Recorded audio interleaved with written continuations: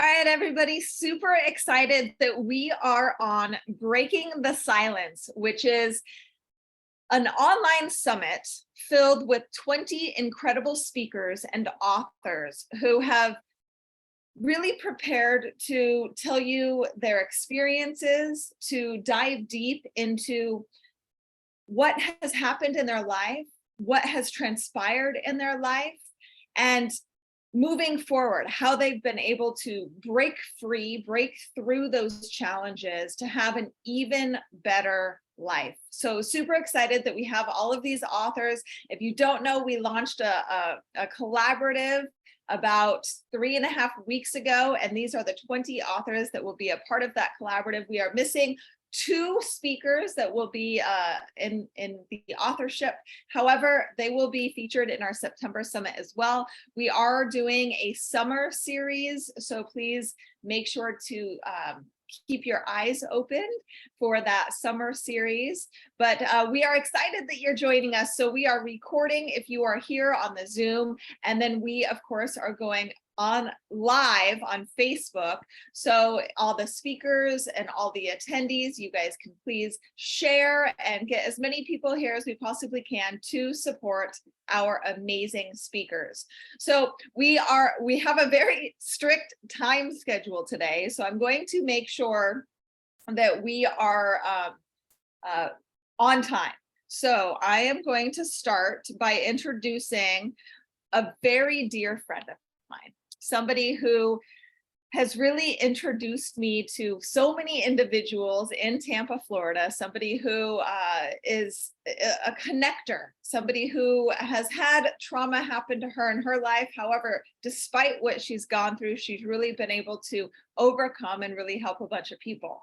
So Pearl is a naturopathic mental fitness life coach, author, and speaker. She helps women put themselves first authentically without guilt so that they do not look back wondering where their mind went, where their body was, spirit and story holding them behind. She has what's called Shiro League, which is strong, happy, empowered, radiant, and original. And she has a summit coming up, which I'm sure she's going to talk about. I'm very excited to be a part of that. Pearl provides one-to-one group coaching, weekly community Shiro meetings, and yearly women pajama retreats. She loves empowering women to put their capes on first with the superpower of positive mindset. She is a certified positive intelligence course trainer, podcast, YouTube host of Conversations with Pearl, published author in Behind Her Brand Volume 6, Behind Her Weight Loss, Success Factor, Yes God, Against All Odds, Everyday Women Guide to the Mindset of Successful Women, and soon to be released Beyond Skin Deep, Stories of Intercultural Adoptions. She's been married to Chuck, who I know really well for over 35 years. Chuck's awesome. Is the mother of 2 boys, Matt, who is forever 25, and Nate, who currently is 22 years old. Pearl has been featured in many magazines, received a day named after her in Syracuse, New York, which I hope you're going to talk about that. That's awesome. And received the Women of Worth Award in Las Vegas, Nevada. So Pearl, welcome to the stage. Super excited to have you. You are muted.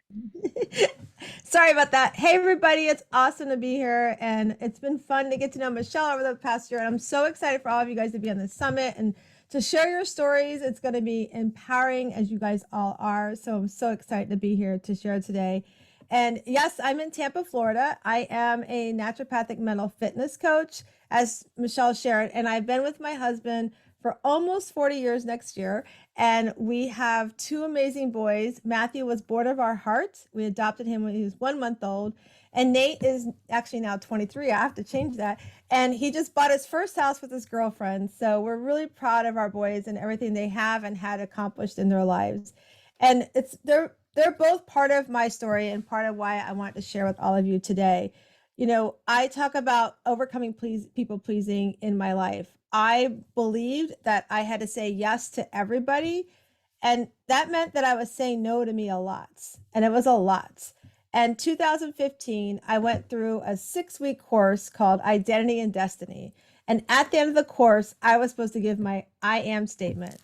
And at the end, I was still saying, I am a wife, I am a mom. And a friend sitting across from me that I met in this course said, I don't hear anything about Pearl. And by the way, don't you have another son?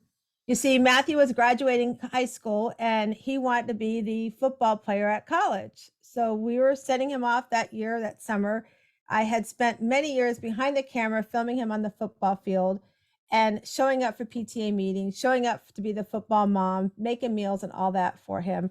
And I realized sitting there that, wow, I sat here for 6 weeks and took a course. Like, how many have ever done that? You've sat for a while in a course, you walk away and go, what did I take away from that? And did I really take anything away? And how am I applying it? So that summer, I took Matt off to college. I handed him this invisible gift and I said, I am giving you this gift. God and I have wrapped it up. However you unwrap your life, it's up to you, but I've done the best I can.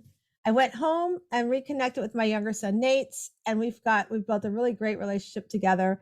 And then I decided to go on a journey to figure out, what does Pearl want? Who is Pearl? You know, I grew up in a household where my parents, if they argued, they didn't communicate. They didn't talk for 2 weeks. And all of a sudden, after walking on eggshells for 2 weeks, everything was fine. So I didn't know how to communicate. I moved out at 17 years old and went on this journey of being on my own because I didn't want rules. I was working a full-time job, graduated high school, and why do I have to follow rules when I'm paying all my bills and paying my car and so forth? So in doing so, it brought me to California, where I met my husband, Chuck. I was actually packed to move back to Florida, where I was originally from. And I met him. And as I say, the rest is history. Chuck has taught me how to communicate. He's taught me how to get through trauma and things that have come up in our lives. And most recently, the biggest trauma that no parent would ever want to walk through is the loss of our son, Matthew. A year ago, this July 25th, we had gotten a butt dial call from Matthew, and we called him back, and we could tell he was not in the right mind to be driving. He told us that he was in an Uber, and we were texting, and he said he'd let us know when he got home. The mom instinct me, he was living with his girlfriend at the time, told me to call his girlfriend and see if my car was in the driveway, because he swore he didn't have my car. We were letting him use our car for part of a business, so it wasn't unusual for him to have our vehicle. And she let me know that, Mama Pearl, your car's not in the driveway. So at that point, I texted him and said, I need you to please let me know when you get home, or pull over and I will come get you. I never heard another text from him. I couldn't sleep.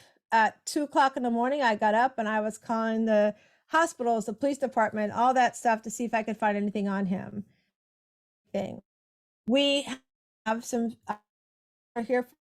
My husband morning said, Busch Gardens, let me drop them off.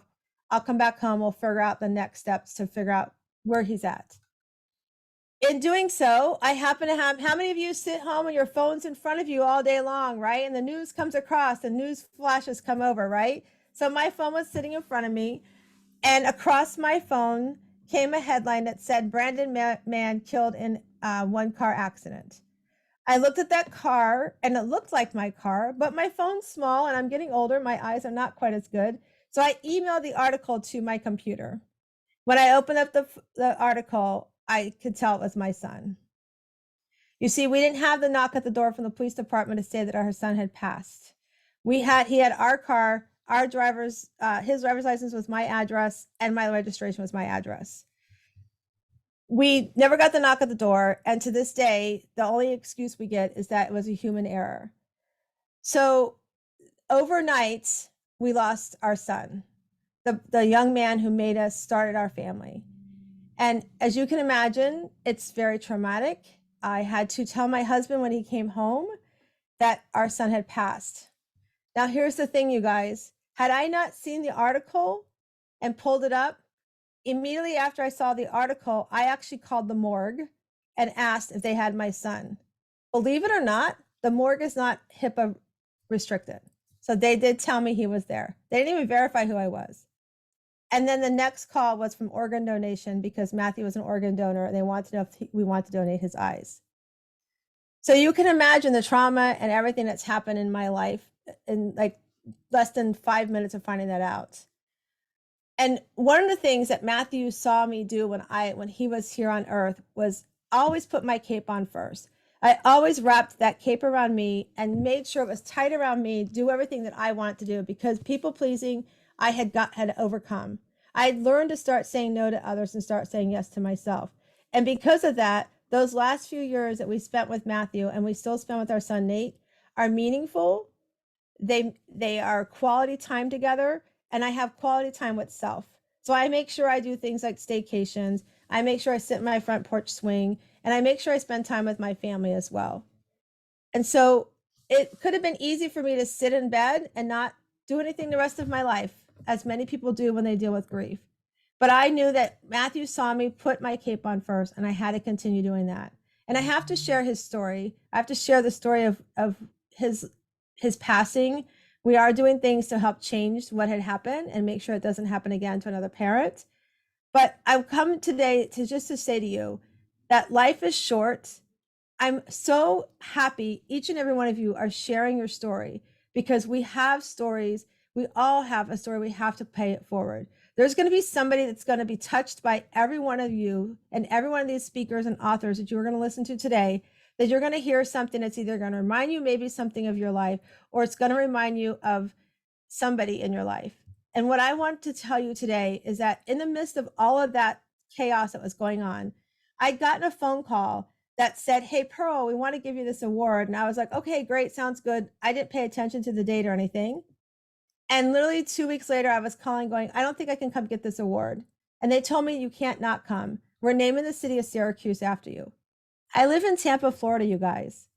I believe that an angel was watching over me because my grandfather was from Syracuse, New York, and I went and got that award. So I'm going to encourage each and every one of you that are authors and that are sitting and watching and listening to the summit today. If you have a story, don't sit back and keep your story quiet, because you're going to learn and be empowered to know you're not alone and that there is somebody out there that wants to help you. So enjoy the rest of the summit. Have an amazing time together and keep doing what you're doing. Yay, Pearl, you are awesome. Thank you so much for sharing your story. And I know that you've gone through a lot of grief, and we are so thankful that you are able to turn broken pieces into beautiful things. And you are just a huge light, and really, really appreciate you. Now, I know that you are introducing our next guest, so I will give you back the stage. Awesome. I'm so excited to introduce our next guest. Her name is Nicole Miles, and she's bringing forward 20 years of experience in education, nonprofits, and leadership. Nicole weaves together compelling storytelling with experience and her expertise to engage your listeners in a journey of self-discovery, the ups and downs of growth, and what it really takes to come back from trauma in the personal and professional spaces. Nicole's specialties in trauma-informed practices, specialties, resilience, and post-traumatic growth aren't just rooted in her expertise. As a domestic abuse survivor who lost everything, lived in hiding, and had to rebuild an entire life, all while raising 3 children, she's lived it. Nicole has a master's degree in IO psychology with a coaching and consulting concentration and 2 levels of professional certification in trauma and resilience. She also carries a CAG's in nonprofit management, a certified fundraising executive designation, and a DEI, which is diversity, equity, and inclusion certification. She has been featured speaker and workshop facilitator for many organizations, including the National Conference on Crimes Against Women, the National Coalition on Domestic Violence, Lead UMC, and the She Is Me International Summit. Her TEDx talk, Lessons I've Learned from the People Who Don't Like Me, have been viewed by more than 82,000 times. Nicole works as an expert companion in the position of speaker, facilitator, consultant, or coach, helping moving clients from survivorship to thrivership. Welcome, Nicole. Thank you, Pearl. Thank you so much for that. And what an amazing story to kick us off. So thank you for inspiring me and everybody else who's joined us today. I'm so excited to be part of this collaboration. And as you mentioned, I am a speaker and a consultant. My specialties are in the area of something called post-traumatic growth. resilience, trauma-informed practices, and I also do some things with expressive arts. And now, lucky me, I am part of this collaboration with the Unsilenced Voices authors. So I'm thrilled to be joining that group. But I'm going to spend a little bit of my time in the morning to tell you, I'm going to give you a little confession to start out with. I'm not special. I'm ordinary. As a matter of fact, I am one of the millions of domestic abuse and trauma survivors and people like me who live with PTSD and CPTSD. It's probably some of you. And that's really because trauma is part of the human experience, right? If you've joined in the ring of life at all and participated and taken that risk, things are going to happen and you're going to experience trauma. In fact, in the United States, we knew that 70% of American adults were going to experience a traumatic setback in their adult lifetimes, not childhood, that's something else. And that was before COVID. That was before we went through a global pandemic together. So I know that I have great company when I talk about this kind of ordinary traumatic story.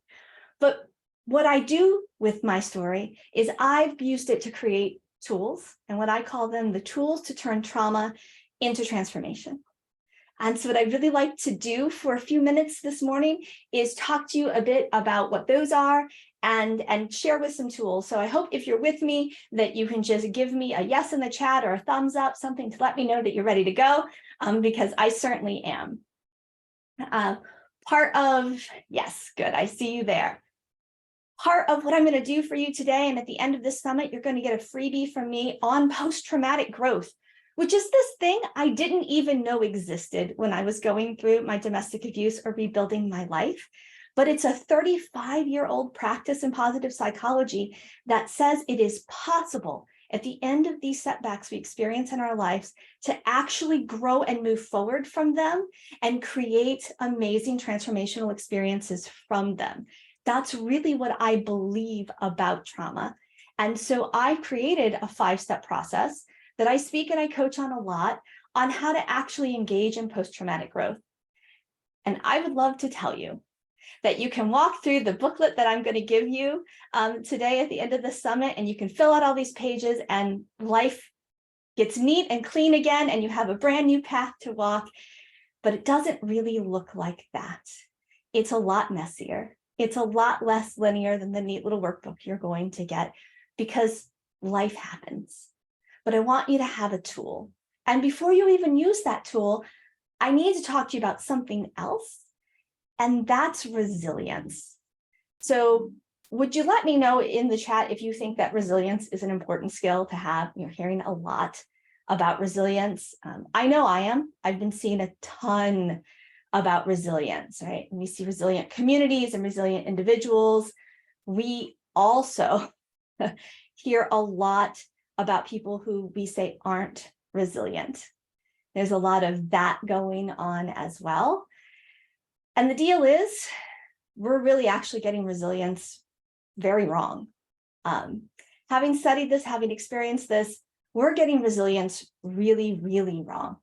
So I'm going to do a little true or false. You can do it in the chat. You can do it off to the side for yourself, but I've true or false for you, 3 questions. Put a 1 if it's true, 2 if it's false, if you're playing with this in the chat. So resilience is a trait. 1 if it's true, 2 if it's false. Resilience heals and reduces trauma. True or false? 1 if it's true, 2 if it's false. Resilience is about being tough or about being strong. 1 if that statement's true, 2 if that statement is false. So if you've looked at those 3 statements, resilience is a trait, resilience heals and reduces trauma, resilience is about being tough or strong, they're actually all false. I see lots of 2s, good for you, you know that. This is not what resilience is, but it is how we keep promoting it and talking about it.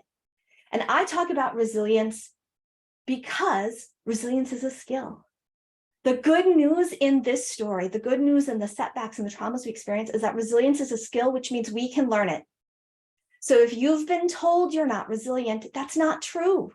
It just means you haven't developed that skill yet. Resilience sets you up for healing, but it doesn't actually make you heal. And that's why if you feel like, hey, I am a resilient person, but I keep getting knocked down and I keep trying to get back up and I keep getting knocked down again and I never feel any better, it's because resilience isn't the end of your journey. That's something else we keep telling people. There's a longer journey ahead that we're going to go on together. And some of the most important resilience tools we actually have in our toolkit have nothing to do with being tough or being strong. There are, in fact, studies about 7 types of resilience, and there is the tough, strong, push yourself through. And what we know about that type of resilience is that it actually is bad for your body, it is bad for your mental health, and it wears you down. What we know about healthy types of resilience is that they build you up. These are these soft self-compassion skills, self-care skills, adaptability skills. Pearl said it, putting on your cape first so that you can get through these dark moments in life. And sometimes our trauma isn't even a capital T trauma. Without a doubt, what happened to me in my abusive marriage was a capital T trauma. There have been others as well. But I want to tell you a little bit about a small T trauma we went through last summer. I am the parent of 3 children. My youngest is an adolescent son. If you have an adolescent son or had an adolescent son, I know Pearl is going to relate to this. There's a time frame where they really just don't want to be with you at all anymore, ever. And it's right at the time when you realize that you're not going to have that much time with them. So I try to find cool mom things that I can do with my son. I'm the only parent. We got to do things together. So last summer, I took him on a whitewater kayaking journey. We like to kayak. We live by the water. We've been kayaking a couple times. We both like it. We're pretty good at it. And in my defense, we do ocean kayaking. It said whitewater kayaking for all levels. So in my defense, this felt like a really good idea to do with my 13-year-old son. And then we got to the sort of questionable cabin down along the side next to the Chattahoochee River in Georgia. And there were helmets and roll straps on the kayaks. And I thought, well, this looks a little different than our other journey, but I want to be the cool mom. And it says it's for everybody. A 7-mile whitewater kayaking trip. We're going to be okay. They pointed to the map, showed us a couple of places where people lose their paddles and let us know how angry they are about that when that happens. Loaded us up in the back of a van, drove us 7 miles down the river and dropped us in. And there we were.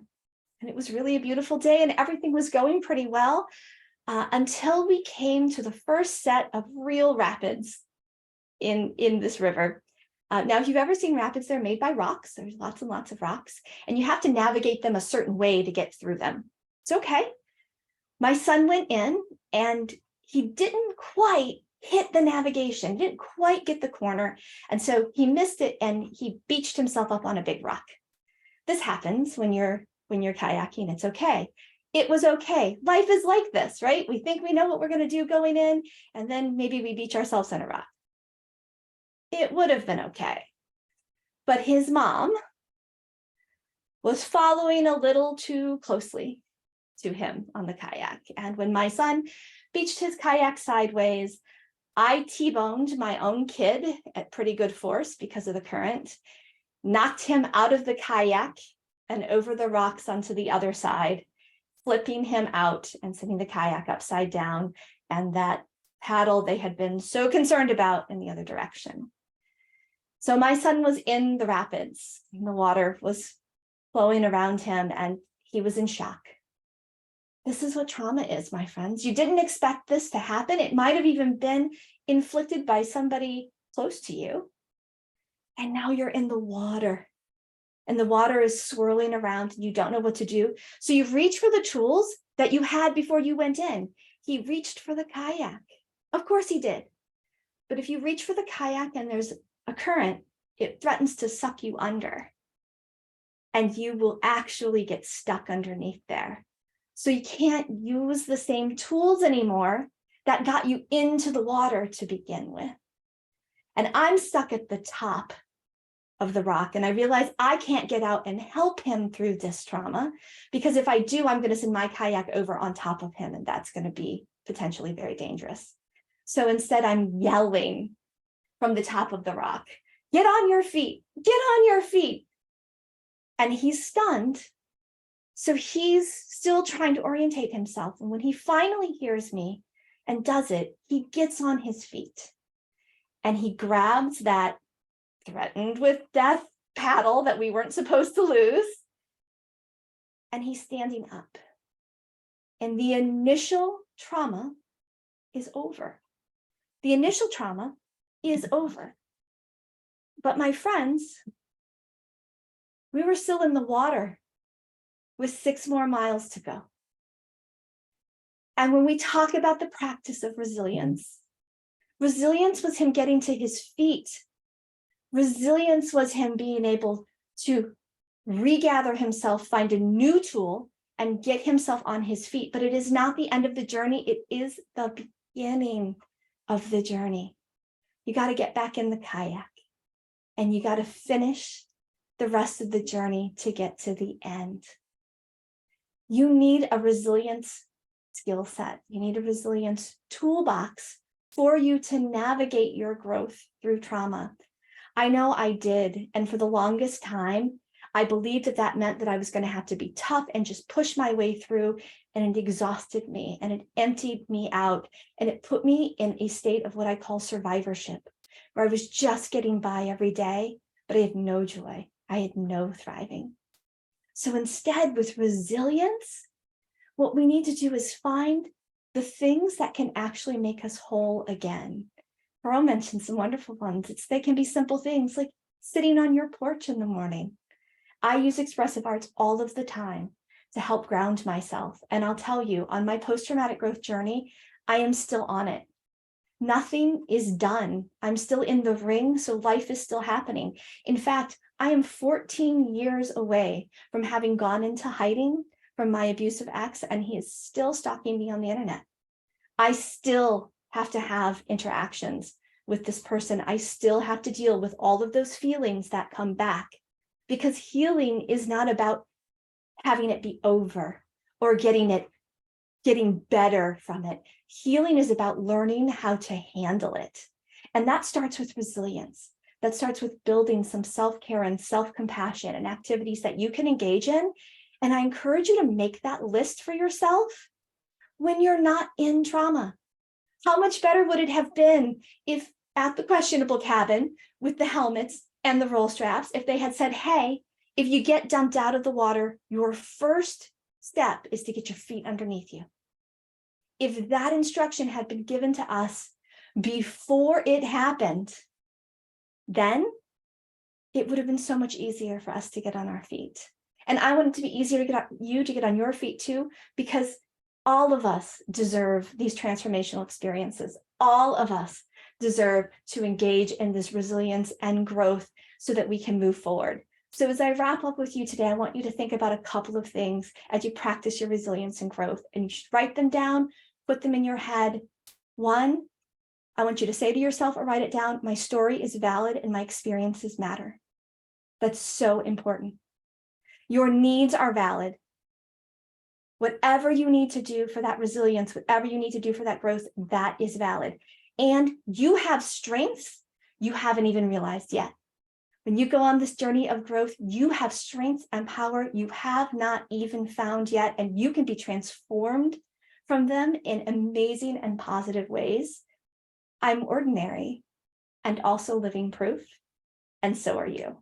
So I'm so excited to have been part of this project. Thank you so much for having me, Michelle, and everybody. It's been a joy, and I can't wait to work with you.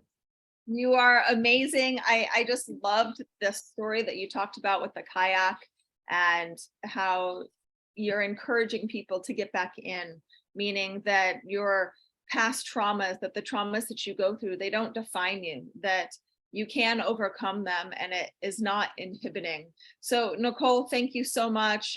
If you want, you can put some information in the chat, anybody who wants Nicole's information. And if you are listening on Facebook Live, make sure to follow Nicole Miles, and you can get some information from me about her if you don't already. Oh, there's your timer, Kayla. If you aren't already following her, make sure to do so. Nicole, thank you so much, and looking forward to working with you and looking forward to reading your story. You guys, this is about 20 authors in an anthology called Breaking the Silence. All of these authors are absolutely amazing. They're speakers, they're authors, but they are going to be writing their transformation, trauma recovery story, which we will be releasing in December. So super excited and honored to have you a part. So I have the honor of introducing our next speaker. Sue Bowles is a survivor turned thriver as an award-winning author, speaker, and master certified life coach. Having done the hard work of healing from multiple traumas, Sue now defines the effect the life-altering events have on her. The events no longer define Sue, she defines them. Sue founded My Step Ahead and is the chief instigator behind the new Dare to Believe movement, nurturing others to dare to believe that you matter. I love that. She can be found speaking on podcasts as well as state and national conferences. Sue's contagious enthusiasm empowers audiences to take the next step in their journeys. So Sue, welcome. Super excited to have you on this stage, and the stage is yours. Well, thanks for having me, Michelle and Nicole. The resilience you were speaking about is certainly a current undercurrent of my story. I want to share a little bit of my story here, and then we'll kind of get into where things have led from here. And let me start by asking you a question. How do you go on living when all you want to do is die? Because I was at that point, and share a little bit about how I got there, but then more of where it's taken me. I'm a childhood rape survivor. I was raped by a classmate when I was 7 years old, and I was in first grade. And unfortunately, it became a 15-year secret. I didn't tell anyone until my senior year of college. I grew up in a dysfunctional home. By the time I got to be a teenager, it was an alcoholic home. I experienced other abuses from boys in the neighborhood and dates in high school. When I was 16, my best friend since sixth grade was moving away out of state. Some of her other friends had a going away party, and I wasn't invited. She later told me it was because they didn't like my personality. As a 16-year-old, that is absolutely crushing. I didn't let myself cry a tear for 2 years. All of that and more led to so much that has happened in my life. If trauma is scientifically proven to rewire your brain. So at 7 years old, my brain didn't have a chance to develop the way a normal child does. I didn't have a chance to be a kid. I had to learn how to survive right away. Through all that, because your brain rewires and because you're not thinking clearly, I developed an eating disorder by the time I was in college. And yet even that, I didn't go in recovery from that until just 7 years ago. You see, I was searching for meaning. My identity, my worth was found when I was seen. So whatever I could do to be seen is what I did. In high school, it meant being in marching band and being in the chorus and playing basketball. And I had a job, and I was in the musicals. So I was doing everything to be seen because that's how I felt like I had value. By the time I got to college, I was over involved. I am not a poster child of health in college. You name it, I probably had my hands in it. One year, my junior year of college, I did 3 major events while pledging the sorority. I do not recommend it. I did the homecoming chair, I did the winter formal, and I did an 18-hour dance-a-thon, all while I was still imploding. And it wasn't until my senior year in a conversation with my dean of students, I didn't know the secret needed to come out. He had taken me under his wings for the 4 years of college, and he knew he had a student that was not ready for the workforce. And he had given me different homework assignments. And we were talking about one of them, and I couldn't to this day tell you what it was. All I remember is that he asked some question, and I looked at the weave of his carpet, and all I said was, well, when society tells you not to say anything. and my voice trailed off. And being a very astute, Ed asked the pivotal question. And I'm tearing up. I will not say, forgive me for my tears. I will say, please understand. There are times I still get emotional about my story because it's my story. And in this case, they're happy tears, even though they are tears. Ed asked, Sue, did somebody hurt you? And I said, no. I said, he asked if my parents hurt me. I said, no. He said, somebody else? I said, yeah. And he asked what happened, and he waited. And the secret came out. Now, fast forward to 2008. I was dealing with this in a number of different ways, but I never really dealt with it. I might have known it was there, but I didn't do the hard work of healing. See, when I was in college, the way my brain thought was if I stayed busy, I didn't have to think.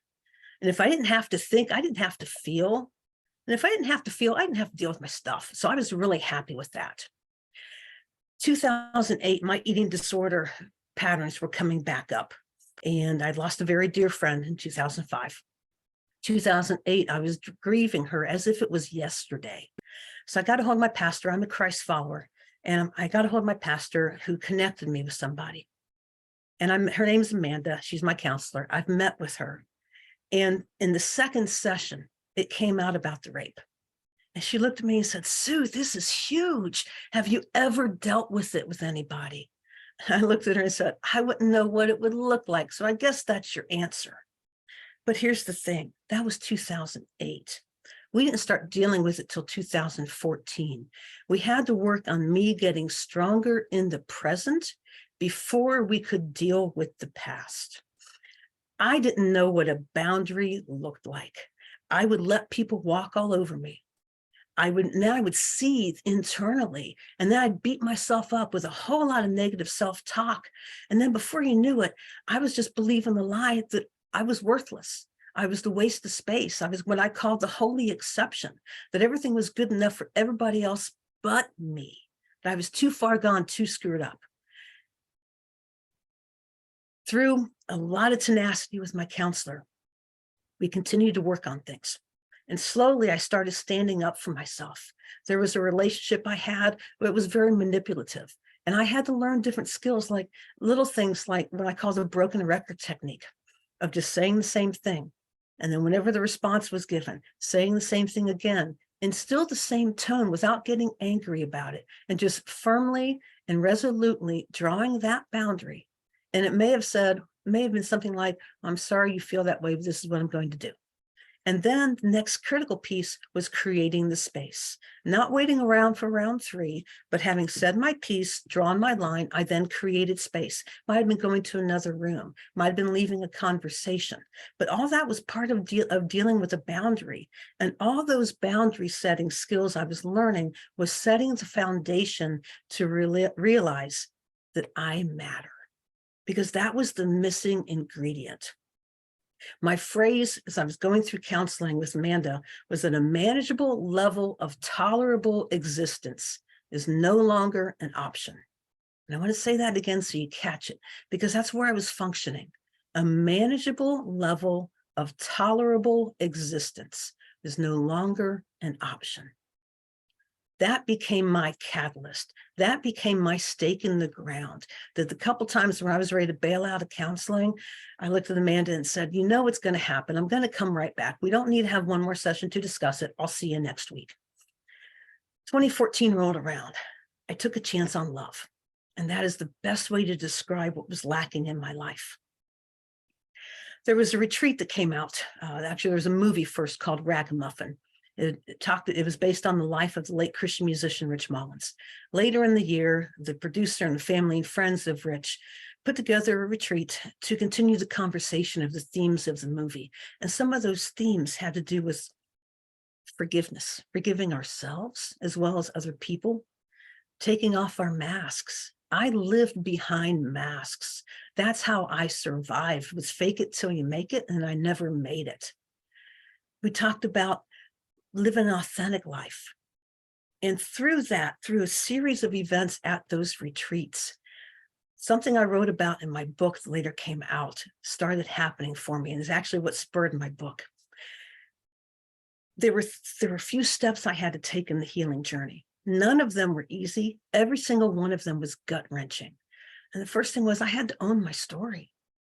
Go back to my senior year of college. I didn't even know the secret needed to come out. And here I was telling Ed, my dean of students, but I still wasn't dealing with it. Nobody in my family knew. I had not told anybody else. I had not even owned it myself because I was in denial about my story. I hated my story. I didn't want it to be true. And there was nothing I could do about that except own it. After I owned it, the next year, the nugget I took away was I had to grieve my story. And grieving is such an important key to resilience. It's such an important key to healing. All of our stories have loss. Mine has had a lot. For whatever reason, God has allowed all these things to happen to me. And for a long time, I was mad at God about that. I was hacked off. I'm like, why would you let that happen? If you love me, why?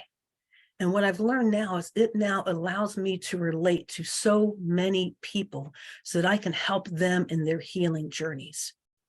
But I had to grieve my story because there was a lot of loss, and each loss needed and deserved its appropriate time and emotion. And then the third year, 2016, is where the pivot point happened. And for me, the nugget I walked away with was I am valuable to God. Remember earlier, I was valuable if I was seen. I was, as Brene Brown says, hustling for my worthiness. And I realized that I'm valuable to God. And that then started a whole series of events. I started writing my book.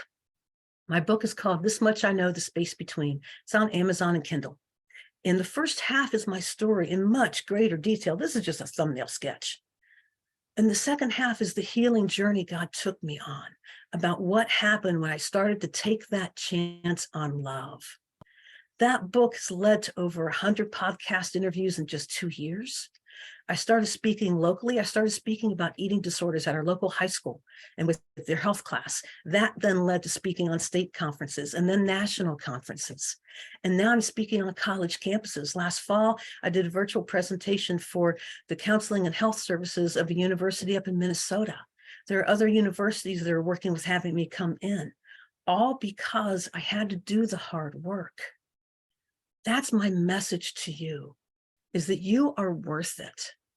The organization I founded is My Step Ahead. And the concept behind that is that you only have to be a step ahead to help the person behind you. I'm still reaching out for help with my counselor. I've lost both of my parents in 2.5 years. My dad most recently 2 days after Christmas. I still don't quite have it all together. I'm doing better, but I got a lot to figure out. But while I'm still reaching out for help, I can reach behind to the person who's behind me, who needs some support. We use a phrase, you hear a phrase about meaningful life experience. I throw that meaningful out the door because every life experience is meaningful. I experienced this 6 months after Mom passed. Mom passed October 2020. That Easter, a coworker of mine tragically lost her father to suicide. And she unfortunately was the one who found him. The next day, another coworker and I went out to the house. There was a concern expressed for me. Is this going to be too much for you? I said, guess we're going to find out, aren't we? We got out there, and yes, Veronica was very emotional and very thankful for our time. There were a lot of tears, but as the visit wore on, it shifted to her asking me questions. We're going to the funeral home today. What will they do? What do I need to bring? What about this? What about that? How do I handle this? I had just gone through it 6 months ago with my mom, and I certainly did not have life figured out. I was still pretty much a mess, but I was a step ahead of her, and I could help her. I later found out that she told someone else that was so impactful for her and really helped her out. I never knew. But that's the thing, is that when we have life experiences we can share with others, no matter where we are on our journey, we can make a difference in someone else's life. My Step Ahead started in 2018 to help break the stigma around mental health struggles for Christians. because unfortunately the church shoots their own. From that, 2022, we have launched the Dare to Believe movement. And that is so exciting for me. You can see the smile on my face. This really energizes me because in speaking to people, the best time is after you're done speaking and people come up to talk with you. I was at a conference in South Carolina 2 weeks ago. I actually met Nicole when I was there. We had a great time at coffee. When I was at the conference, someone came up to me afterwards and shared some different things about how my presentation helped them. There were 2 other gentlemen who ended up being from the same school who shared similar sentiments.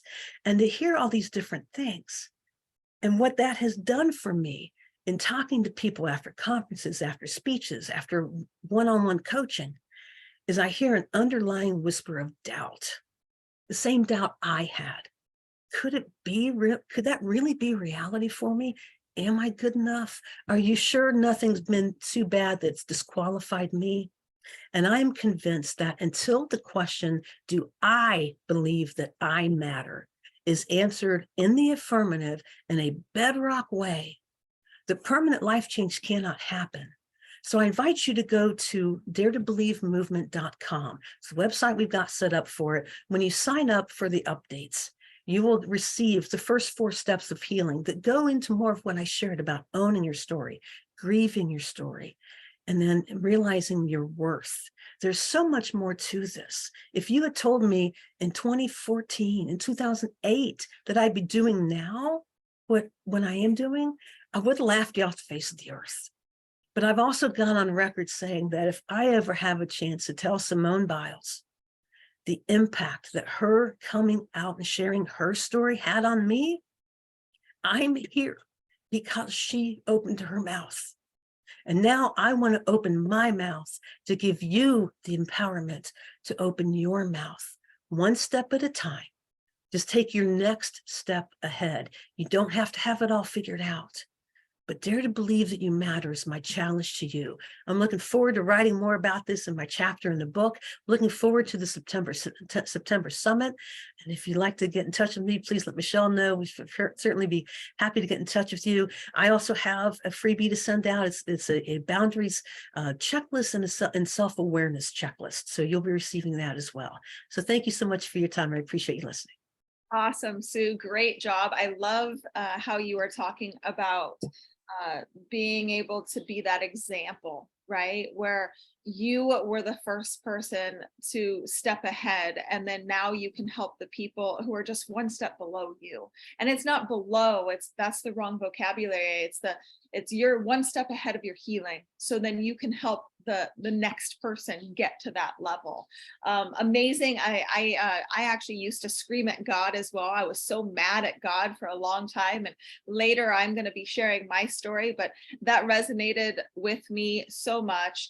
And for those of you listening, for those of you that are here live on the Zoom, if you are a VIP attendee, we have free gifts from a handful of different speakers and survivors. So I'll be sending all of those out to all the VIP attendees.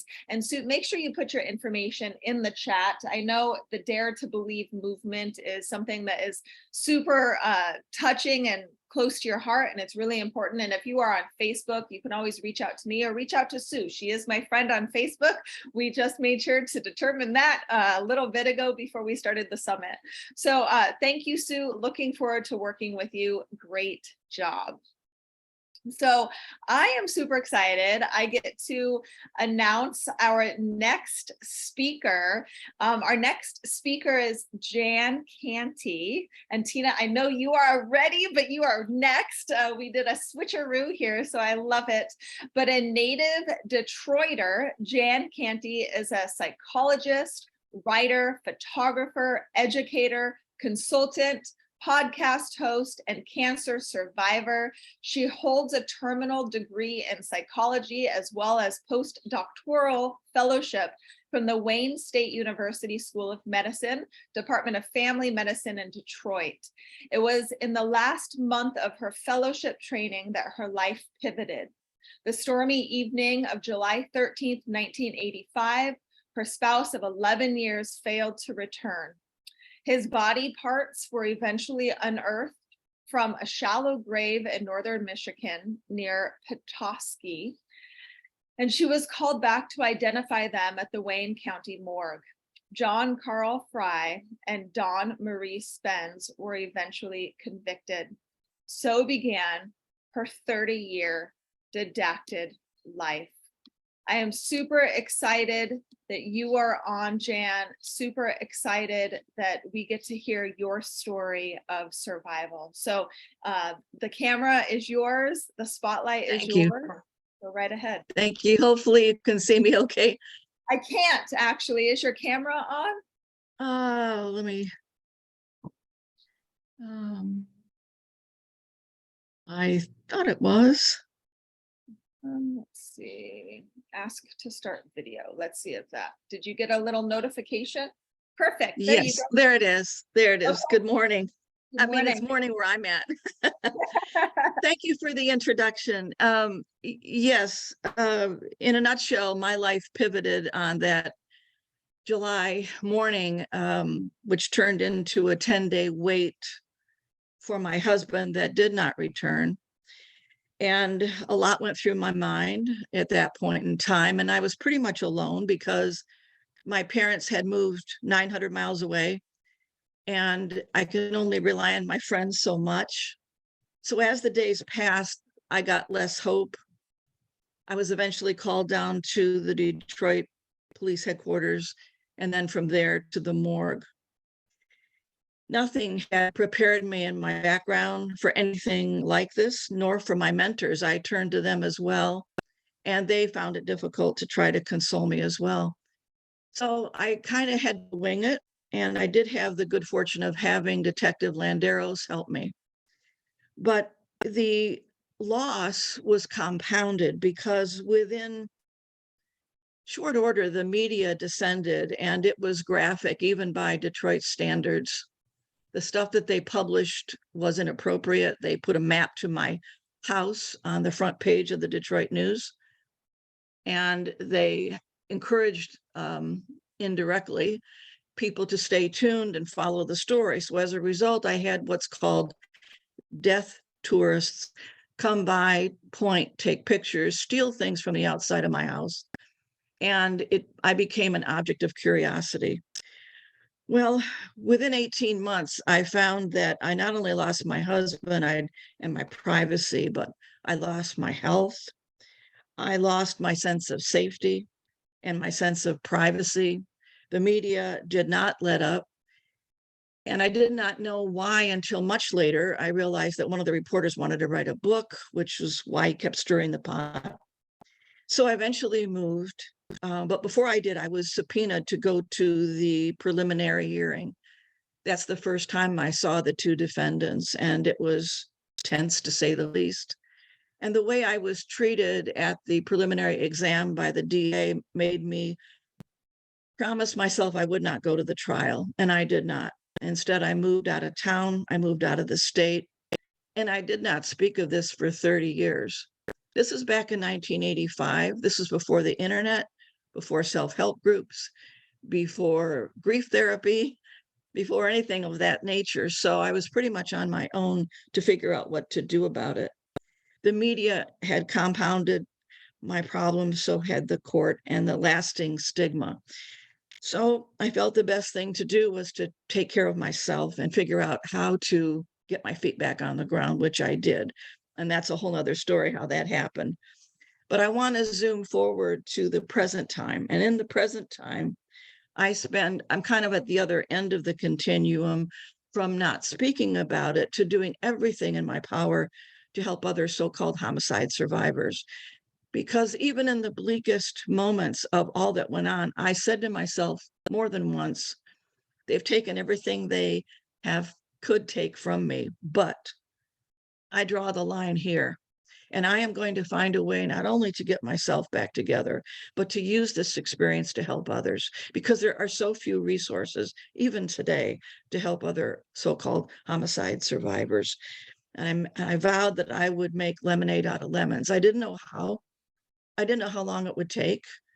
I didn't know who would be listening, but I just knew I was determined to make something come of this. So today, I spent a lot of my time trying to dispel myths such as the fact that we get our day in court. That's not true.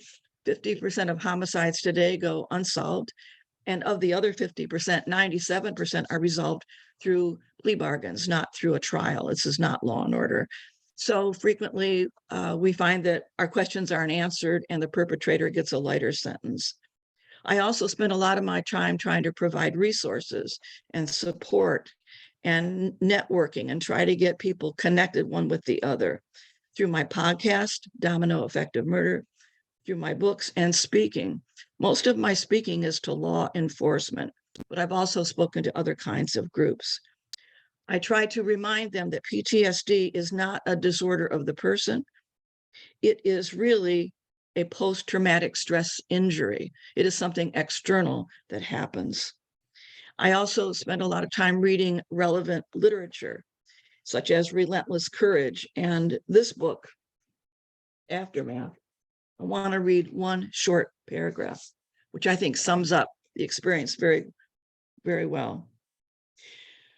Murder breaks all the sacred rules. It knows no fairness and can never be undone or comprehended or compensated.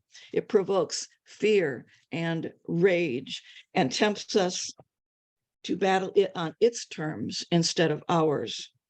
Murder drives even the most loving and compassionate person to the edge of that fine line that separates our respect for life from our violent potentials. The aftermath of murder takes us straight through hell, where we stand eye to eye with evil that hides behind human faces. And what we do in that moment defines what lies behind our own face. The aftermath of murder is nothing less than a full-blown emotional and spiritual struggle.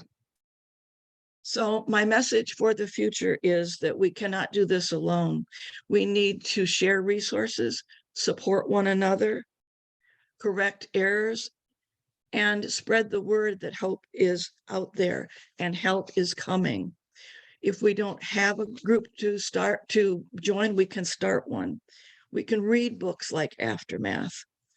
I would encourage you to join my podcast and meet some of the most amazing people on this planet. They are resilient and kind and giving and have wonderful insights into not only how they got their own feet on the ground, but how their uniqueness and how they did that and how they want to help others. My books were designed to give resources. The one that just came out is a 446-page reference book because we need the building blocks to know how to get out of the space we find ourselves in after the death notification. And so if you'd like to snoop behind the scenes, go to my webpage, which is www.jancantyphd.com. Awesome, Jan. You're amazing. I've got a couple follow-up questions for you. Certainly. So I am honored that you are a part of this book collaboration, this anthology of Breaking the Silence. Again, if you guys are watching on Facebook, we launched this book collaboration where these authors, these amazing speakers and authors get to share their story of triumph over trauma, of being able to overcome their challenges. Now, Jan, you said 50% of homicides are unsolved. That's a huge statistic, and I'm not sure if that put anybody else in their seat, but I was startled. How is this possible? What do you think needs to change in order to decrease that statistic? It's down from where it was in the 1970s, and there are many, many reasons for why 50% of homicides go unsolved. One of the things is reluctance of people to be witnesses and to come forward. Another is sometimes they're not found until years later. Another is because there is understaffing in most homicide departments today. There is problems with retention and recruitment. There is probably 14 reasons why we have a low homicide recovery rate. And so I think what people can do is cooperate and tell what they know. They can encourage departments to hire and retain people. I mean, we've just come through some terrible financial times. COVID didn't help any.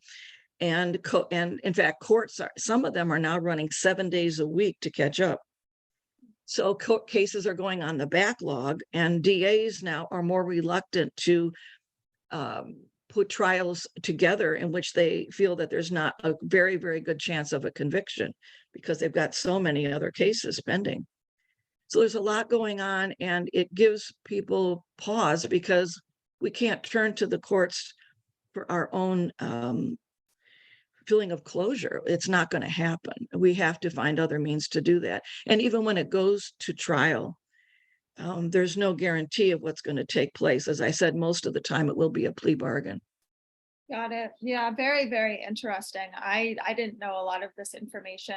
Another question I have is regarding your podcast. So you said that your podcast is the Domino Effect of Order. Is that correct? Murder.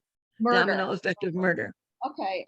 So I'd love to hear a little more about that. What do you cover in that podcast? Can people find it on Anchor or a different It's platform? anywhere. Yes, it's in its 4th season, and it's heard in 22 countries. Most of the time, but not all the time, I have the loved ones of people who have been killed. But I've also had detectives on. I've had co-workers, friends, children, other people that have something important to say. And the stories are very different. One of the things I did in my 2nd season is I sat down and I listened to every interview back to back, and I was trying to listen for commonalities. And what I discovered was that every murder was unique, but the aftermath was not. It was fairly predictable in terms of the loss of friendships, for example, by 3 months is a very common experience to homicide survivors. We expect this swell of support. It doesn't typically happen. We find that the court system re-traumatizes homicide survivors. So there's a lot of commonalities, but there's also a lot of inspiration that comes from these individuals. And every case is unique. Like I said, I've spoken with people who've lost toddlers. I've spoken with people who have been, one woman was in Jerusalem and she was attacked by a terrorist with a machete. Her hiking partner was murdered in front of her, but she survived. And her resilience is amazing. She would deny it, but it is true. I've met people that have lost more than one family member. There was another whose father's murder was live streamed on Facebook, and it's still going on today. It'll get taken down, it'll come back up. So there's no such thing as closure. It goes on, but the message is that it's not enough to crush people. I mean, it's awful what happens, but there is support out there, and we are trying to make inroads. We are trying to get the system to be more responsive to homicide survivors. For example, right now we're able to do victim impact statements at the trial at time of sentencing, which was something I wasn't able to do back in 1985. So and homicide survivors have support groups now. There's more resources and people out there willing to help. And my strongest advice is don't do this alone. I tried that. It's very difficult. I love this. I love it that you are part of this anthology. I love it that you are telling your story. Resiliency seems to be the theme of today. So if you missed the first speaker, Nicole Miles also spoke a lot about resiliency and how we are resilient together. So Jan, super excited that you are a part of this. I want to thank you so much for your time. I know you are off. You're going to be driving across the country. So you are, right? Driving, yeah. Okay. So I know you are off. I wish you safe travels and looking forward to working with you. Thank you so much. Thank you for inviting me. Yes, of course, of course. So we are moving on to our next speaker, but man, oh man, we have had some amazing speakers so far. Super honored to have all of these individuals sharing their stories of hope, sharing their stories of transformation, being able to express themselves, because in order to heal, you have to feel. I'll be speaking a bit about that later on, but this is just absolutely incredible. I'm just super, super honored. So I get to introduce the next speaker. So our next speaker, Tina L. Horton Quant, is an author and CEO of Quant Soar, SOAR. She is a loving wife and mother of 2 adult children. As a survivor of foster care, her business is now serving foster youth aging out of the system. She knows what they face, the trauma, the heartache, the pain, the pressures they endure while in care, and this experience is her why. Tina's first book, entitled Live to Fly, Learn to Soar, an inspiring human who lives to enrich the lives of foster children. Tina's story truly resonates with all who experience hurting and feeling abandoned, neglected, or abused. Her book uplifts and gives hope that anyone is capable of soaring. As a guardian ad litem, she's their voice. She intricately knows the foster experience, as it's her personal mission to impact and improve their quality of life. Her passion, service, legacy is to guide them towards a whole, healthy, and deserving future and abundant life. So Tina, I am super excited that you are here, that you are telling your story of survival, and the stage is yours, my dear. Thank you so very much, and welcome everyone. Thanks to you, Ms. Michelle, and all of our co-authors here for this opportunity. This is an amazing panel, and I'm just grateful to be a part of it as a survivor. I'd like to just refer to the audience or those who are joining us, even on the replay, as my personal virtual village. I definitely want to ask if they want to chime in and put in where they're from. That kind of helps us. I know you gave an intro for me, but just to give a little bit of a backstory, I am from South Side of Chicago. I actually lived there from birth until I was in my 20s, and then I kind of came here to the sunny South Florida area where I reside here in Tampa. But full disclosure, I will be using prompts, and I also will let you know that a lot of what I'll tell you about my story is highly sensitive in nature, but it's also going to be impactful and empowering. So here we go. One of the things that I always like to ask people is if they know of a foster child, if they were a foster child, or if they've been a foster parent. And if you want to respond in the chat, feel free to do so, yes or no. But keep in mind that we all either have experience, whether it's in school or in your neighborhood, someone who is in foster care. As a 5-year-old child myself, I was born to a family, and I was the middle child, 2 brothers younger than me, a brother and a sister older than me. And I just simply love my family. Basically, one day, my world changed suddenly.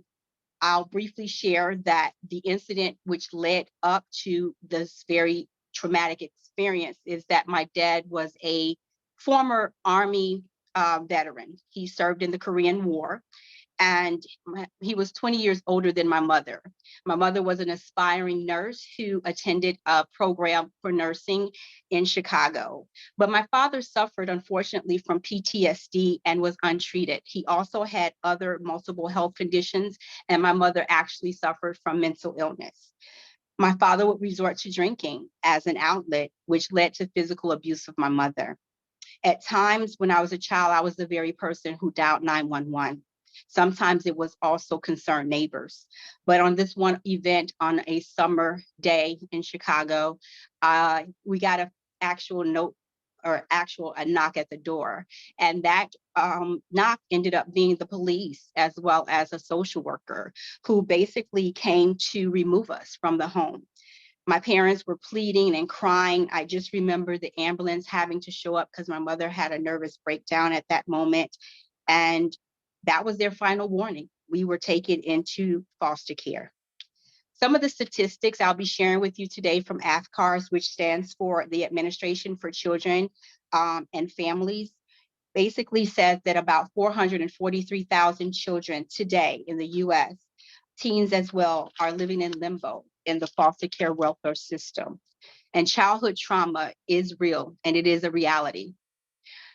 Here's another foster fact. 80% have virtually either experienced some form of trauma and significant mental health issues. I'll pause just for you to understand, 80%. Now, can you imagine leaving your home, all you've ever known, and going to a stranger's residence? Well, I can honestly tell you that one of my homes was a beautiful home for a time, but then from there, I went through various different homes with my siblings, and one of which I'll be discussing today. You see, this particular home had more than 15 people in it. The actual caretaker was caring for her own ill brother. And unfortunately for me and my sibling, we were forced to basically deal with a variety of experiences. One of which I remember at the age of 13, where I had to share a room with a young lady who was also in the foster system. She had had an infant child, and we three went to bed one night. The child was inches away from me in a bassinet, only to waken up to a horrific scream I will never forget. That scream was the mother who lifted her baby out of that bassinet, who was totally blue and had coded. And all I can see was a mother screaming. I didn't know how to cope with that. That terrified me, that terrorizes me. And to this day, I don't sleep well. I didn't have a social worker that came to the home and had us place in therapy. I didn't have a school social worker to talk to about seeing a death in my own residence, in my own presence. This was very hard for me, and trauma does disrupt your life. So I would tell anyone, as we're saying on this panel, please, if you know anyone, and I put it in the chat, that is suffering from any form of mental illness, please take the time to reach out and get help. Countless youth and young people in the foster care system aren't provided therapy to deal with or cope with any trauma, unless it's mostly mandated by the courts or unless their guardian or foster parents take the initiative to get them some help. I can tell you that navigating through the foster care system is in and of itself a challenge. The day-to-day issues that they are dealing with, housing insecurities, to name a few, and it just costs a lot of added on trauma. I personally have began my journey with getting recovery, and I highly recommend it for any and everyone who's ever faced being displaced or in a foster care setting. I will move on forward towards the fact that this house that we lived in had multiple red flags. One of the other red flags of this home was that the housing had kerosene lamps in it. One night it caught fire and the fire department had to come. Another trauma, because you don't know if you're going to be burned alive. And it was so many people in that home that just getting out would have been a challenge. But thankfully, nothing happened to us. It was just another trauma that I had to bear witness to. But the next one is for a situation that should never have occurred.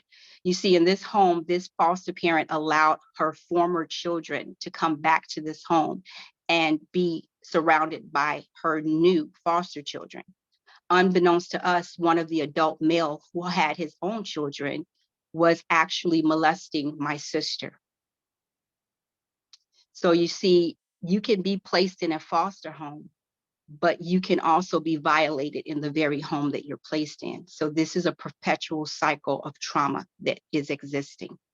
My sister, and I'll use a prop, she kept silent for several years. I never knew what was going on, and we did not find out until later. She needed a safe place to feel that she could disclose this information, and that safe place did not come to her.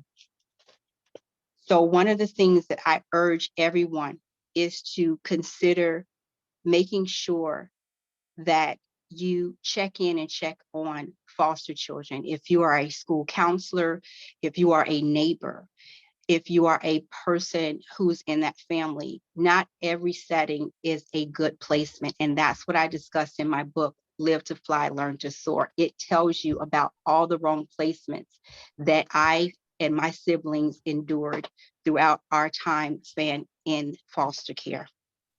Now, that's part of my journey through the experience. But one of the wonderful things that happened was my sister, who was a descendant from my father's previous marriage.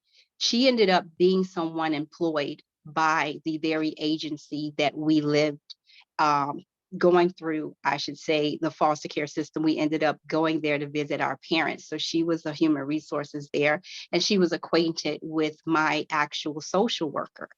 And on one occurrence, the conversation ensued that led my sister to come upstairs, and she bore witness to us being in custody and seeing my father and my mother there with us.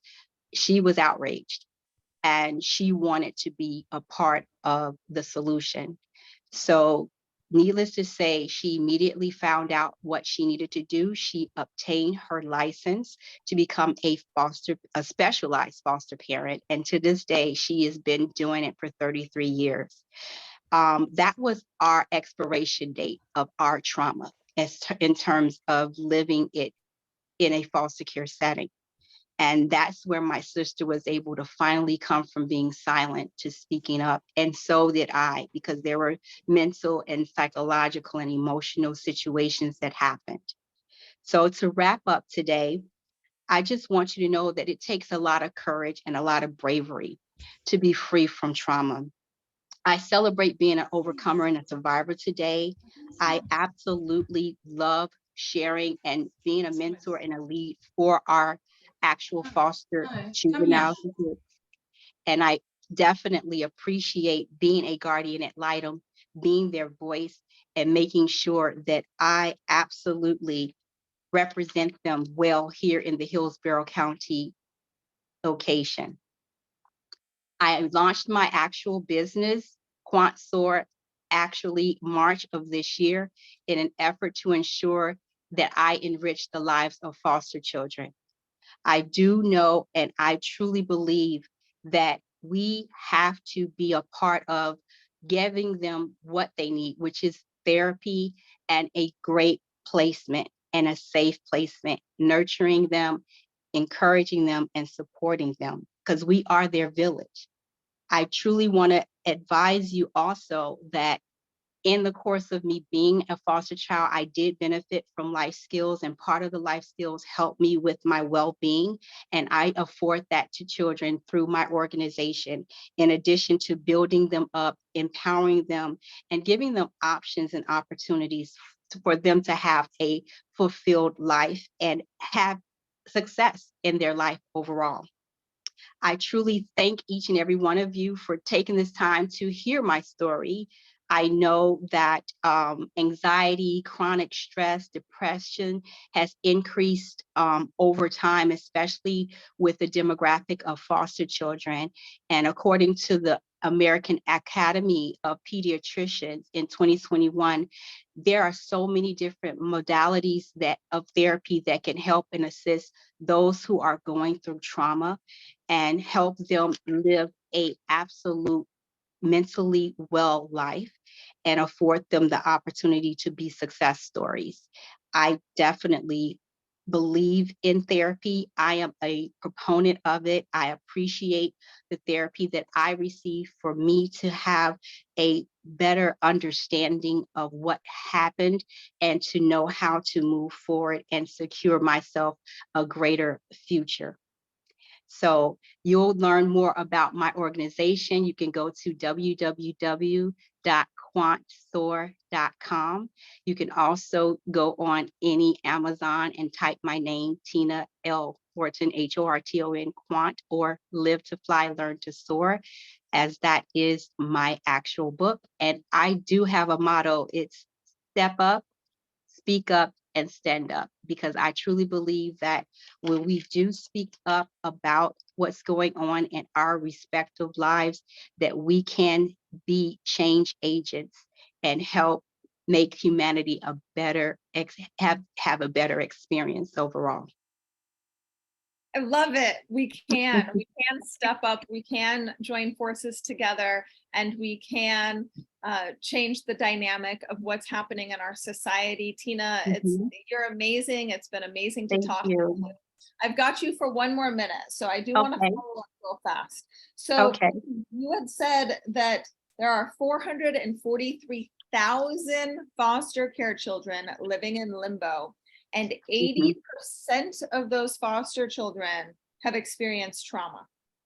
That is accurate. So if you were to give just say 30 seconds of encouragement to maybe wonderful parents to adopt foster children and why it's important, please do so. So what I would say to that, Michelle, is that a lot of you may have the heart to absolutely take on the responsibility of welcoming a beautiful child into your home. I would absolutely encourage you to just make certain that not just you are prepared and you do a heart inspection, that's what I call it in my book, a heart inspection, but you be mindful of your neighbors, you be mindful of your relatives and your extended relatives, because you just never know who may have a propensity or actually actual, I want to use the word, Problem? problem, but they may have a proclivity, and you just never know. And then even if you're taking some into your home and you already presently have foster children, a lot of times they are not properly being treated, and therefore the victimization becomes another victim being created, because you've not dealt with that trauma that child experienced, and you don't know the level of abuse or neglect or abandonment that they've expressed or experienced. So it's important and imperative that you do your homework, do your research, get them in therapy, get them in treatment, get a professional involved so that these kind of things don't happen. Yeah, I love that. Tina, super excited to have your expertise Thank part you. of this summit. Super excited to have you involved in our anthology, Breaking the Silence. You are absolutely a gift, and Thank you.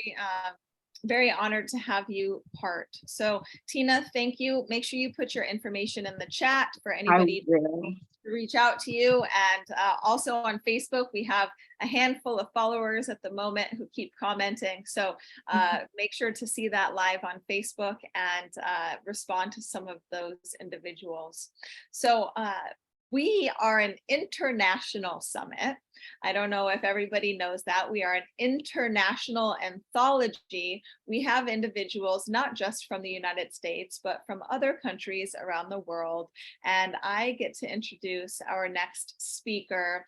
I hope I'm saying your last name right, Giorgio? Yes, that's correct. Perfect. Okay, so let's go ahead and do this. So Helena Giorgio is a holistic practitioner, a doTERRA wellness advocate. I love doTERRA, by the way. Transformational speaker, herbalist, My Body is My Body program ambassador, women's circle facilitator, and co-author. She has dedicated over 30 years to the study of health and well-being and thrives on sharing her knowledge of alternative remedies. Residing in Cyprus, she assists the My Body Cyprus Child Abuse Prevention Program, as well as writes for several magazines, both locally and worldwide. Her appearance on global webinars and podcasts have touched many lives with her personal success story as a survivor from trauma to triumph. Helena, super excited that you are here and you are part of this incredible summit and this incredible anthology with wonderful survivors telling their stories. The stage is yours, my dear. Thank you. Thank you for that wonderful introduction, Michelle, and everybody here supporting us and part of this amazing summit. Thank you. It would not be possible without any of you here. So for me, with my lovely introduction, I'm the founder of Natural Healing and Health. It's always been very close to my heart since a very young age. And that is why I'm grateful today that I can say that I am drug-free, medication-free, and very proud to say that. So let's begin. Today, I'm honored to share my story, and it's about a gripping tragedy and truth that could only be revealed in my life in my mid-40s, and it came up as a severe health ailment which gave me the courage to look deeper into what was going on in my life. And as you know, I'm sure when you're ready, you're ready. The soul calls you and you just follow. So for me, I was ready for this deep dive, and I knew that it was time. I woke up one morning with a serious stiff neck, the serious ailment, and I just knew, as a holistic therapist who had studied and understood the deep connection of the body, the emotion, the cells, and how everything that we are communicates. We're one, and that my body was talking to me. And the most important thing, I was ready to listen this time. Just to give you a little feedback about myself, well, going back to my childhood, I was a very joyful, happy little girl, somebody who loved nature, hence my passion for natural therapies. And I would love to be outdoors and sit with my pets beside me. I had the passion for playing the recorder, and I was happy being on my own, very joyful about it. However, as I grew up, I became a lot more introverted, more shy. I started withdrawing from people, and that I could never quite understand why. I just thought, well, as a teenager, these things happen. We have our hormones and these insecurities, especially as girls. And I never had a very close bond with my father. My mother was generally always with my younger brother, as he was mostly sickly. So I was often left in my father's care. And when I became 16, I realized that, you know, looking back in my younger years, that, you know, the beatings that I'd get from my father was kind of strange. I couldn't quite understand that. Why your father, the one parent that should love you, was beating me. And I was told when I asked, it's because of my insolence. Okay, so these things happen as teenagers. We do things and push the boundaries. So I accepted that. But however, when I got older and I had more courage and physical strength, I stood up to him and I said, no more. My mother was unfortunately someone very fearful, my brother as well, so I never had their support. They were never able to stand up for me. I was like the black sheep in the family, creating havoc and always expressing myself and saying things and, you know, disturbing the peace, supposedly. So growing up into my 18-year-old stage, of course, we have our first love. And for me, that was quite an experience. You know, we're naive, first love, and we believe in the Cinderella fairy tale that's out there. And what happened was, this man was 9 years older. I fell in love with him. I loved the sea. So I met him at the beach as a lifeguard and we got along. The first year went pretty well. Then hiccups started happening, you know, the clashes in the relationship. And there were times that, you know, we would be apart for a week or two and then come back together. And on one or two occasions, he had slapped me. And then he profoundly apologized and kind of said, you know, how the narcissists do.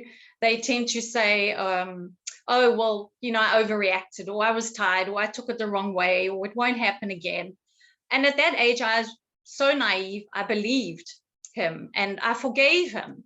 And I remember us even getting engaged about going into the second year. And that's when it got even more controlling, where I had to wear long skirts and I couldn't go out with my friends. And he was constantly wanting to know where I'm going, who I'm with, how long I'm going to be away, and all this controlling and narcissistic stuff. And I remember us going out the one night, and this was the last straw for me. He slapped me in public, which was a first. And then he almost strangled me to death. And that was when I realized that was the limit. No more. That was like the aha moment. No ways. This is not the life I want. This is not love. Something within me kind of gave me that courage to stand up. I had no support from anyone around me. I was totally on my own, and he was a strong guy, being 9 years older. And I just ran out, I remember, and got home and locked the doors, and he would still come a few days, a few weeks afterwards, knock on my window at night. He would arrest me at work, that I actually had to get a court order against him. And only that was the time when he left me completely in peace. And I could have my freedom once again. And there was such a shock for me as a 21-year-old when all this happened. And I couldn't understand, where was this coming from? You know, I was always the good girl, you know, obeying everybody, the people pleaser. How did this happen to me? And yeah, I inherited some money from my grandfather. And I remember saying to myself that, you know, this money I want to use for myself to make me feel better, because I had this complex about myself. With the relationship I had with my father, you know, there was no respect. I grew to hate him because he was always so controlling and shouting and swearing and such a bully in my eyes. So I used this money to actually have rhinoplasty, a nose job. And why? Well, because I couldn't bear looking in the mirror and having a reminder of my father's big nose on my face. And once again, that I did alone with no support. My family was away on business. And I felt so liberated after that, that I'd done something for myself and that I was feeling good. And I started my new life and feeling more confident and feeling, yeah, good. You know, this is great. However, going through life, I was always suffering with serious tonsillitis, almost laryngitis, where I almost lost my voice and I couldn't speak. There were times where I would actually bite my nails and they actually bled, and I never understood why. What was the cause of all these physical, emotional things? Why was I doing that? And I always put it down to the fact that, you know, I didn't have my family support and I was always struggling with everything on my own. However, there was always support coming spiritually into my life. I always had a very spiritual connection and always resorted to that for strength and peace and guidance. And I honestly believe that is what has helped me to be who and where I am today. Part of everything else, of course. So going back now to my 40s and having this serious nervousness, the serious anxiety, the serious physical ailment this one morning where I couldn't move. And I thought, wow, where did this come from? You know, I take care of myself. I do yoga, I do all the holistic stuff. I use my wonderful doTERRA oils. Where was this all coming from? And what happened was I dug deep and got professional help. I decided to find the root cause of this. And what happened was, it was a deep, dark dive into my soul. And I didn't realize what I was getting myself into, but my soul was calling me. It was like this pull. I couldn't just walk away, not this time. There was something within me, you could say spiritually, divinely, whatever you want to call it. And I felt it so deep within me, within my heart. And I knew I had to do it. My clinical psychologist, psychotherapist had worked with many different cases, and she supported me and has become my mentor for many years now, and helped me understand how important our emotional body connection is, and took me on a deep journey, a deep dive within myself, completely supported in a safe space. We would meet regularly on a weekly or every 2 weekly basis. She was always there for me. And I had never felt ever in my life that kind of support, where I wasn't lonely, where somebody cared for me, where I had someone to turn to, and most importantly, somebody to listen, where there was no criticism, no judgment. It was an incredible journey. And looking back now, probably the greatest gift I ever gave myself. And no, it was not easy.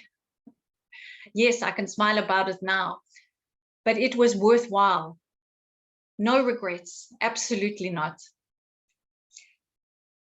We journeyed through inner child wounds, connected to that experience where you deal with your little child, the little girl, and see what's going on, what happened in your childhood and why it happened, and help me understand what I was dealing with at that age. No child should ever have to go through, and especially from a parent. And parents, you know, we all deserve healthy, happy, loving relationships. You know, we are born into this, and this is what we are meant to have. But not many of us are that fortunate to have loving, supportive, healthy, functional relationships. Like myself, my mom and dad were not there. My brother could not be there for me either. So it was me standing against the world, you could say, at these young ages, from our young childhood into my teenage life, into my young adult life, and then growing through my adult life and experiencing all these emotions and physical ailments that were coming up. You know, I suffered also with a lot of womb issues, and it started from 18 and then again at 35, and it recently happened again. And of course, these, I now understand, are all connected to the emotions, all connected to my experience. And I understand why. Because after 2 years of constant therapy, support, love, healing, receiving, letting go, I could finally come to love myself and accept myself and know that I am love, and I am loved no matter what. And this is my life, my choice, my healing experience. And I deserve all that love that I've been giving and always sharing and even always living. Even though it wasn't reciprocated to me, it was part of my soul journey. It came to the truth of my experience, the truth of who I am now today. And it was revealed to me that I had been sexually abused by my father from a young girl. Yes. There was such a harsh truth to swallow. Yes, even as I'm doing it now, I can still feel some of the lump there. Yeah, it's something you can not comprehend. Only through deep healing and cleansing and purification. You know, it takes courage, it takes bravery, to be there for you, to love you when you haven't had love surrounding you. I grew up with lack of confidence, self-doubt, insecurities. I would never have the courage to go and speak to strange men. Even in my workspace, I would avoid them, family members, uncles, that kind of thing, cousins. And Helena, I love it now that you are able to stand up and speak to hundreds of people about your story. And the one thing that stood out to me so much was that we deserve, right? I don't know if anybody on here, anybody listening on the Facebook Live, if we've ever had imposter syndrome, where we don't feel like that we are deserving enough, right? That we feel like that our situations or experiences have defined us. But Helena, you are showing that despite what it is that we've gone through, we can live a life of hope, and we do deserve to live happy, healthy lives. Helena, so excited to have you. You are an asset to this collaboration. You are an asset to this anthology, and I want to thank you so much for being able to share your story of hope and resilience. Thank you. Thank you so much, Michelle. How much time do I have left? Nothing. Okay, I was just checking. No That problem. can happen. Yeah, so thank you all. I'm really grateful, and reach out to me. I've got a free gift, Claret Connection Call, 20 minutes to anybody out there that I would love to support. It would be my honor. Thank you once again for this opportunity, Michelle. Yeah, so in the chat, make sure to put your information, Helena, so people can get a hold of you. On Absolutely. my personal Facebook page, this is being shared. So if you go on my personal Facebook page, you can reply to some of the comments and also put your information there. If any of you watching want Helena's information, please make sure to grab that either from me or from the chat on Facebook or live here on Zoom. And all of the VIP attendees are going to be receiving gifts from a handful of our authors and speakers. So we are incredibly grateful to all of these authors and all of these speakers to be able to provide those gifts. Each gift is different, and you definitely want this grab bag. It's full of amazing tools to help you overcome and to help you really break through. I know I keep saying this, but really break through and break free from some of the obstacles that are holding you behind. So I have the honor of introducing our next speaker. Super excited. Dr. Renita Gibbs is a native of Augusta, Georgia, currently residing in Atlanta, Georgia. Dr. Gibbs, oh no, you felt, okay, there we go. Dr. Gibbs is a successful entrepreneur and a fatherless daughter advocate and life coach whose goal is to empower and encourage girls who have not had fathers in their lives. Dr. Gibbs is an inspirational speaker and has been the keynote throughout the United States and Africa. She facilitates weekly training and coaching seminars, preparing participants for successful outreach and mentorship with youth in local communities.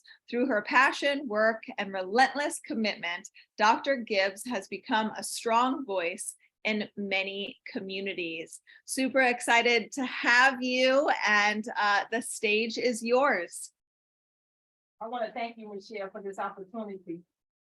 My name is Renita Gibbs, and I'm a fatherless daughter advocate, and I show women how to redefine their lives beyond being fatherless.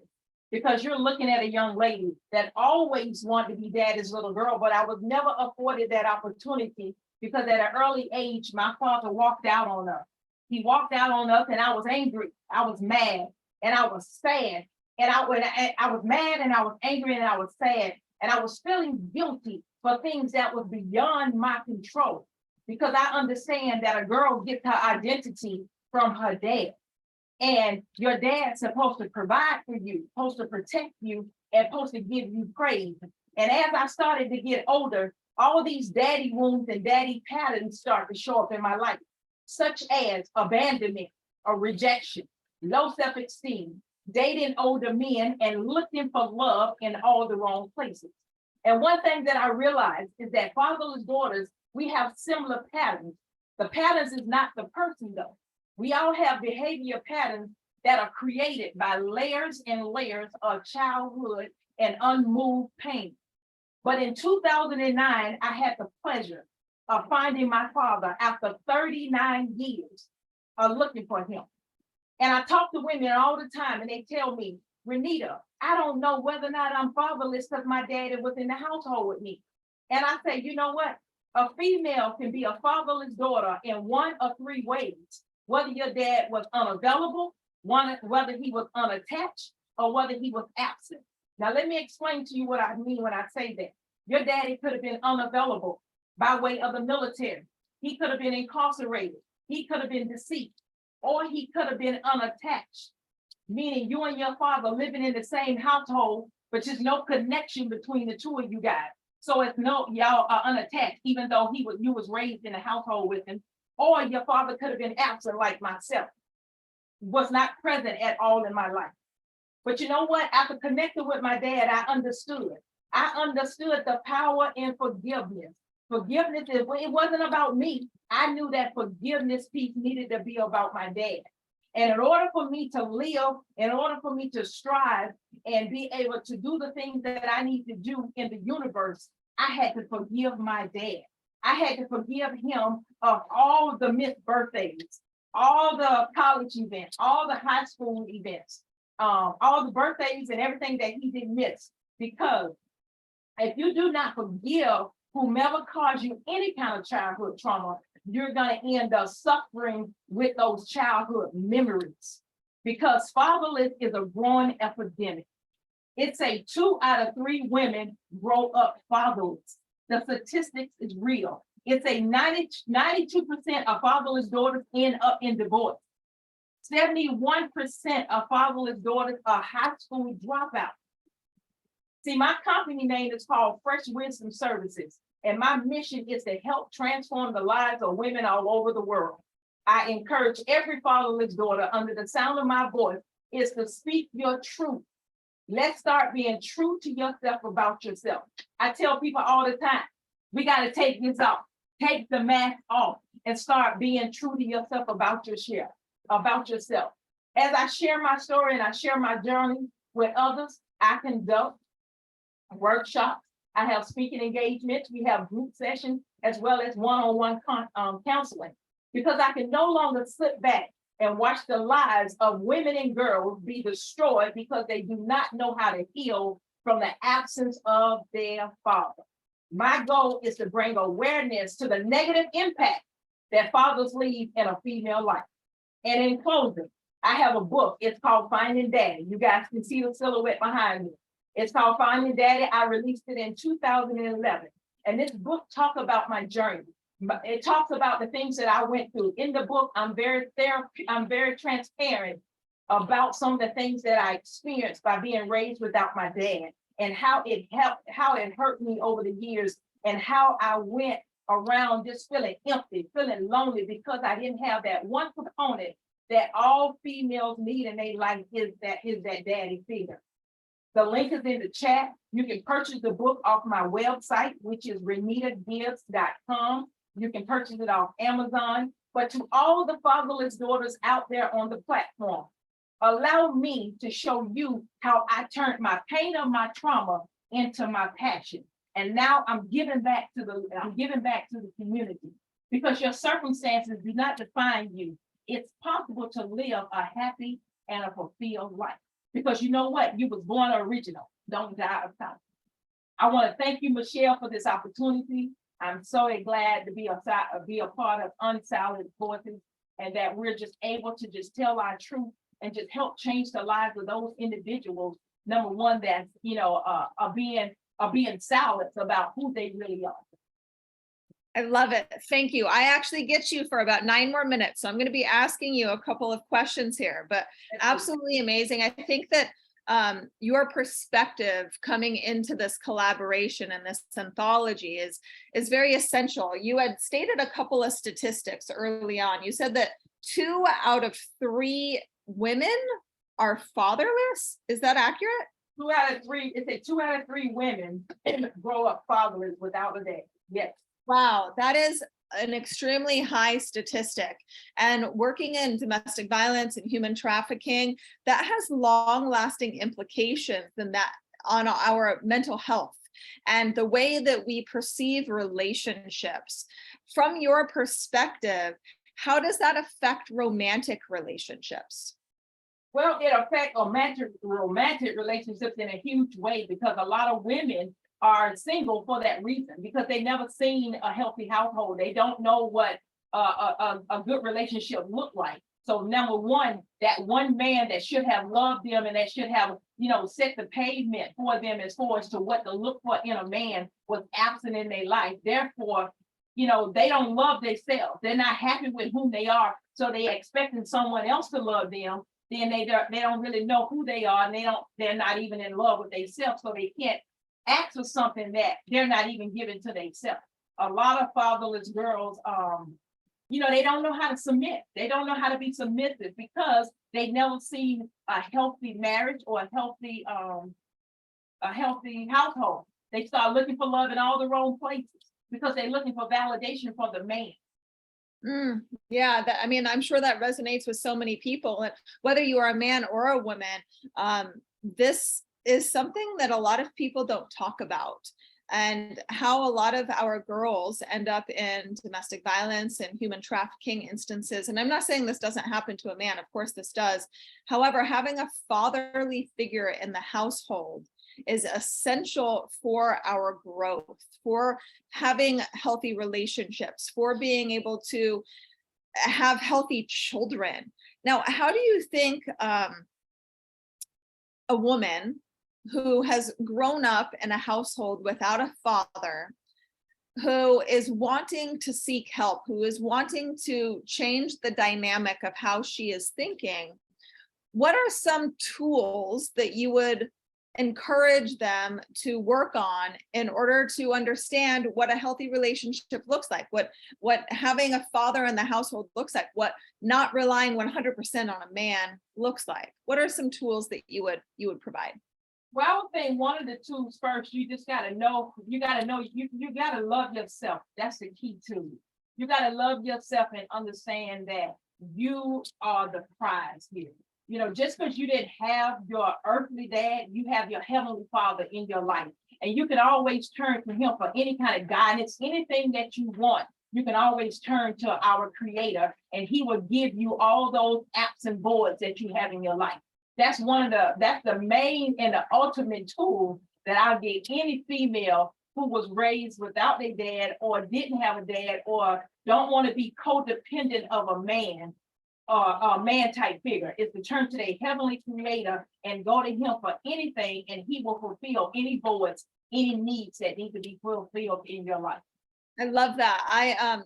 Whether you are Christian, Buddhist, atheist, I myself am a Christian woman, and I fully recognize and believe that our Heavenly Father is that fatherly figure for us, is able to provide us with what we ask, with what we are searching for, as long as we ask the question.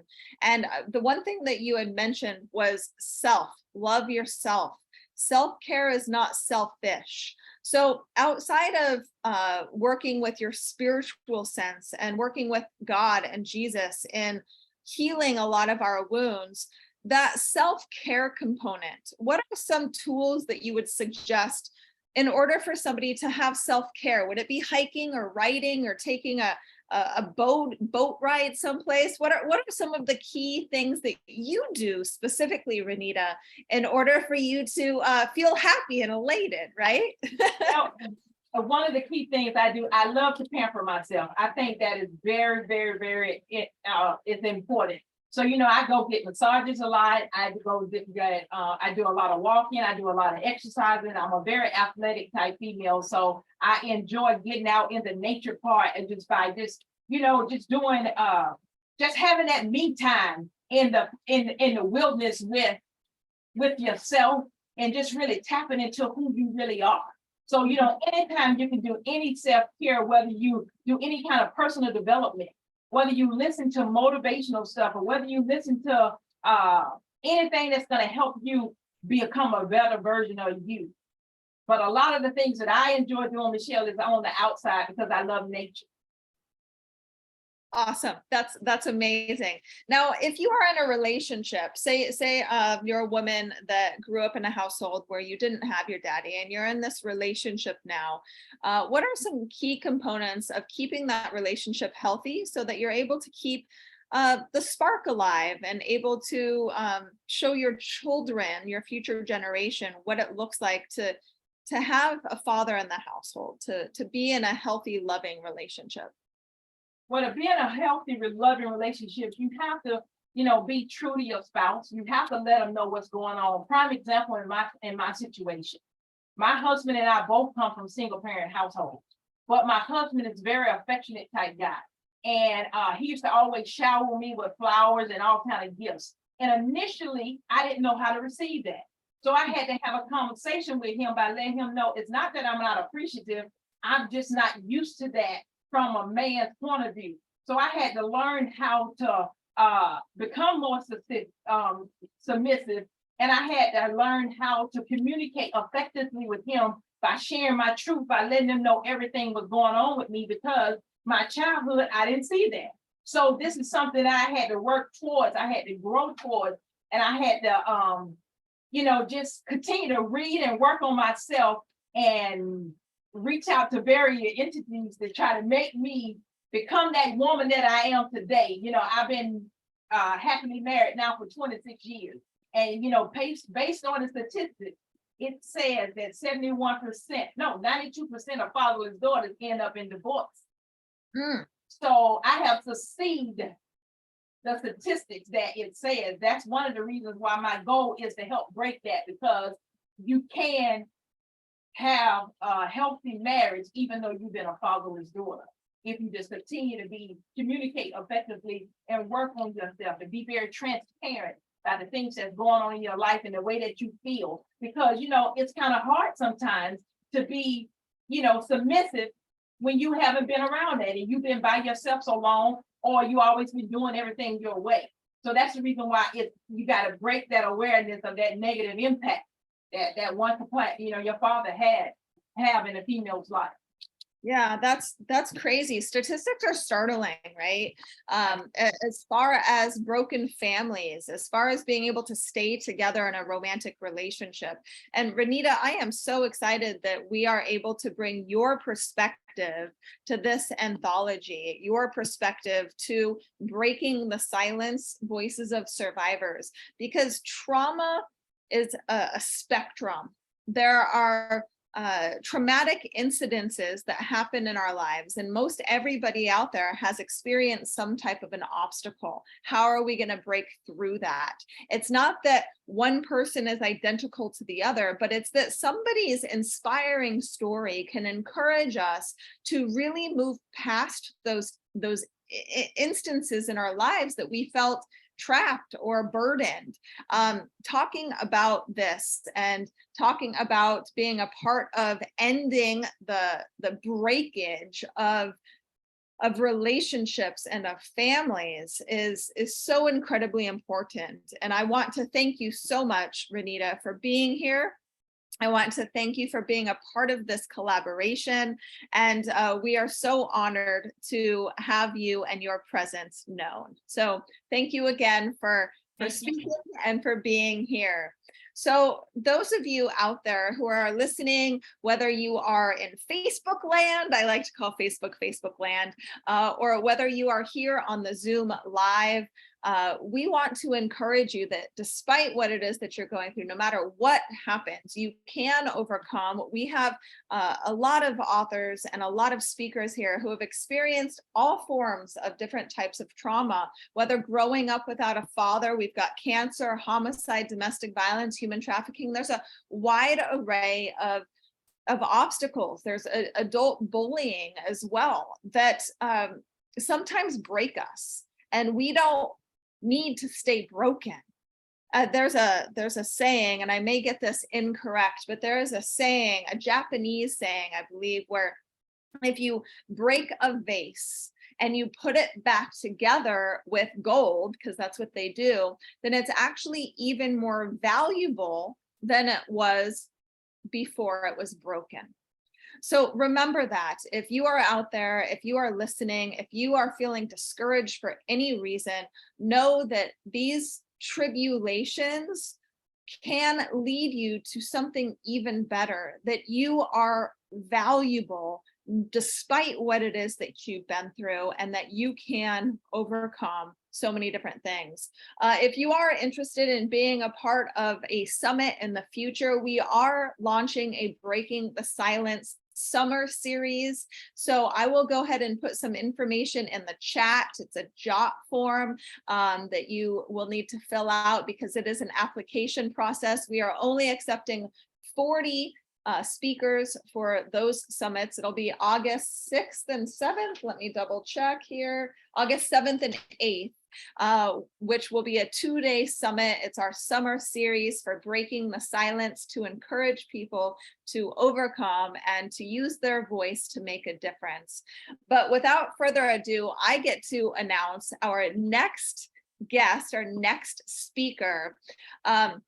Courtney Bates Walker is the author of the Writer's Digest award-winning book, Chasing My Demons, which is about her spiritual journey up to this point. She is grateful to God every day for the opportunity to share her story, and she prays that it brings hope and healing to all of those who hear it. So Courtney, I see you. I am asking you to unmute. Perfect. Awesome. Hi. Hey, okay. Can you see me? Perfect. I can see you. Okay. Yep. We can see you. Okay. Super excited. I know for a lot of us, this is one of the very first times that we are sharing, that we are speaking and sharing our truth, and so honored and so excited to have you. And please, the stage is yours. Thank you. Hello, everybody. Thanks for having me. I want to start by saying that a lot of people have always asked me, where I grew up. And it was a really hard question to answer because growing up, I moved 5 times to 5 different states. And for the first 4 years of my life, we moved every 2 years. And it was like we were on the run or something. And I guess that in a sense we were, because every state we moved in was further and further away from any family members. And it was a lot easier for my father to physically abuse my mother and for us to keep it secret. The first time I realized that something was wrong, I was about 9 years old, and my sister woke me up in the middle of the night, and she told me my parents were fighting in their room. And so we went to their bedroom, and she opened the door, and my dad was physically choking my mom. And we left after that and went to our bedrooms, and we waited, fearful, that our dad might come and to us next. He didn't. But the next day we were going in their closet, their bedroom closet. And I remember, I don't remember what we were looking for. But I was kind of the lookout. My sister was like the instigator with that. And my mom had a blue terry cloth bathrobe that she had hanging up behind another bathrobe. And I noticed that there was a rip on it and some blood. And so that was the first time I think I realized that something wasn't right, in our household. It was about 15 something years that till I became a teenager that my dad physically abused my mom, and then it stopped suddenly. And the verbal and emotional abuse continued, and it still continues to this day because my parents are still married. They never divorced or separated. They're still together, and they celebrate 56 years this past January. So it's something that we still, live with. My parents are still together. I learned at an early age how to keep secrets. We never talked about it. this is my first time speaking out about it. I did write it in my book, but I know a lot of my family did not read my original book. There is a lot of denial still on my sister's part and on my mother and my father's part. So we never talk about it and we never discussed it. And it was my first time speaking out about what happened in my childhood. I would go to church a lot when I was younger because I found peace in church. I didn't have that at home at all. And so I found that I think during that time frame, God used that time to mold and shape me into the person I became. And I, became a mother. I have 3 kids myself, and I became a different type of parent than my parents were. And I really believe that is all because God was in my life and that I was able to, have that time with God when I went to church, volunteering in whatever capacity. It just brought a different perspective to my life because my mom, unfortunately, and my sisters ended up growing up to be bullies like my dad. And so my mom is also very verbally and emotionally abusive. My sisters are the same.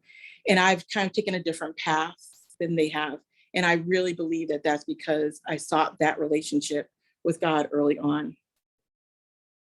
One of the things I learned that comes with living in that environment, the abusive environment, is neglect. And we were neglected. We were left to our own devices a lot of times when we were growing up. There was times I never really wanted to stay home. So I would have all these after school projects that I would be a part of. And I would drag my little sisters with me to these projects. And our mom would usually pick us up, after school. But one time my mom forgot to pick us up and there was no cell phones at that time. So we had to use the payphone and no one was answering at the house. And one of the nuns, I went to Catholic school, so it's a whole nother situation. And one of the nuns, she offered to, for us to have dinner with the nuns. So we had dinner with the nuns that night. And then we spent the rest of the night outside, waiting in the dark for my mom to come pick us up. We never talked about it. And there were 2 other times after that she forgot to pick us up again. And I always thought, how do you forget 3 out of the 4 children you have? How do you drive past the school on your way home from work and not pick up your kids? How do you forget them? So that's something that still to this day, we never really talked about until a couple of years ago. We had Thanksgiving together as a family and my older sister brought it up and she was not even there at the time. And she jokingly was like, well, remember the time Mom forgot you guys at school and everything like that? And my younger sister was like, it's not funny. I still to this day don't like to be dropped off anywhere because I'm afraid someone's not going to pick me up. And so I have that fear from that moment on. And that was the first time I realized that because we never talked about it, that my younger sisters were also affected by the environment that we grew up in. And it wasn't just me and my older sister and what we had dealt with. Even though my younger sisters had not witnessed the abuse that we had witnessed, we protected them from it. There were parts of our childhood that still affected them too. I was listening to the other speaker before. I never wanted to get married because of that situation of watching my parents' marriage unfold and watching it still to this day. I never, ever wanted to get married. I always thought, if I love somebody, I'll just live with them. I'll have kids, it'll be fine. And I had 3 kids when I ended up meeting my husband, Will, in 2011. And he convinced me to get married. And I had so much fear that my relationship would be really bad, that it was just not going to be healthy. It was not going to be good. I didn't know what would come from it. And ironically, I didn't feel that about being a parent, but going into a marriage, I felt I was so scared. And he told me two things. He said, I can give you 13.7 years. And the first year of our marriage is going to be fantastic. And so it was. The first year of our marriage was fantastic. It was like a dream. I was married to my soulmate, and we laughed and everything was so great. We blended our family together. I had 3 kids. He had a daughter he brought in. Everything was really, really good. And then the second year of our marriage, I found pill bottles in the top of my husband's closet that were labeled lithium. And I asked him what happened, what was going on. And he said, oh, they say I'm bipolar or something. I don't know. I think it's just ADHD. And I was like, yeah, that makes sense. And he's like, I'm like this. This is like how I am. This is the person I am. I'm always, you know how I am, babe. And I was like, yeah, that makes sense, So we lived in denial for several years after my husband's diagnosis. And until reality set in, and I should say with the bipolar diagnosis, there was also substance abuse. My husband was using street drugs to combat all the issues he was having with the bipolar, the manic and depressive. And we were just dealing with it, the best we could. I was here now in my adulthood living in chaos again, just like in my childhood. And I was living with secrets and lies because I didn't want people to know about my husband's diagnosis, and I didn't know how to deal with it myself. And I definitely didn't want people to know that my husband was a drug addict, how people view drug addicts and mental illness. So I had it a secret. I kept it a secret. I told my kids, we don't talk about it. And here I was again, living like the same life that I had been living as a child, as an adult. The difference between that time and my adulthood is the fact that we laughed a lot. And I think laughter helped us through a lot of those dark times. We used to call our living situation, our environment, Wonderland. And I was Alice, because I would leave every day and go out to work full time and come back home. And we called my son the Mad Hatter and my daughter the Red Queen. And my husband was a Cheshire Cat. And I say that because he would disappear sometimes. And one time he did disappear, and I didn't see him till the next day. And he was walking past our apartment, and I yelled out to him, and I could see in his eyes, he really didn't recognize me. He didn't really know who I was. And so where were you? Where have you been? You didn't come home last night. And he said, well, I was, the guy downstairs in the wheelchair, he's been watching the family, and for the government, and I had to beat him up. And then I had to go to my friend's house.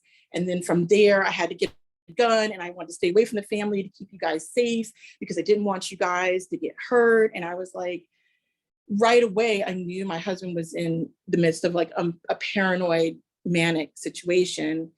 We had never thought of the hospital as an option, but that was the first time we did. And I convinced him to go downtown, and we got as far as the VA hospital. And my husband was like, no, I'm not going to go. I don't feel like it. I'll go, but maybe later. It was a cat and mouse game all day. And it took a lot to get him there. I had to bribe him with a calzone that he didn't end up eating. And we got to the nurse to talk to her, and she was like, he said he's fine. And I said, yeah, you're going to have to keep him overnight. I can't go back home with him. He's not well. And that particular week was the first time my husband ended up spending time inpatient in the hospital. I would visit him during the day, and I would go to the adjoining hospital at night and visit my uncle who had suffered from an aneurysm.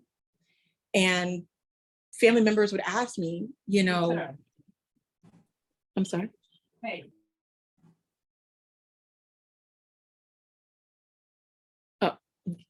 Family members would ask me, you know, where's Will? And I would just tell them, you know, he's at the hospital, but we don't know what's wrong. They're running tests and stuff like that.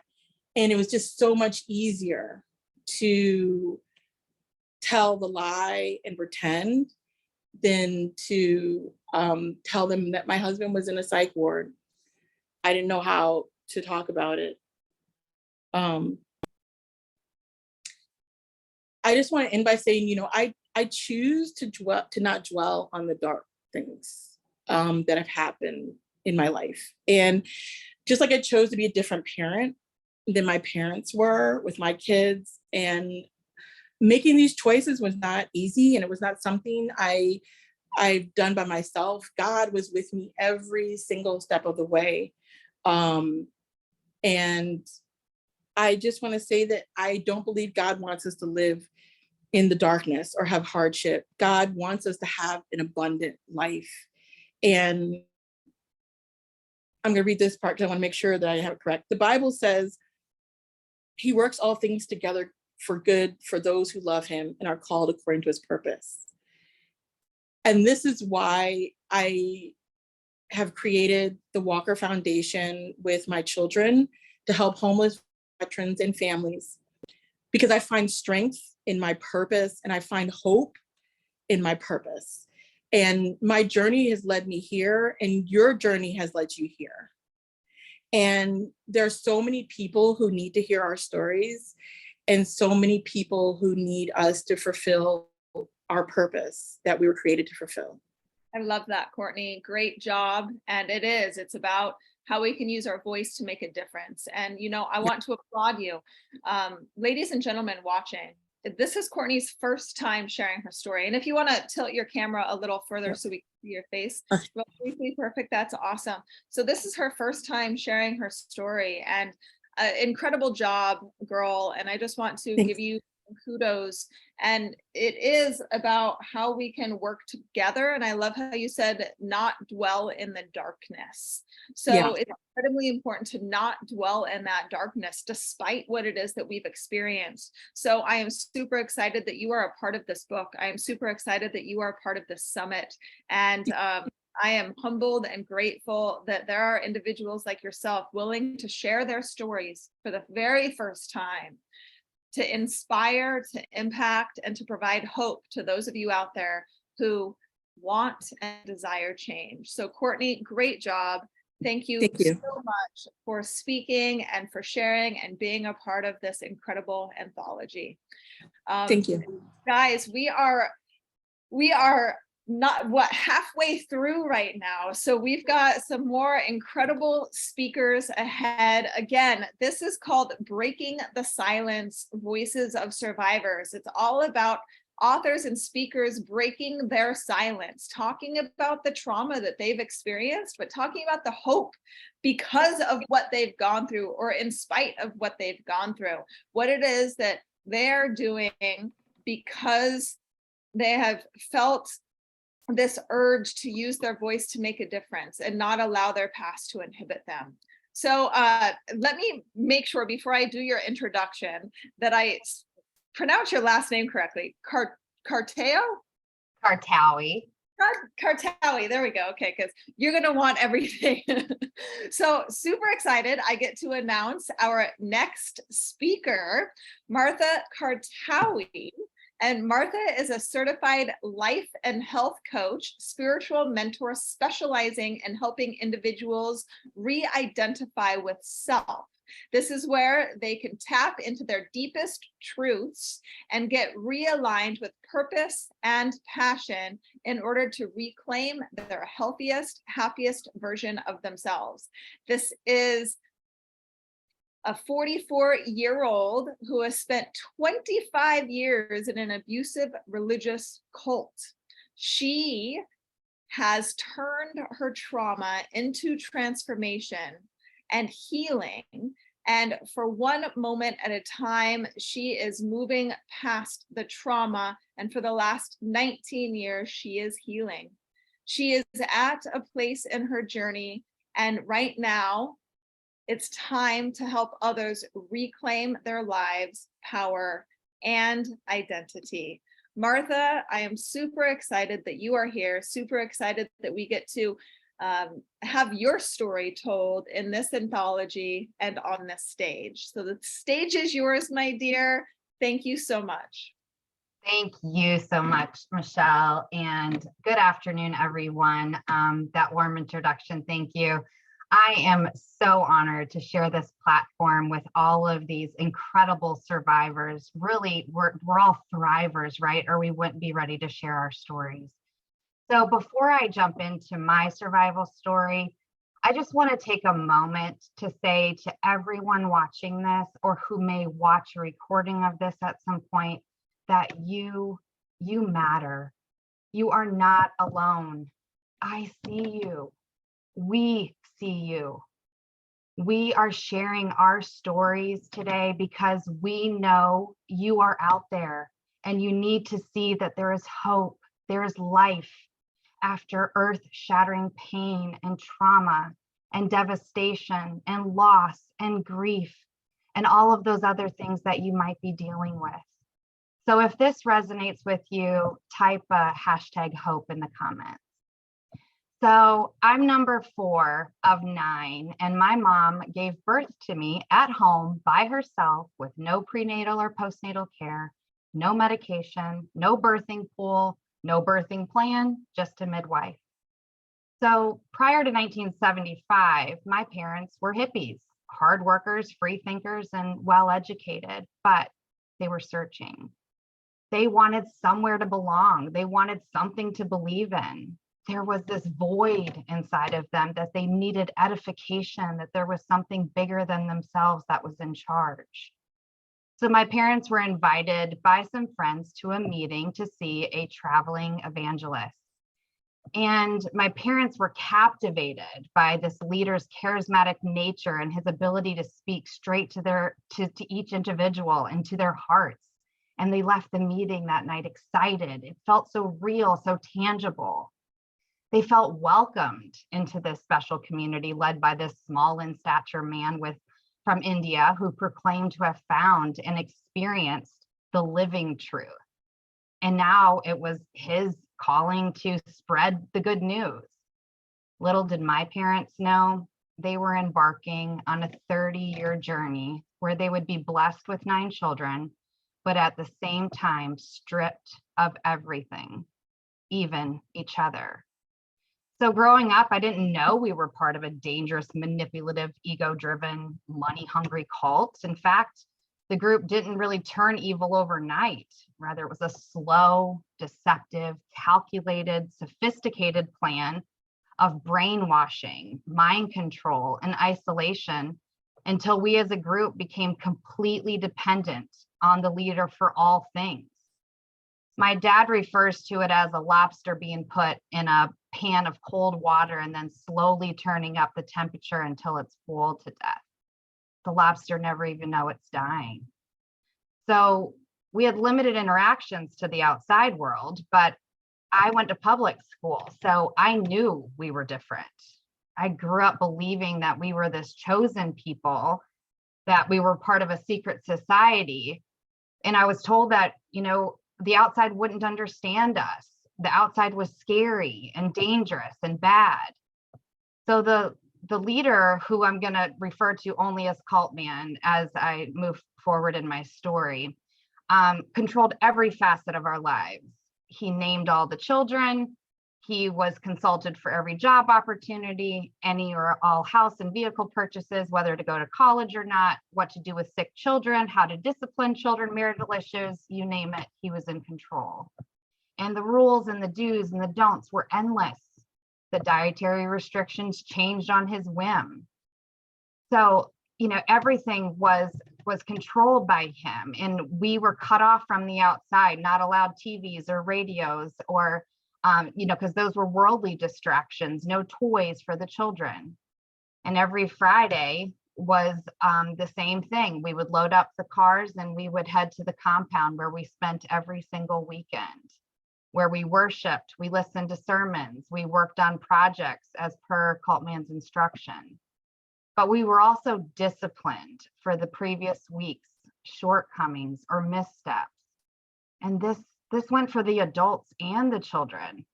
And discipline could vary from a verbal lashing to a complete moral and ethical dismantling of one's character. Also physical beatings, barrel sitting, cattle prod stinging, electric cord whipping, complete isolation from family, and on, right?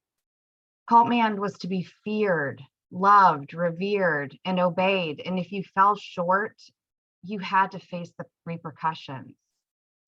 And at age 9, my world flipped upside down once again, and I started being molested by a man that worked for my dad. He was 24. I felt so confused, so dirty, so shame-filled. I never told anybody for fear of Cultman finding out and those repercussions being worse than the abuse. And then at age 18, 7 days after I graduated high school, I was summoned to the compound by Cultman. That weekend, my parents delivered me per his request. And as my parents drove out of the compound, Cultman said to me, "Marthy, you are fat and ugly, and you have defiled yourself. You must be cleansed of your sins. Do you want to be cleansed of your sins?" Of course, I said, yes, I want to be cleansed. Well, my cleanse ended up being a diet of 1 gallon of orange tang per day and iceberg lettuce on the weekends for 5 months. This cleanse only ended when my body basically shut down. The next 8 years was riddled with physical abuse, emotional manipulation, spiritual abuse, psychological torture, all at the hands of Cultman. And I will not take time to divulge all the gruesome details, as I don't want my story to be defined by those details.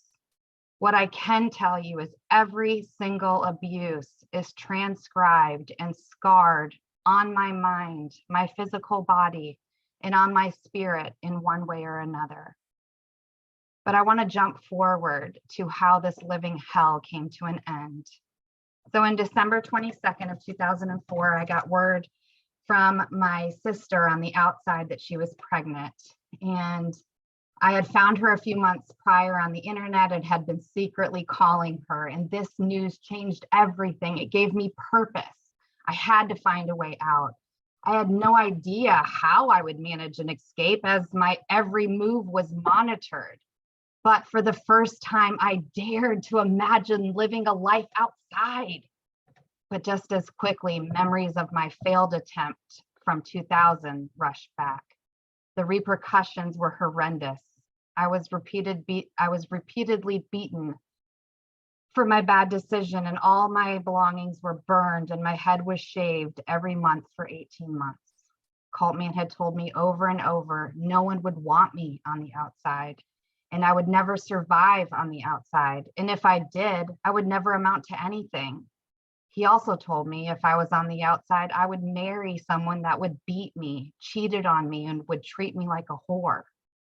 But the universe has a sense of humor, and it has a way of opening doors when you make a decision for your highest good. And Papa was a grandfather-like figure that frequented the fudge shop that I managed for the cult. And he took a liking to me the moment we met, and he would end up being my guardian angel for this monumentous feat. So on this day that I got this great news, I was so honest and clear and concise and transparent as I had never been. And I opened up and told Papa everything. I explained to him about being connected to the cult and that I was slave labor.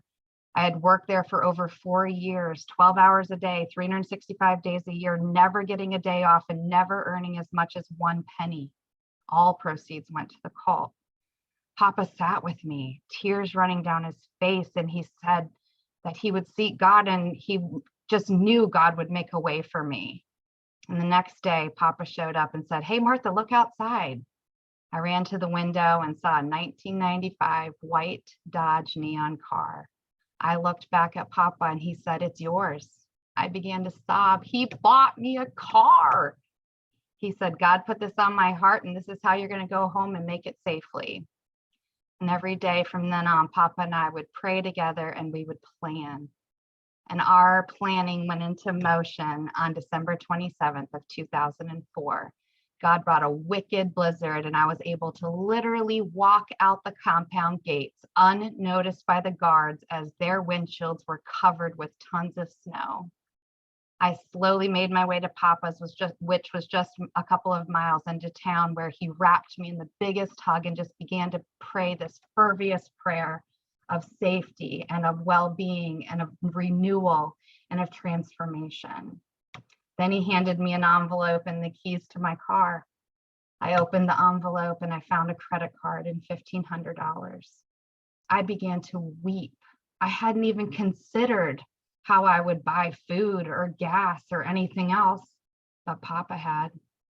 And I'll never forget driving out of town that night, laden with fear, but also excited about the possibility of freedom. And the only thought I could remember from that night is I kept repeating, "My success will be my revenge," which I repeated over and over. I had to stay in hiding for about 3 months because I was constantly being hunted. And I sought refuge with a best friend from high school who took me in, no questions asked, and just gave me a safe place to call home. And I'll be forever grateful for her. And immediately I just began to try to start build my life. I got a job. I finally got the courage to confront my dad a few months later, and I just showed up at his house and he was angry and mad, and he told me that I had sinned against the Lord by leaving the cult, and I begged him to just give me a few minutes to explain, and begrudgingly he agreed. And this conversation would literally change the trajectory of both of our lives. And I spent the next 3 hours telling him of all the things that had happened to me in the last 8 years. And at one point he looked at me and he just shook his head and he's like, "This is not what me and your mom signed up for. Martha, we had no idea." And that was the last straw. My parents left the cult as well. From this point on, I was just in survival mode. I carefully constructed the walls and the barricades around my heart and around my trauma. I plastered on a smile and I pushed through with fake positivity every single day. I felt like an imposter in my own life. I was consumed with making sure that no one knew of my past, my pain, my secrets. I created an identity separate from the trauma and all my brokenness. I worked endlessly trying to overcompensate and keep others at bay, so scared someone might discover the real me. And I became extremely successful in my job, but with all that success, I was still empty, scared, imprisoned by my past. And eventually the unraveling of my life began, and I started to realize the cloak I'd been dragging around and the fortress I had built was no longer sustainable. I'd become painfully overweight, had major gastrointestinal issues, hormonal imbalance, chronic back pain, chronic neck pain, migraines, allergy flare-ups. I was just basically unhealthy, extremely unhealthy. And I was plagued with nightmares and anxiety and panic attacks and fear-causing erratic behaviors and constantly picking fights with my spouse because I just couldn't deal with the internal struggles. I needed help.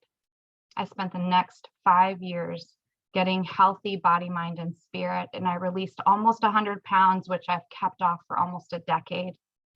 And I consistently sought out different modalities to help me deal with my trauma. I realized quickly that as I dealt with and released my internal pain from my physical body, my outward body responded as well.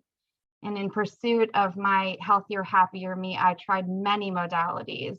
And I hope that and encourage others to do the same. So what's my message in the mess? First, I'm born complete and whole, and all that I am and need, God has already put inside me. Second, I had to lovingly notice my healing journey from a place of curiosity, not judgment. I had to build a completely new relationship with myself. And third, I know I'm worthy and whole and complete and joy-filled and deserve that in my life. So I look forward to continuing to be a positive voice for the voiceless and a beacon of light for those who struggle in the pain of darkness. And I want to end by reminding you, darkness is just the absence of light. It doesn't have to be permanent. And we get to choose every moment whether we stay stuck in our pain or reach out our hand and ask for help. I needed help, and now I want to be the hand for many others in the future. Thank you. Yay, great job, Martha. And your story is very, very powerful. You being a voice of hope, right? You being that beacon of hope for individuals is so inspiring. And I cannot wait to read your story in the anthology, which will be released in December, ladies and gentlemen. So make sure to save the date so that we will become Amazon best-selling authors and that we will be able to impact so many people. But Martha, you are awe-inspiring. I am honored and humbled that you are a part of this. And you know, sharing your story is not easy, and it is quite difficult. And I want to give you kudos in doing so, and doing so eloquently. So really, really good job. And thank you very, very much, Martha. And now, you know, we have even more speakers, you guys. We have even more authors. As you can see, there are so many inspirational individuals who have experienced pain and trauma, who are now thrivers, who are now able to share their story to inspire you. We are here not for ourselves, but we are here to help you who are listening, you who are in Facebook land, you who know that we are talking to you, right? Who feel this inkling inside of themselves going, oh, all right, this resonates. And you know what? If they can overcome, then I can overcome too. And I want you to remember that despite your challenges, you can overcome. And this leads me to my next speaker, our next speaker, not my, our next speaker. You are not my possession. Sorry about that. But very, very excited to have all of these amazing speakers. So Lori Arbel is an artist, healing art coach, and light worker, guiding the community and young adults through personal journeys of self-discovery and often the discovery of their own talents. Her passion to create mixed media art and photography and to help others bring out their own inner artist has led her to teach at New York City and South Florida schools and community spaces for 20+ years. Lori has been pursuing her artistic muse since childhood. Later in life, she discovered that artistic expression could be a tool to heal. Listen to that, guys. In college, she used art to work through the anger and pain of her mom's death.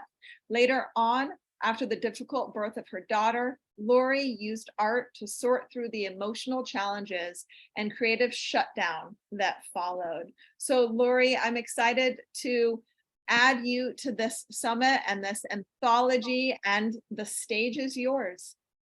Thank you, Michelle. And listening to all the stories, it's like we don't even know what's hiding inside of us. When we hear someone else's story, new stuff comes up.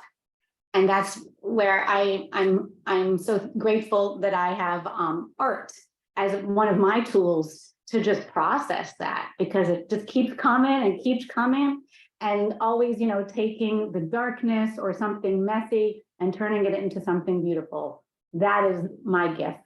I remember my earliest memory, one of my earliest memory was about 5 or 4, preschool, playground, and there's this monster boom, the thunder, the lightning crack, you see the lightning and then you hear the crack and all these little babies are scared, we're against the wall. And I'm looking at these children as their babies, but I am the child. And I'm standing up in front of them saying, it's okay. They're bowling upstairs. They're having success. They're doing what they need to do. It's okay. So quite early on, without understanding, I was a teacher. I was helping my friends, the community, just to stay calm, find peace in things that may look a certain way, but in fact are beautiful if we just calm each other. And then I would be, in my room, always doing arts and crafts, always moving around objects, singing and dancing with my Fisher Price record player, playing Heal the World. I mean, I would be swaying back and forth by myself almost. And now as an adult, I felt something come in, like Heal the World, make it a better place. And then Whitney Houston, I believe the children are our future. I was talking to the children, but I was a child once again, but I was talking to the children. I'm here, I believe in children. I would play, doctor and pretend teaching. And at the same time, around 8, I would be with my best friend and at her house, and her mom always let us put on makeup and dress up. And my mom always said, no makeup allowed, okay? Okay, but at my friend's house, of course we were allowed, so I did it. And it was red lipstick, it's the 80s and high heels, it was fun. And there's another little story that's cute, but not necessary. So once I came home one day, I decided, like any little kid, many of us like to look around. I went into my mom's bathroom to look for makeup because she happened to, I don't know where she was, but I wanted to find lipstick so I could put it on. And when I opened up the cupboard, I found a pack of cigarettes. I never saw my mom smoke in my life. That was odd. So I took that and I was like, whoa. And another day I went back and then I opened up to see, is it still there? Well, for the next year, I would go to bed at night and water would pour out of my eyes. And since I have a wonderful imagination, smoke would come through the vent and I would see a curly cloud, those pretty curly clouds, I would see it come through. I don't think it was really there, but I saw curly, and I would cry, but then I would go to sleep. During the day, and truly, I was a happy girl, truly happy. I had such loving family, everything that I ever wanted, I got. And I was so grateful too. I would record myself so grateful for the fan, for taking me to the dentist, always grateful. But I held that secret in for a year and cried every night. And finally, I got the courage. To share with my brother because I didn't know else to tell. I still never saw my mom smoke in my entire life, yet there are cigarettes in there. So finally, I told my brother, and I'm shaking, and I told him, and he laughed at me. Laughed, in that moment, I felt embarrassed. And he laughed at, what do you mean? I don't know if he said you're an idiot, but it felt like he said, what are you, an idiot? Of course I know that. Just a little, he was 2 years old, or just a simple, but that ends up being as adults, we realize, where is the first time you feel this and say this sentiment? Anyway, I'm positive. I just keep moving and I'm happy. Everything is great. And everything really is great in life. Let's see, I'm looking at my notes. Now let's go to bat mitzvah time, which is when you're 13 in Judaism. I remember I always smiled big. And my mom didn't like the way I smiled, which I believe is a gift. People share all the time that they love my smile, but in photos, she would make me lower my lips. So I would smile big, and for the photos, she would make me lower my lip. And it'll be embarrassing now, but I'll show you what it looked like. And I have documents. So I smile big and then go. And so I'm already awkward in middle school, depressed, you would say. And my mom saying that my smile is not nice. That didn't feel so good. But besides that, my mom yelled all the time. never at me. I really did feel her love for me. And she supported everything, helped me, always so happy to see me. Graduated high school, went into college. Remember, my mom is now still smoking. Never seen her smoke in my entire life. I'm already 18. I've still never seen her smoke in my entire life. She's a closet smoker, supposedly 2 packs a day. That's the story that I knew my whole life.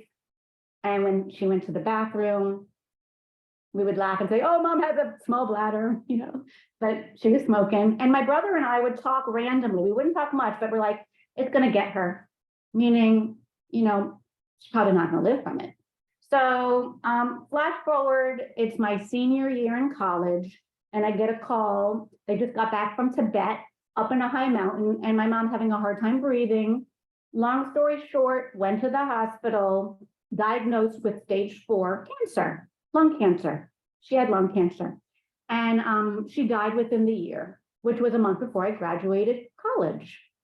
That was the first time I realized, fuck, sorry, like my dad, who was such a peaceful guy, never cursed, is standing in my doorway to tell me that news later, and he's cursing that F word 10 times in a row too. It's like, that's all you can say when something's like, what? So anyways, I know my mom's dying. In that senior year, I was mad. I was mad as anything. And I've always been guided by intuition, meaning I'm just guided to do the thing that heals me. I don't look into it. It just kind of happens. I'm very intuitive. And I started making stuff. Like I made a crib from scratch out of wood in the shape of an X and stuffed it with stuffed animals and toys and musical instruments because she loved all that. And she took away my childhood. You know, like at certain ages, we're a little more like dramatic. But the truth is it could be at any age. We all, you know, respond to mourning and loss in different ways, but it was so healing. I felt great after I made that. So that was that. My mom died. I quickly got married within the year. That's part of the story, but not for today. And I am divorced now. So back to, okay, so I became a teacher. I went into school. In the end, I went to school to be an artist, but my dad would tell me, be a teacher. You know, you'll at least you'll be secure, you'll have insurance and all that. And it was safe. So that's like a thread, being safe, which is amazing and positive. At the same time, I really wanted to be an artist working from home as a teacher. I knew I'd be a teacher, but I saw alternative settings. But instead, I chose to be the teacher, and I stayed positive for so many years. I didn't work a day in my life. I gave 150 of me, created magic in the classrooms in New York City. I mean, it was just pure magic. Helping students, saving them from hurting themselves through expressing art. It was really quite stunning. And then for that one last year of teaching, so I'm a retired full-time teacher. 1 year prior to me stopping, I had that groundhog's moment. I would have my high schoolers come and visit me. And I was wearing that same sweater, and they were older now, flying. It was just like, I had it over and over again. I'd be standing in front of the classroom, and they'd come visit every year off. And I'm like, I'm ready to fly with them. I'm ready to fly. But my kids are little. Let's do it one more year while I think about what I'm going to do. I'm going to give it one more year. Instead of giving 150%, I'm going to give 100%. And 100% is a lot. So I already had created it the first time an art show, an interactive night of the arts. My first masterpiece I created my first masterpiece like that interactive show. So that was magic. Even though I was hurting, I did that. Side note, come back. I always have a little side note stories. But okay, so I was ready to fly, but I did decide to go, let's just go one more year, because my 6th graders that I started at the school are now seniors. I want to be with them to graduate. Well, my art department was getting huge. I was the only artist, the only art teacher there, and it was getting huge. The head of school wanted me to expand it, make it bigger. We wanted to break down a wall to make the room even bigger. I took an art department from 3 to 15 AP art students, which is college level, magical stuff happening. And long story short, somebody at the school said, you can't do that. You can't knock down the wall because it's load bearing. I sent them a picture showing that in fact it wasn't. I was in that doorway with the wall gone. So in that moment, things shifted. At that school that I was at, I was bullied for that next year. It just happened overnight. I wasn't respected. All of my ideas were put down. I felt like I had no identity. I wasn't important. And this brings me to a project that was birthed a year before. I'm at a school and we're teaching about the Holocaust. And I decided to create a project to honor the children's lives in the Holocaust, because that's another story when I went to Poland. And I just felt very called to that. I'm Jewish, no Holocaust survivors, but they're still part of me. I created a project in honor of the children whose lives lost. We managed to punch out like over 33,000, no, that was this one, sorry, over 150,000 butterflies, and we're supposed to get 1.5 million for the children lost. It was a beautiful project. We displayed it. Flash forward, I wasn't treated nice, so I sought help. I went online and I found an intuitive collage class. This allowed me within 5 minutes in between class changing, I would make these collages. I'm not being treated nicely. I don't know what's happening. I'm starting to feel sick in my throat. I made these collages and it was healing. I was able to manage through. I could have left, but I didn't. I want to be there for my students. There's so much inside of me to share. So we're just gonna freeze and we're gonna flash ahead. So from that hard story, I ended up birthing my first solo exhibit, 29 works of art, which was called Thought Patterns. I was able to get out all these marks, which then, towards the end of that project, the 29 pieces, I realized I was still making marks about my life, but now marks about the Holocaust, about the children, which now is my latest project, marks for their lives. I live in Parkland where the shooting is, at the Douglas shooting. I taught at Douglas my first year teaching 20 years ago. There's a lot of connections to this story, but Marks for Their Lives is this beautiful initiative, global initiative that I would invite you to join in. I'm going to put it in the link. But Marks for Their Lives is a project where we honor your life and my life. So we celebrate our similarities and our differences while honoring one child, all the children lost to the Holocaust, because we all want to be celebrated and honored and be children and live to adult life.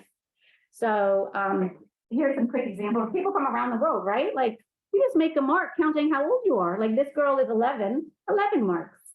You know, this one's 41 marks. I could just be marks on a piece of paper like that. So if you're so called, Marks for Their Lives, you just reach out to me. And I love working with folks from around the world now, using art and healing and seeing the light, even when you're in the dark, just always pointing up. That was a lot. There's so much more. Awesome, Lori. No, you're great. So I know that there is trauma that we didn't get to. Very excited to have you share about that in the anthology for Breaking the Silence. You did a great job. So the one thing that really stood out was, no matter what, you know, being an adult orphan now and you losing your mother to cancer and seeing those cigarettes and being silent for so many years and all the internal pain that you had felt, and then what you experienced as an adult, which, ladies and gentlemen, you have to buy the book, which will be coming out in December, Breaking the Silence, Voices of Survivors, where you will be able to read everyone's story about overcoming their past, and then now doing this exhibition to where you can help so many individuals. It's awesome, Lori, and really, really congratulations. To those of you who are VIP guests, I know Lori has a gift. There are a handful of other speakers who have gifts out there who are giving away certain elements of what they do, what they teach to your VIP guests. So I know that we do have a handful of you out there. You will be receiving an email from me in the next couple of days with all of those gifts and how to contact. But Lori, please put your info in the chat, which it looks like you already did. If you are live on Facebook land, then make sure to contact Lori as well. And we can always go back, speakers, into that Facebook group, into that, not group, but into that Facebook live stream, and then go ahead and write comments in there. But Lori, thank you so much for your inspiration. Excited to have you a part of this speaker summit and a part of this anthology. Thank you, Michelle. So there are so many speakers. I'm so excited, guys. So we have 20 authors a part of this summit, this collaboration anthology summit. See, what we decided as a team is that we not only want to give space for people to write their story, but we also want to give space for people to speak their story. Being a speaker and being an author are two separate entities. However, it's being able to voice your story on multiple platforms. And we know how incredibly important it is to be able to voice your story. I know in my first book, But I Love Him, that was my first time to really write my story out in detail. And we'll get into my journey here later on in the summit. However, I remember going live for the first time and speaking my truth for the first time, and just how scary it was. And some of these individuals are so brave. And I just want to congratulate all of you speakers and all of you authors, so brave in telling your story and saying yes, right? And it's all about saying yes.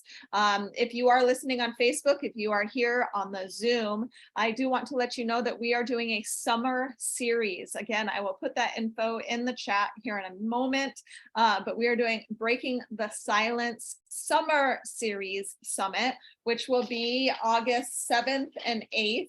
7th and 8th. We are limited to only 40 speakers. It's a 2-day summit.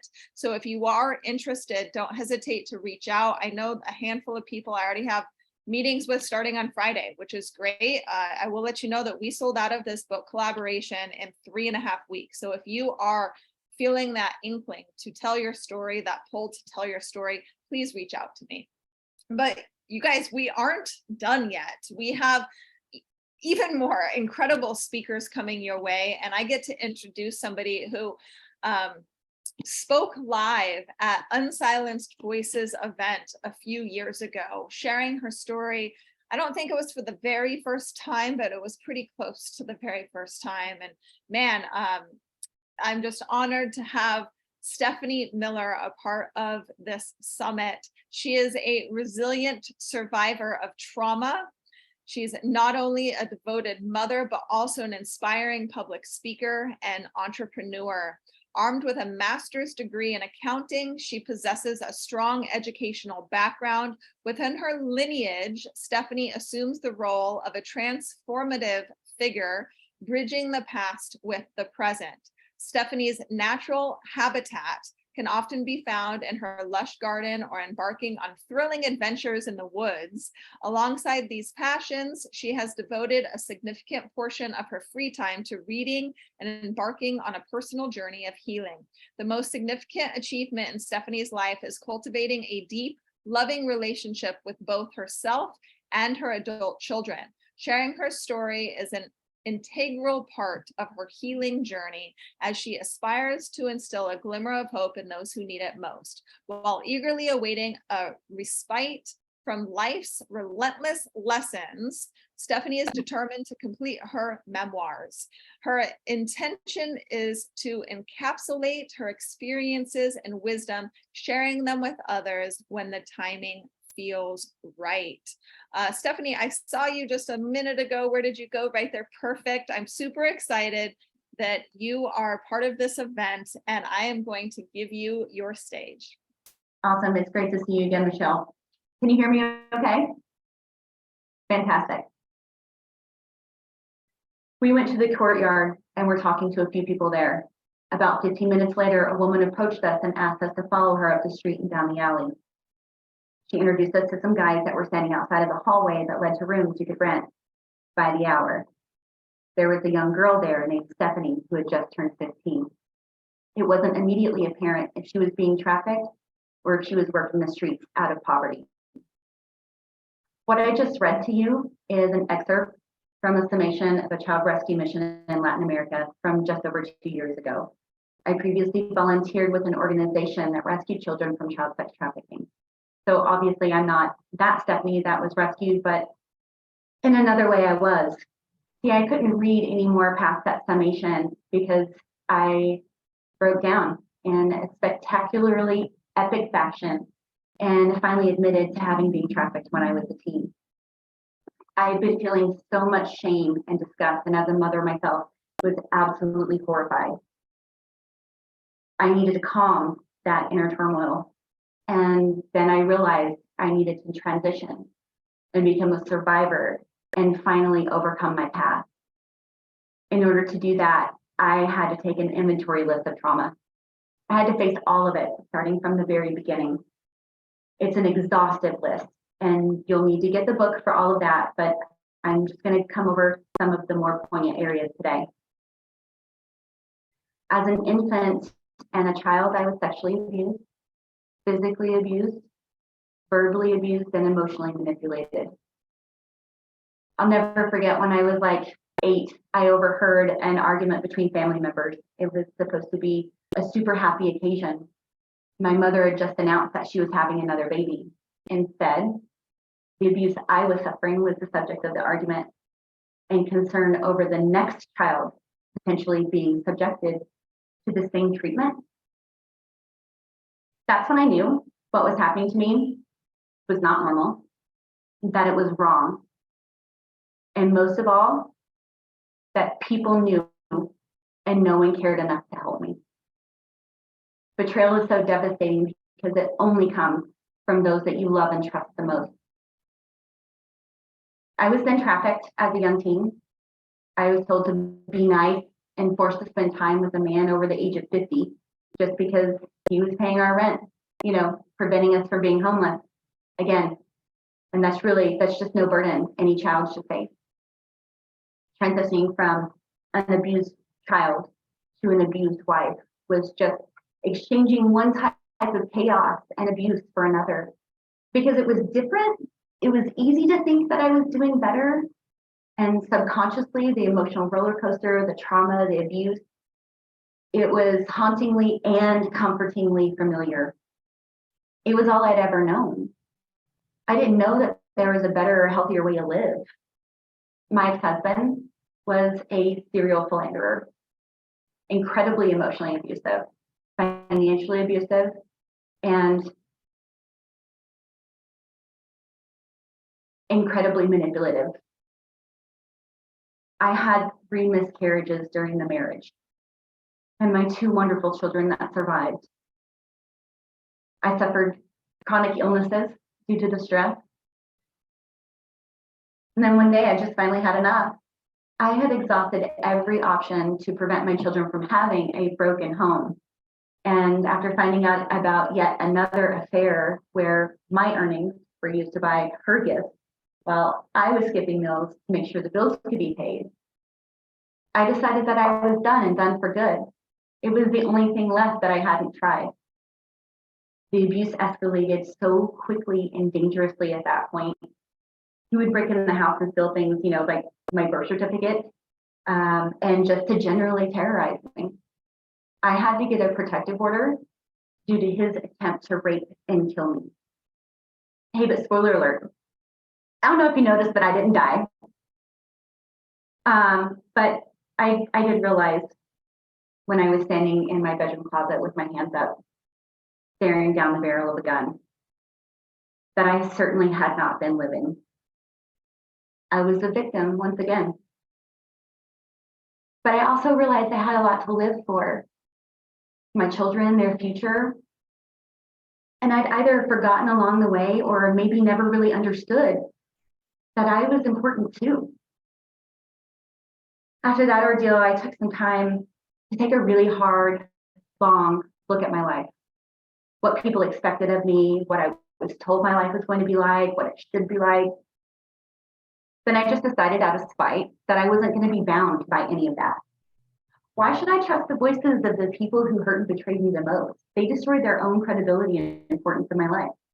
I had no support system. What friends were left after years of isolation were forced to pick sides, and family members didn't want to be involved for fear of retribution. So I only had me again. I literally had nothing left to lose. So I just decided one day to start my entire life over, both professionally and personally, clean slate, everything. I had me. I survived this long, and that would be enough. It was a huge mental shift when I decided that my life was mine to direct. And after what I'd been through, I finally decided that I deserved more and I deserved better. I thought about what I wanted my life to look like going forward, and I got so excited that I couldn't wait to get to work. I did spend a couple years in therapy, focusing on the trauma responses, but mainly just from the years in abuse from the terror of my ex-husband and the divorce. And I thought I'd done enough work to be able to enjoy a partnership. And, life kind of sometimes gets tricky again.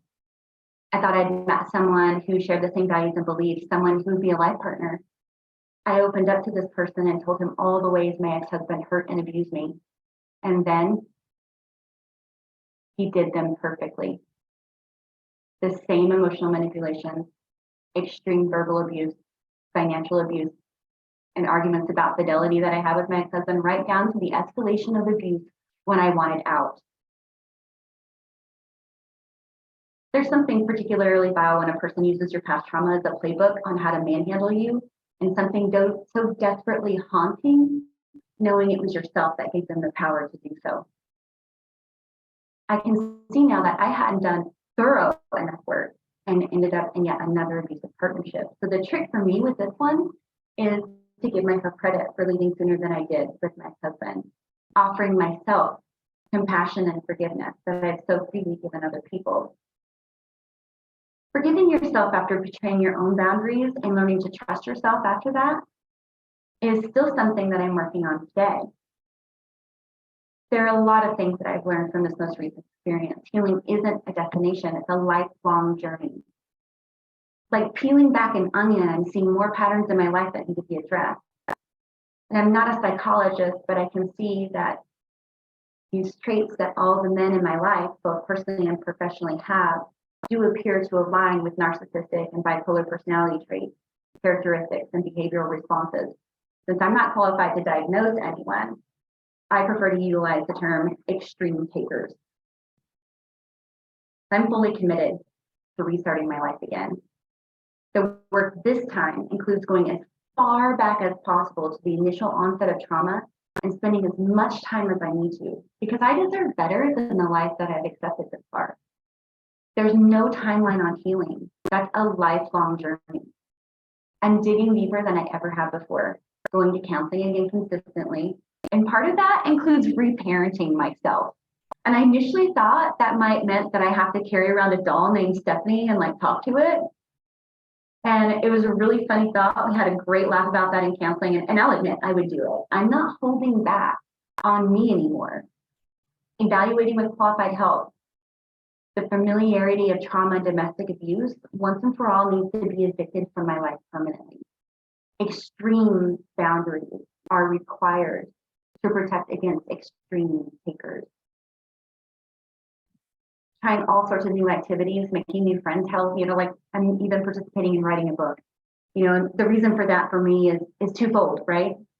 One, to get it out, to shed some light on the dark sparks more in my soul. Nothing that stays hidden can be healed. I just want to say that again. Nothing that stays hidden can be healed. And two, I sincerely hope that by sharing my story, I can inspire someone, even just one person, to choose better for themselves, to give them hope that what they are enduring or have endured doesn't have to be it for them. Because if I can do it, I'm certain anyone can. There's literally nothing remarkable about me. I come from an impoverished, broken family. Most often we were homeless, moving around in the middle of the night, occasionally living with family or in government housing. I started off with 0 advantages in life. I was the result of a teenage pregnancy. I didn't even meet my biological father until I was a teen. By the time I was a legal adult, I'd already endured more trauma than most people do in an entire lifetime. You cannot tell me that the cards were not stacked against me. I come from a long line and a multitude of generational traumas. And I know Michelle mentioned some terms and when she was introducing me, and I want to address one. A transitional character is who, in a single generation, changes the entire course of a lineage. Your own personal experience growing up or what you're dealing with at the present does not have to define your future. Generational trauma, sexual abuse, domestic violence going on for decades does not have to rinse and repeat.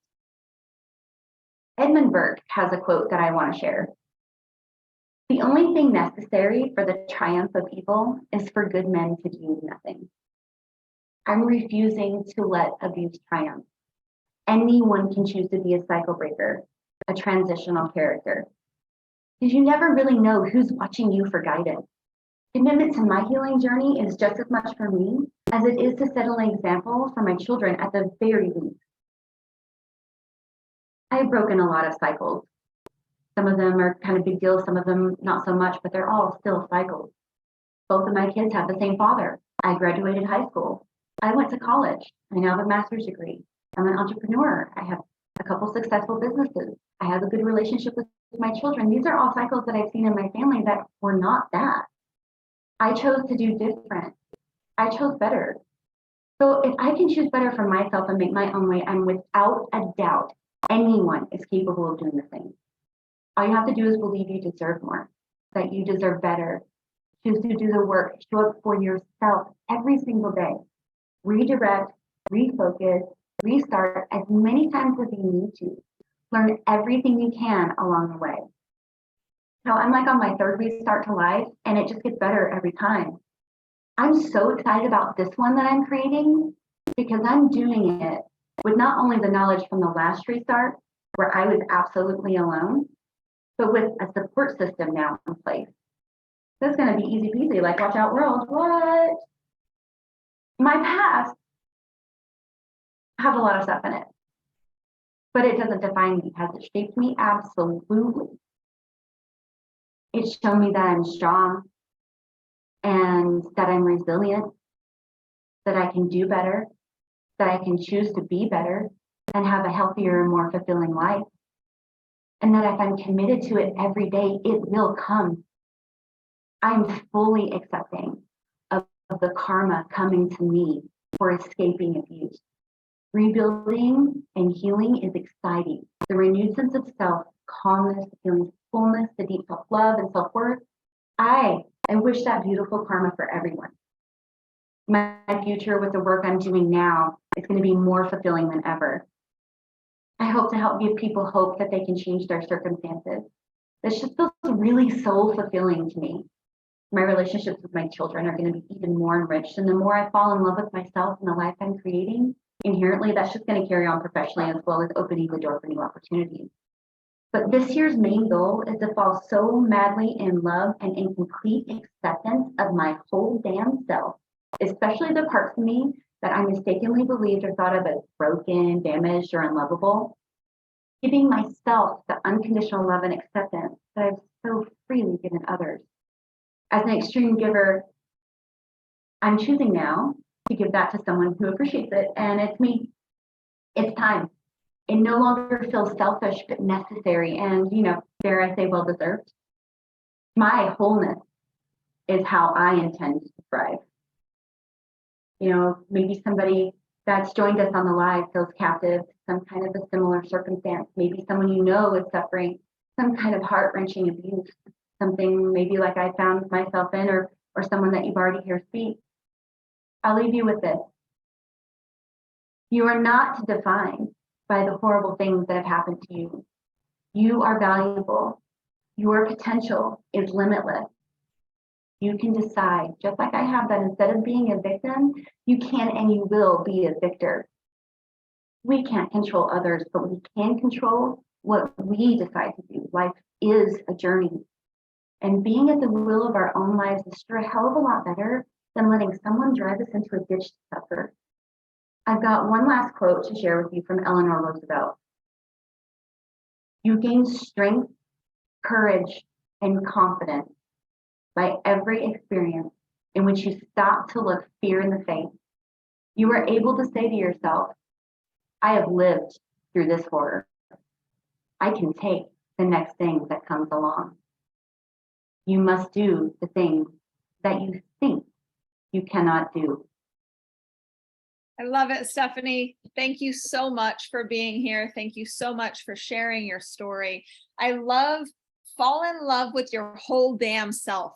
That is incredible because sometimes we like some parts about us and sometimes we like other parts, but we want to kind of shake off some of the other parts. It's important to love ourselves fully, and your story is impactful. It is worth hearing. It is so inspiring for other people to know that despite your circumstances, you can overcome, you can live the life that you want to live. So I'm excited that you are a part of Breaking the Silence. I'm excited you're a part of the anthology and excited that you are sharing your story, Stephanie. So it's great to see you again, and thank you so, so much. Thank you, Michelle. So I'm going to hand off the hosting to my friend Pearl for a few moments, more like an hour. So I will be here watching and excited to be a part, but Pearl, I want to give the stage to you, and thank you everybody for being a part of Breaking the Silence. You guys have all been amazing, such amazing stories, and I'm so excited I get to introduce another amazing person to all of you today, and that is Janet Martin, and she is a professional speaker, national award-winning singer and songwriter. She is host of the podcast Aspire to Inspire with Janet Martin, where she interviews authors, speakers, and coaches, as well as give pointers on vision boards and manifesting goals, my favorite stuff. She enjoys performing improv and stand-up comedy. Janet, welcome to the summit. Thank you so much for having me here. It's amazing to hear your stories. Some of it is so familiar to my life path, and to see where I'm at today with reaching my goals. And yes, I do have my own vision board up on my wall, and I see it every day. And I do believe in manifestation. And this is how you see me. When I see you, I will usually give you a hug and smile at you and take you in as a family member already. Coming from the background I was raised in, you would wonder why. I was raised by a mother. Now, let me start off by saying that I have a very good relationship with my mother now. I would have never let that not happen. But my mom was brought up in an abusive upbringing with a broken home. And then she married my dad, who I miss dearly. He passed away a couple of years ago. And I still am trying to work out our relationship in my head. He was very much a old school, women stay in the kitchen, don't have any life,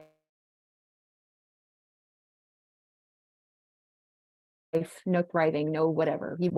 He wouldn't teach me anything. I wanted to learn from him so badly. So growing up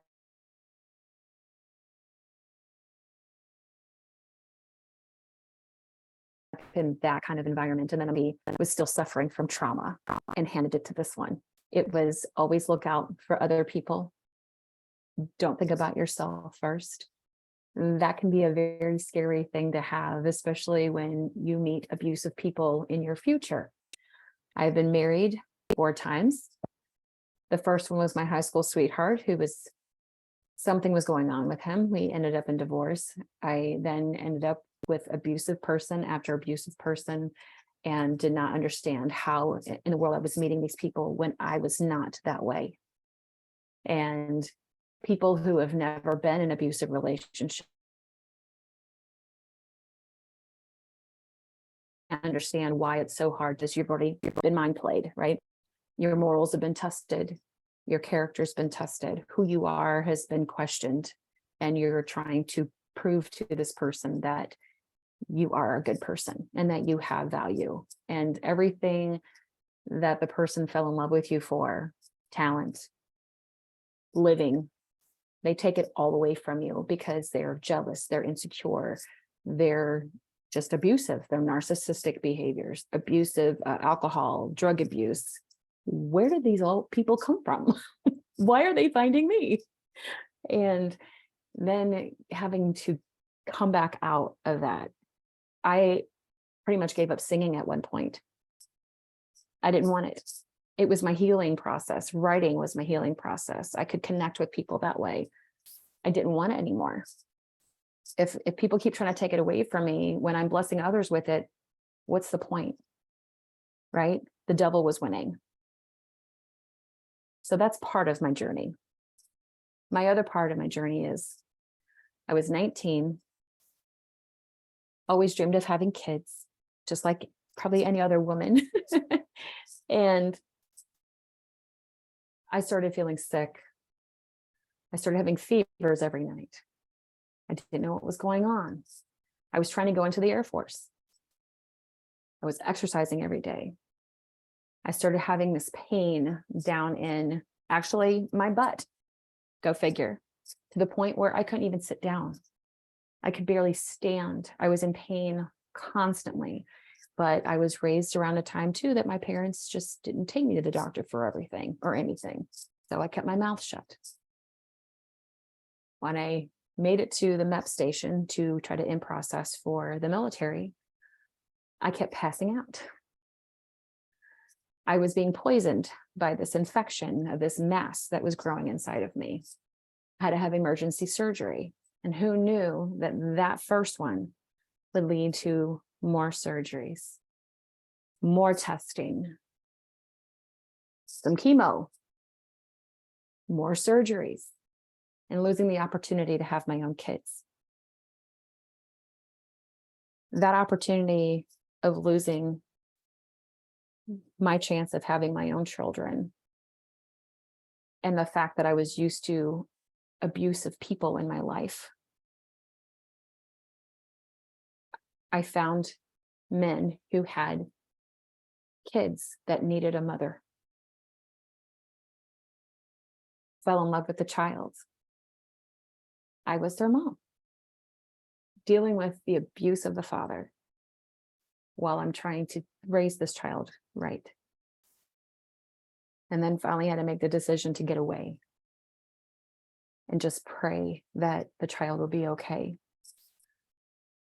Then the next person I met and married used my experience, my trauma from having that child in my life, to having it or taken away from me, for me to pull into his relationship and to take care of his kid. And it was a forced thing, but I did fall in love with him, the boy, and he fell in love with me. And I tried my hardest to protect him and his father. When you think that you get out of one abusive relationship, you think you're going to be smarter and that you're not going to know when you're going to catch all the signs, right? Now when someone comes up to you and is connecting with you, right? I was there. I've done that. I have a kid.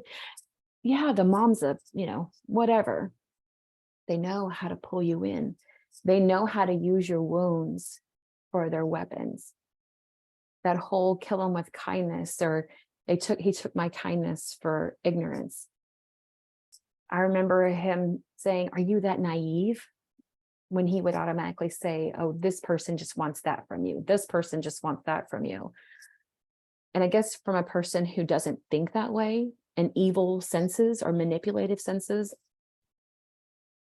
how do you explain that, right? So I felt like I had to prove something to him, and that I had to be there for that child. I felt like God put me on this planet to help other kids that didn't have a parent, that needed strong guidance.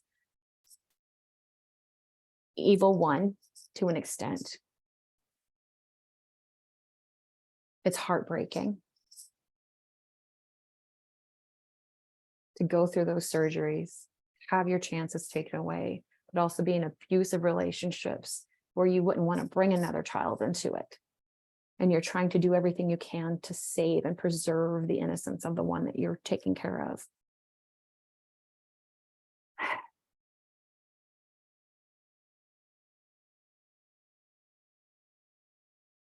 Do I still have trauma from not being able to have my own kids? I think about it all the time. I see my nieces and nephews, see how beautiful they are, and see the things that they have of my brother, or the thing that they have that looks like my mom or my dad. And yes, do I wish for that? Every day. And I'll be 50 on Monday. And it'll probably always be in my heart. But I've learned to heal. I've learned to shift. I still have a relationship with my daughter. Yay. She had to go through healing and with her traumas because of her father and the enabling grandparents. I don't have contact with my son right now, but he's not, and I call him my son because I raised him. I pray for him every day. And he knows the door is always open when he's ready to talk to me and ready to be okay. And I just wish him the best. And the other thing that was hard was, how do you mourn for something that you never had, that you never got to have? I've connected with women who've had miscarriages, and my heart breaks every time I hear about a miscarriage, and I feel that pain. But how could I have healed? How can I go through that healing process of not even being able to know that I had a child in my womb? I went to a meeting a couple of years ago, and a woman who is the first female Latina judge in my county, she told us her journey about her family. And then she told us about a story about a child that she heard about on the news that was killed by her mother on the street. And she wanted to help that child out and help with the burial expenses and all this stuff. And she created an organization to where she holds funerals for babies, whether they're unborn and they pass, or they pass as children. And I got to be a part of that funeral, of helping be a mother figure to a little girl who didn't have a family that was willing to be there to say goodbye to her. So that was one step in the right direction. So hopefully you'll read this book when it comes out and hear about our journey. And where I'm at today is just super amazing. I'm thriving. I'm speaking on my scars, and I'm so proud to be a part of this group. Just thank you so much. Janet, thank you so much for sharing. And as somebody who struggled for many years to have children, my oldest was born of my heart. My youngest came through in vitro. I remember many times watching our family, my husband's cousins younger than us, starting to have children, and that feeling. And I could feel that coming through. I just want you to know, thank you for opening up your heart and for sharing us. And you have the best smile. And I felt like I was being hugged by your smile. So thank you so much. It's such a beautiful thing to have. So thank you for sharing. And I know when everybody reads your story, they're going to be so inspired by what you share with us. So thank you again so much for being with us. Thank you. You're welcome. All right, so I get the pleasure of introducing Lena now. And Lena Sabella was born and raised in post-USSR Ukrainian iron mining town. She has struggled in poverty trying to survive. She is a drug addiction and human trafficking survivor. Today, Lena is a wife and mother of 3 beautiful children. She's an author of a spiritual autobiography called Miraculous. It's raw and transparent account of her life chronicles. So a portion of the profits goes to Fight for Freedom to support survivors of trafficking, and Zana International to create better world for women and girls.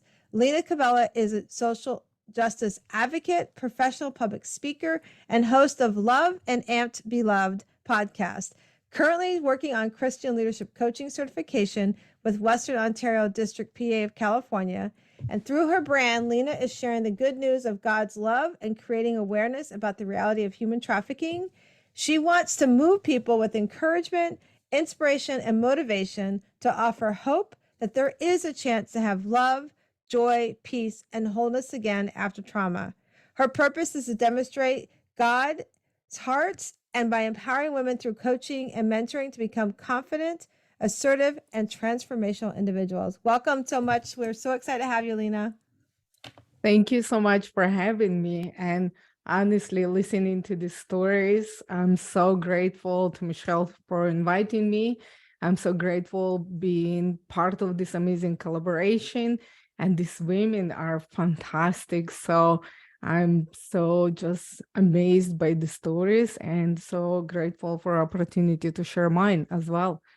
So first of all, I would never have imagined that after 20 years of silence, I would be standing on stage in front of hundreds of people and that my story would be broadcasted all over social media.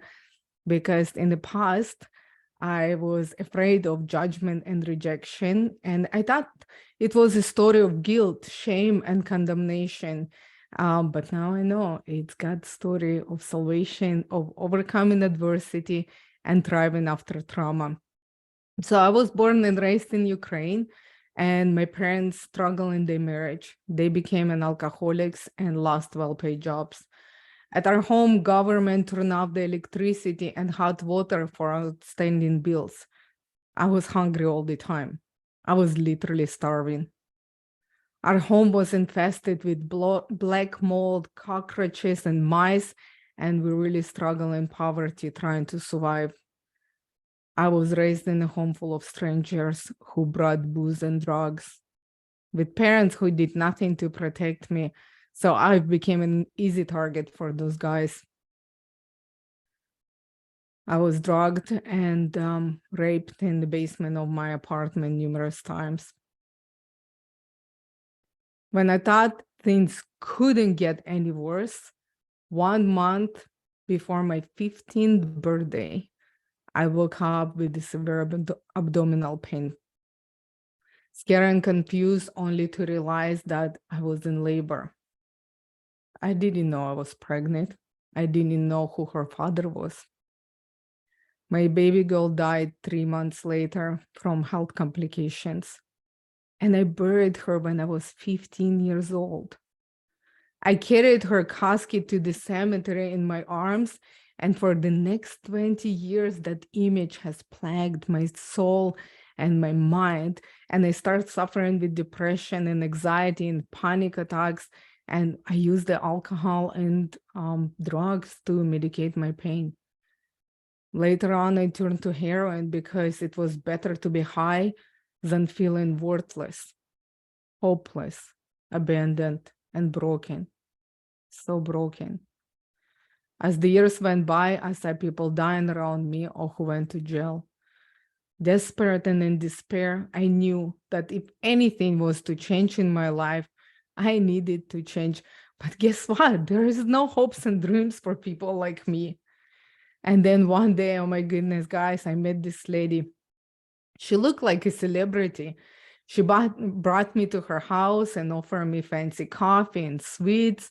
And I was so impressed. She was wealthy and loving and compassionate. And I felt wonderful and safe. I didn't know then that she would be a villain in my story. She told me that she would be able to find me a job. There was no specifics, just a job.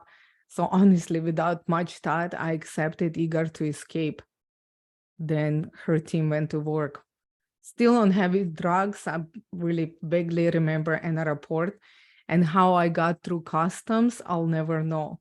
Just one morning, I woke up hearing Muslim call to prayer. Allahu Akbar, run out. I was really confused and terrified because I was in a foreign country.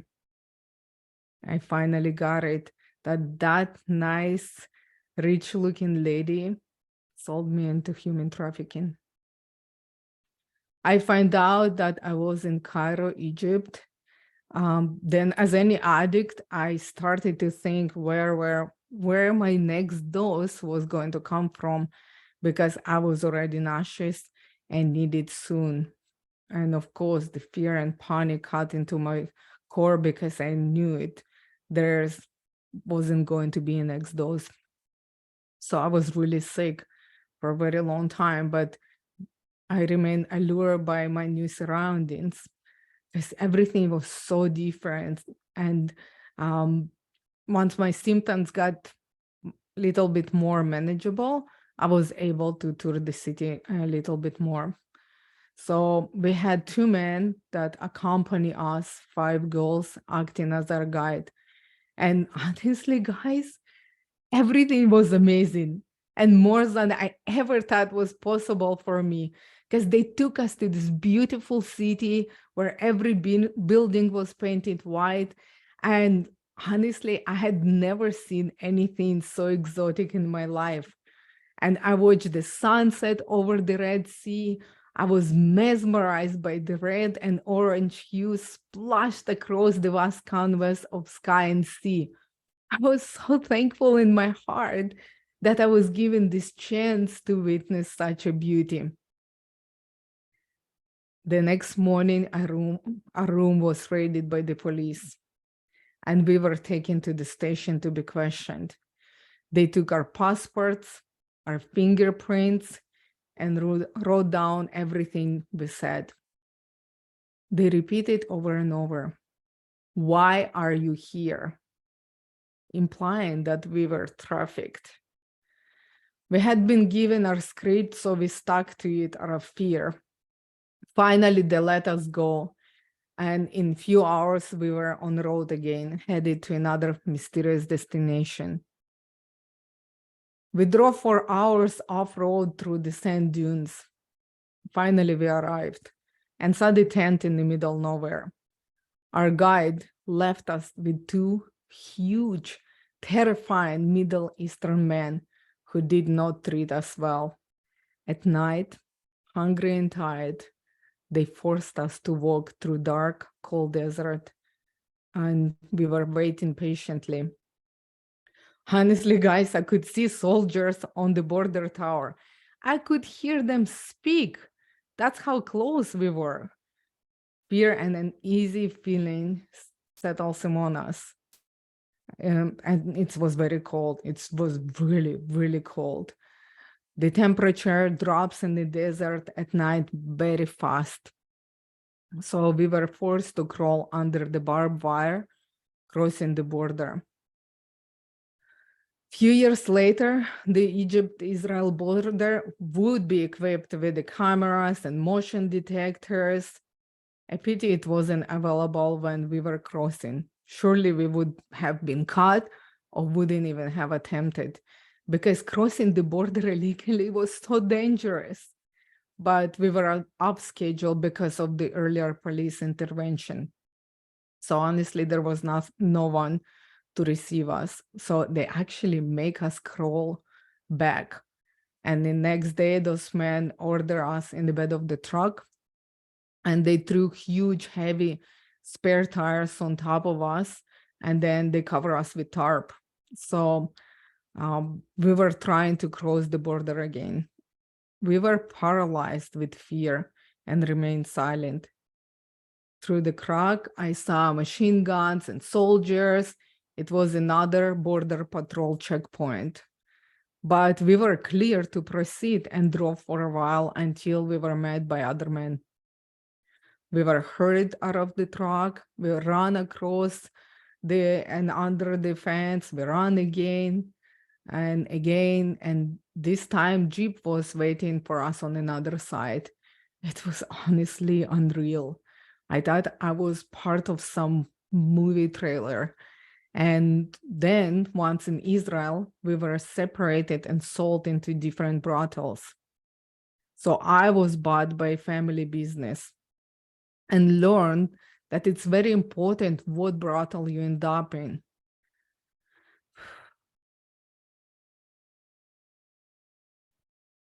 Most of the girls who came with me died or went missing. Although it was horrible situation for me, and like you have to understand, it was an upgrade because now I was clean. By default, I was off heroin. I was fed. I made money, and no one could rape me or beat me to death.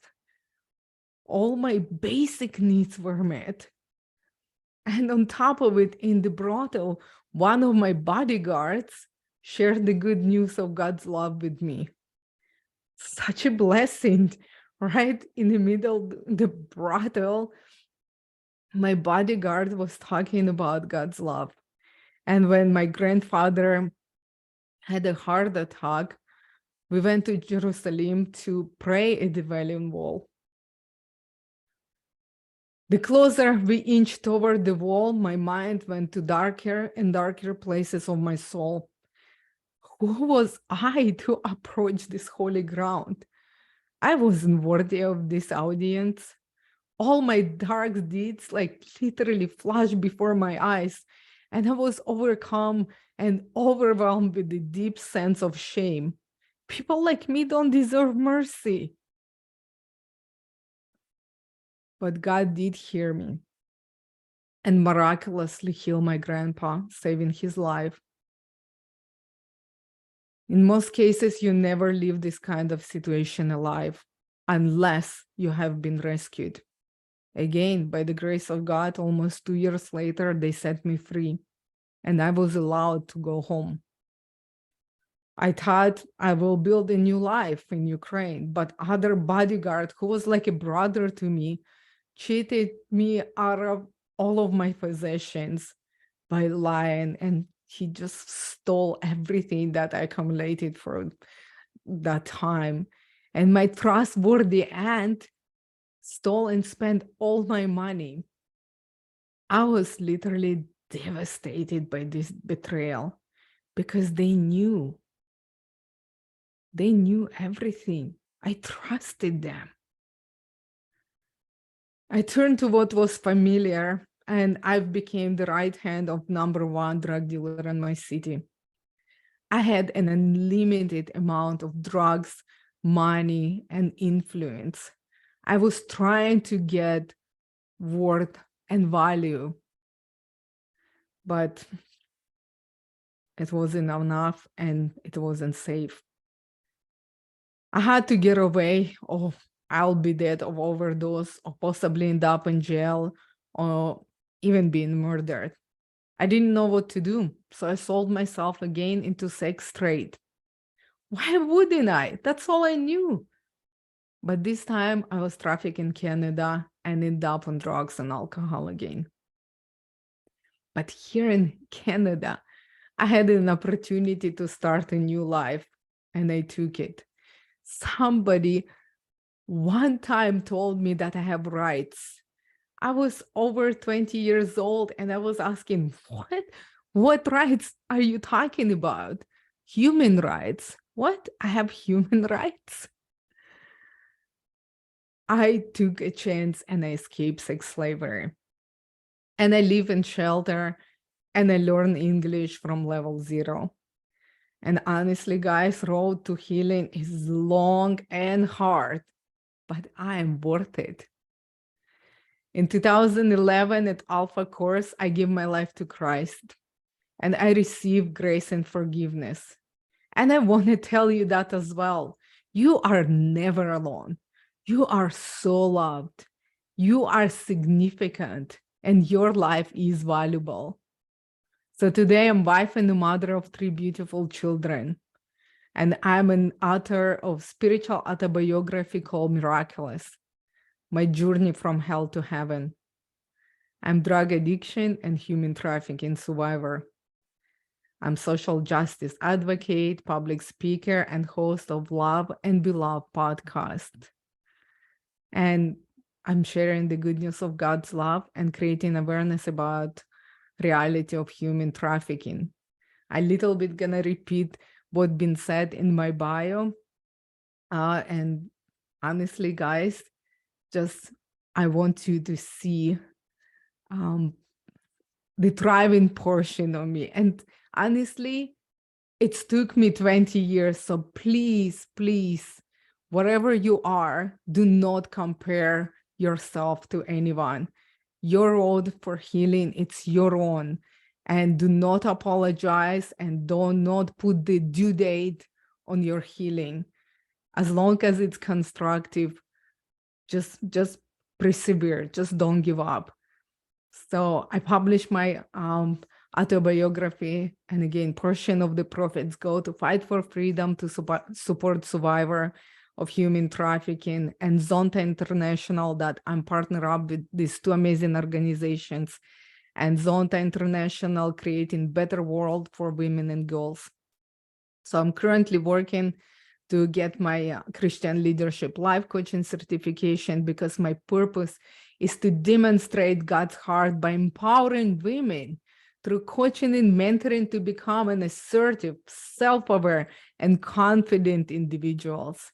I want to move women with encouragement and motivation and offer hope that there is a chance to have love, joy, peace, and wholeness again after trauma. So today you might be asking, what can I do to help? So choose the cause that you're passionate about and partner up with the local organizations. You can do fundraiser, volunteer, advocate, hold events to raise awareness, help survivors, and stay informed. And based on what I have shared with you today, I want to leave you with this quote by Marianne Williamson. Our deepest fear is not that we are inadequate. Our deepest fear is that we are powerful beyond measure. We ask ourselves, who am I to be brilliant, gorgeous, talented, fabulous? Actually, who are you not to be? We were born to make the manifesto of the glory of God that is within us. And as we let our own light shine, we give other people permission to do the same. My light shines bright these days. Now it's time for you to shine yours upon the world too. Wow, Lena, you are such an inspiration. I wrote down so many different words. Like, I loved how God showed up at the right time for you. It's just so powerful. He's always there, right, with us, but he knows when we need him to really show up, right? And then, like, the road's long, but it's our road. Like, don't rush it, right? That's so powerful. And then to say, I'm worth it. You're worth it, Absolutely. right? We're all worth it. That we're all worth it. And when we start to step into that worthiness, that's when so many, look at you, all of you here today, like, you're stepping into your story and sharing your story. You're going to touch somebody that's going to hear this story, that's hearing this today, just these snippets. And when they actually start reading the more detailed of your story, wow, right? And I think your title, Miraculous, is so perfect. Like, Thank you. I was sitting here just like going, I don't know that I would have the strength to do it. I know, God would give me the strength, but to do that, to like walk through that. And I just want you to know that I just, in the comments, people are saying, you've got this, and you've got this. And it's powerful when we stand in that glory, and we realize it's not hopeless, right? It's not hopeless, and we're not worthless. We're so worthy, and we're so beautifully made. Our stories are just a little differently entwined for each of us, but we wouldn't have our stories if we weren't supposed to walk through it. Of course, we wouldn't want it to be some of the things we've had, but for whatever reason, God's put us on this path that we're here. So thank you so much for sharing your story. Absolutely. Thank you so much. And honestly, I want to say that we all have a story. We all suffering. We all need love and compassion. So be kind, and you're enough, and you're worthy, and you love, and you're beautiful. So yes, God bless you guys. Thank you so much for your sharing today.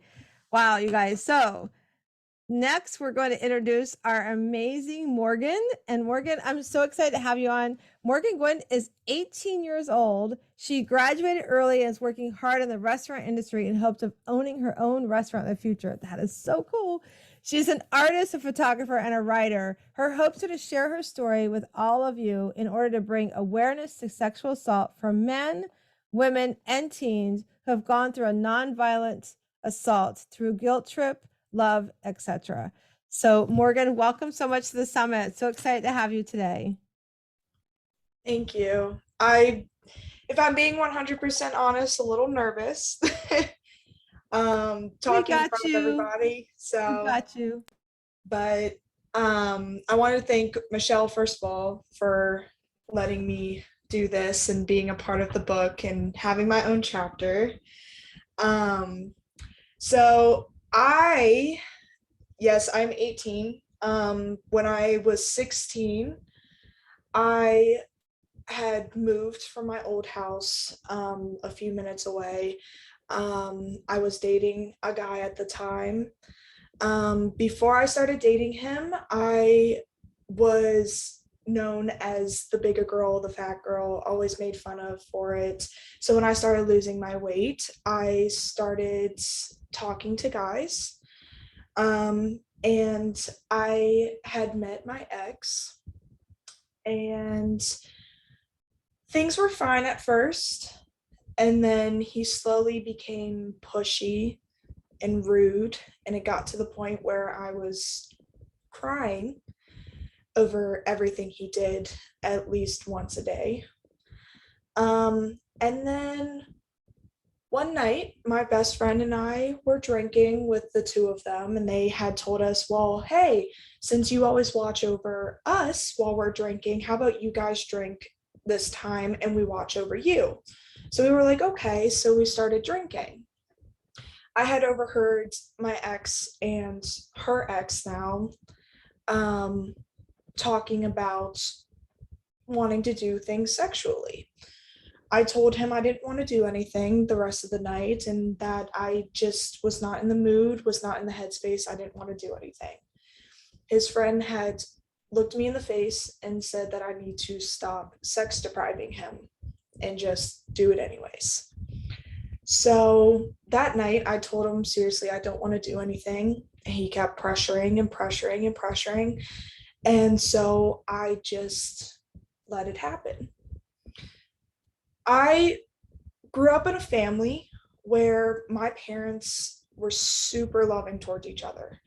My dad would bring home flowers and cook dinner, and they would go on date nights. So that's something that I always looked up to and always wanted.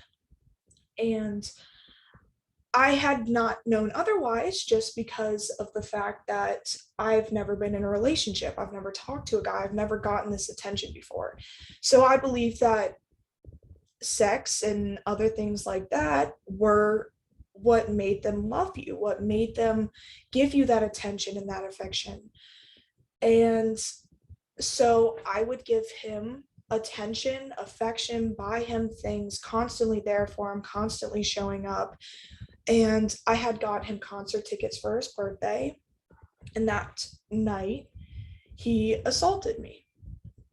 And that was the first time that I realized that, okay, this probably isn't the best thing. A few weeks later, we broke up. So after that, I got angry. I was sad. I was trying to find everything in my power to get out of that situation, to not feel like that constantly.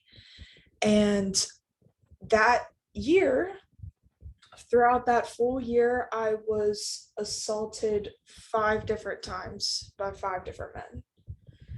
And I kept letting it happen. I didn't know what to say. I didn't know what to do. I just thought that this was how it was supposed to be. This is how guys show their love and affection was this. And I thought that the reason that they treated me the way that they did was because I didn't give enough sexually to the guys that I was going for. So I continued to let things happen. And then I started talking to a guy that I talked to before my ex, and we started getting back in contact. I finally met up with him for the first time. Before then, he would never meet up with me. We would never hang out. So I finally met up with him for the first time. The first time was okay. We got along, like things were good. But his brother had just passed away. So I was there for basically emotional support, trying to make sure he was okay. And the second time that I met up with him, he became more pushy. And by the end of that night, he had ended up raping me. And I told him about one of my assaults as to why I didn't want to have sex in the first place. He laughed in my face and said, "At least you know what it's like to be assaulted." That night, he kept pushing and ended up raping me. And then in the morning, he did it a second time. And it lasted for hours because his excuse was he didn't finish. So I let it happen again.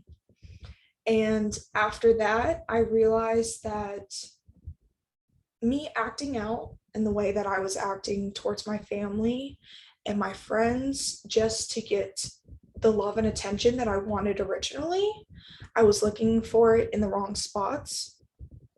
So I started getting closer with my family again, started to work on my things. I had told my best friend and my mom what had happened, and it took my best friend basically yelling to me that you were raped for me to believe her that it had actually happened. So a few months later, he got into contact with me again after I blocked him. And I told him I never wanted to talk to him again because you raped me, you did this, and it was terrible, and I never want to go through that again. And his only response was, "You wanted it."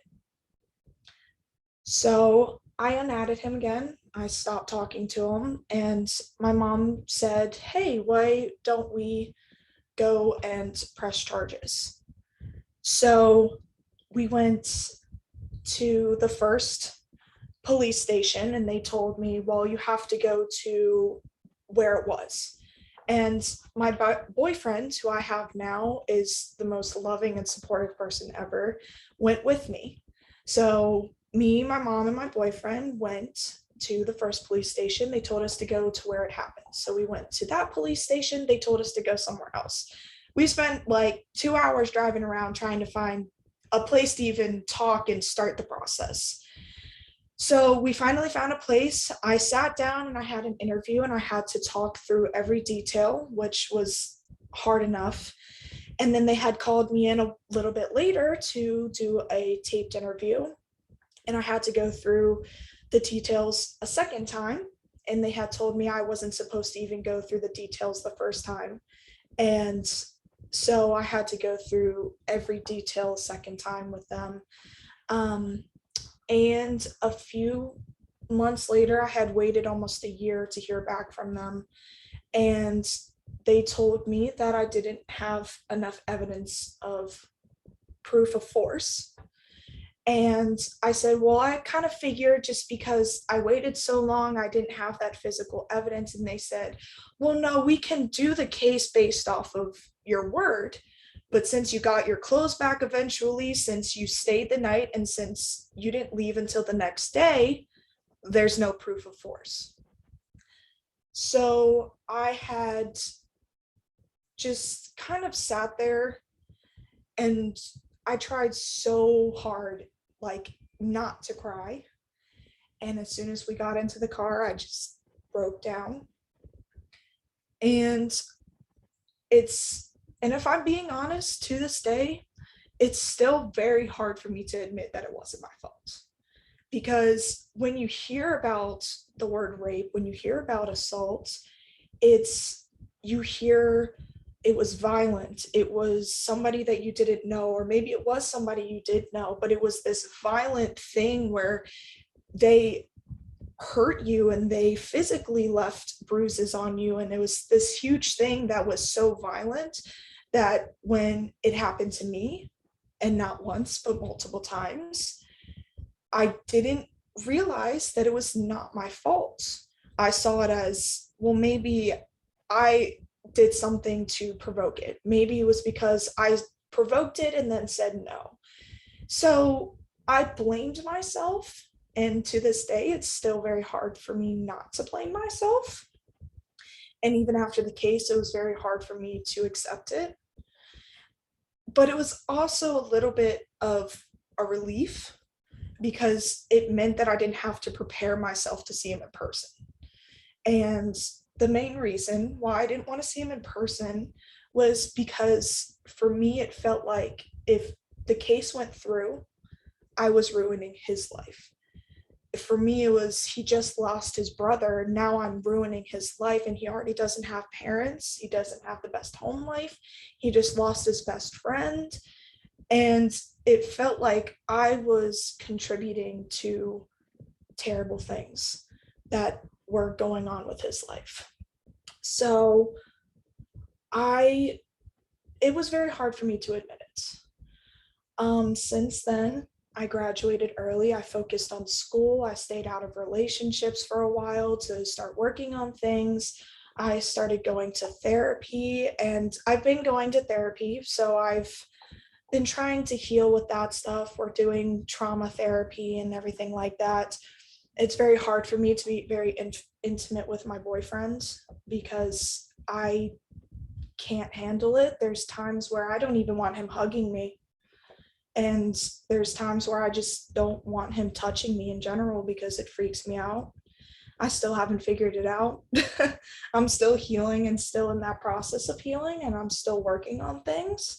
But I feel like I've definitely come a long way since then.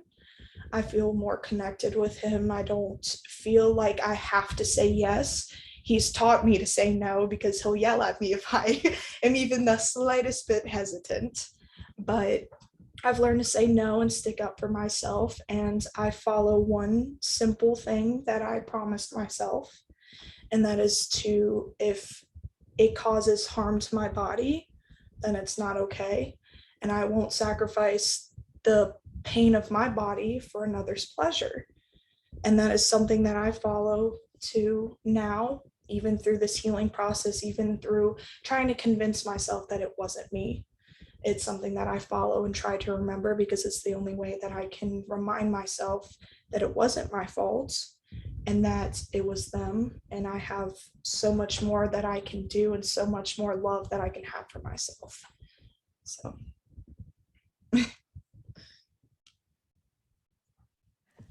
I just want to say the word that comes to me when I think about you, Morgan, is brave.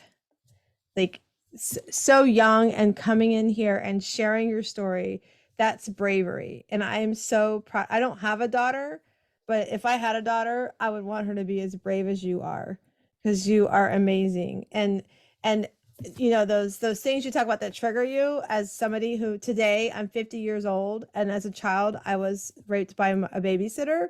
I still have those moments that like, oh, don't touch me, you know? Yeah. So just know that it's okay. And I love that you said you're focusing on self, because focusing on self is going to be one of the things that's going to help you with your healing. And way to go to have somebody who's telling you and teaching you to what the word no, you know, it's okay to say no. So that's so powerful. So thank you so much for sharing. Thank you. You're welcome. All right. So now we are, let me get my notes here. Sorry.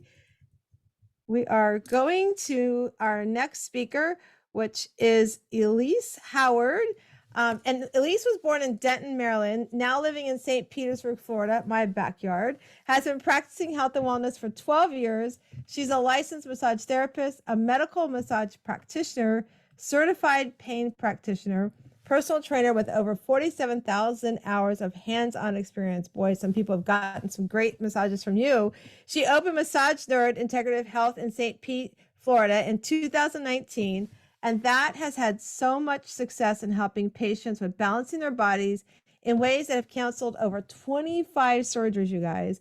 Elise has also held the patient, has also been the patient herself, at 230 pounds, depressed, and had cancer. She was tired of being a victim, so she became the victor. And now she helps others do the same. Elise, I can't wait to hear your story. Welcome to the summit. Hello, hello. How are you? How is everyone, ladies? Woo! Today has been amazing, if not transformational already. From what I've heard, the experiences, the stories, the triumphs, the tribulations, that each and every one of you are so powerful, so beautiful, so magnificent. And I'm listening to all of you are authors and PhDs, and you guys have attended college, and how powerful every single individual that has been on here is. And thank you so much, Pearl, for that introduction. You know, words are words. They sound good, right? But it's not good unless we put some action behind it. My heart is so full today and with what's going on. I am Elise Howard with Massage Nerd Integrative Health, and something that is relatable with each and every one of you. I believe that every trauma survivor, once trauma's kind of happened, there's things that kind of keep happening if we don't kind of break that cycle.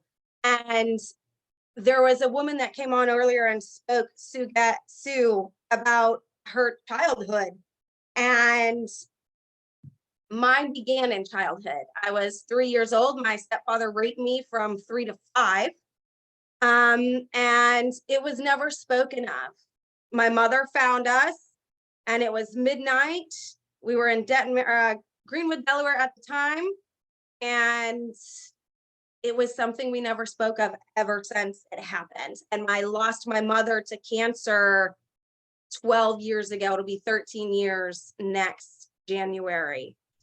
And so from the day that she passed, we've never has spoken about it. That was something that I just kind of figured, you know, it kind of happens, you deal with it, you move on, and you go from there.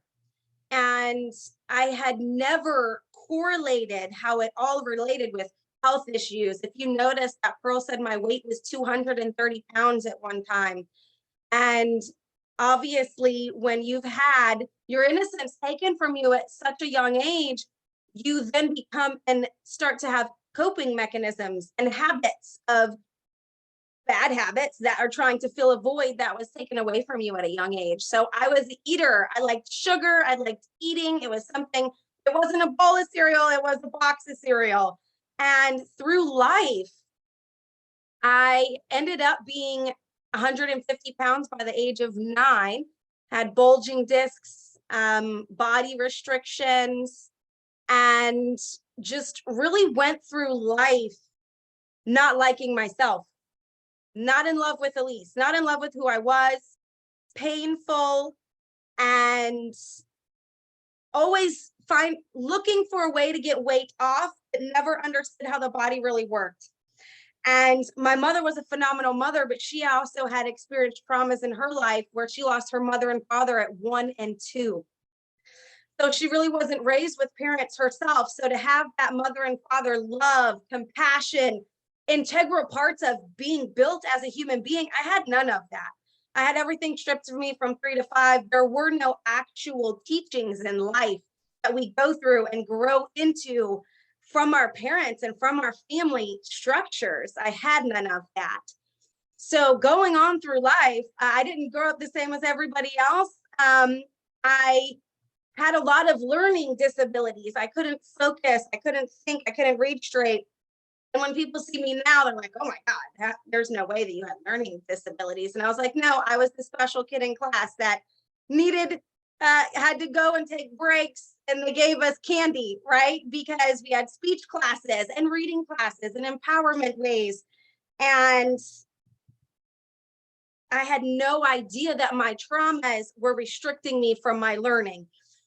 The issues of not having those early developments kept it towards I couldn't focus, and I had that constant eraser. So the math papers were messy and I had nothing put together as far as structure. And I didn't understand that all of this correlated until about a year back. And now here I am 35 years young. Massage Nerd was birthed in 2019. However, I have been practicing for 12 years.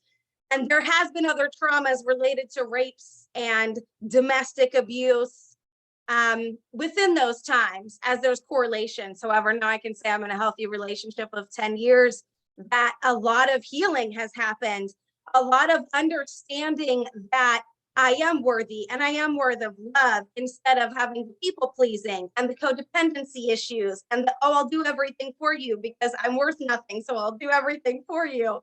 Right. And I've gone through all of those layers, and we've healed those layers, and we've healed a lot of those things. But again, it's a constant journey. It's a constant process. So I will say what we were able to correlate. So I'm a cancer survivor, and in January will be 7 years completely cancer free, all holistic, healed naturally. However, my cancer was cervical cancer, and it was correlated by a few physicians, psychologists, and PhDs as kind of traipsing back from that original rape, from that original tearing of the bodies and tissues, and having those energies, what we call, if you're familiar with traumas and things of that nature, issues in the tissues where cells have memory, and this gets trapped in our bodies. And I see women all the time with extra weight on them, and they say, Elise, I swear I don't eat as much as everybody thinks I do. And it's like, my love, I know. No, you haven't. It's just that there's stuff stuck in your body, right? And so I had those things stuck in my body as well. And what we find out is the more that we can heal from these issues, the more that we can be advocates and collaborate with powerful women such as yourselves, powerful men that are open to bringing up stories of the Me Too persons, right? So as we correlated that, the cancer, obviously I was healed from the cancer before we put all that together.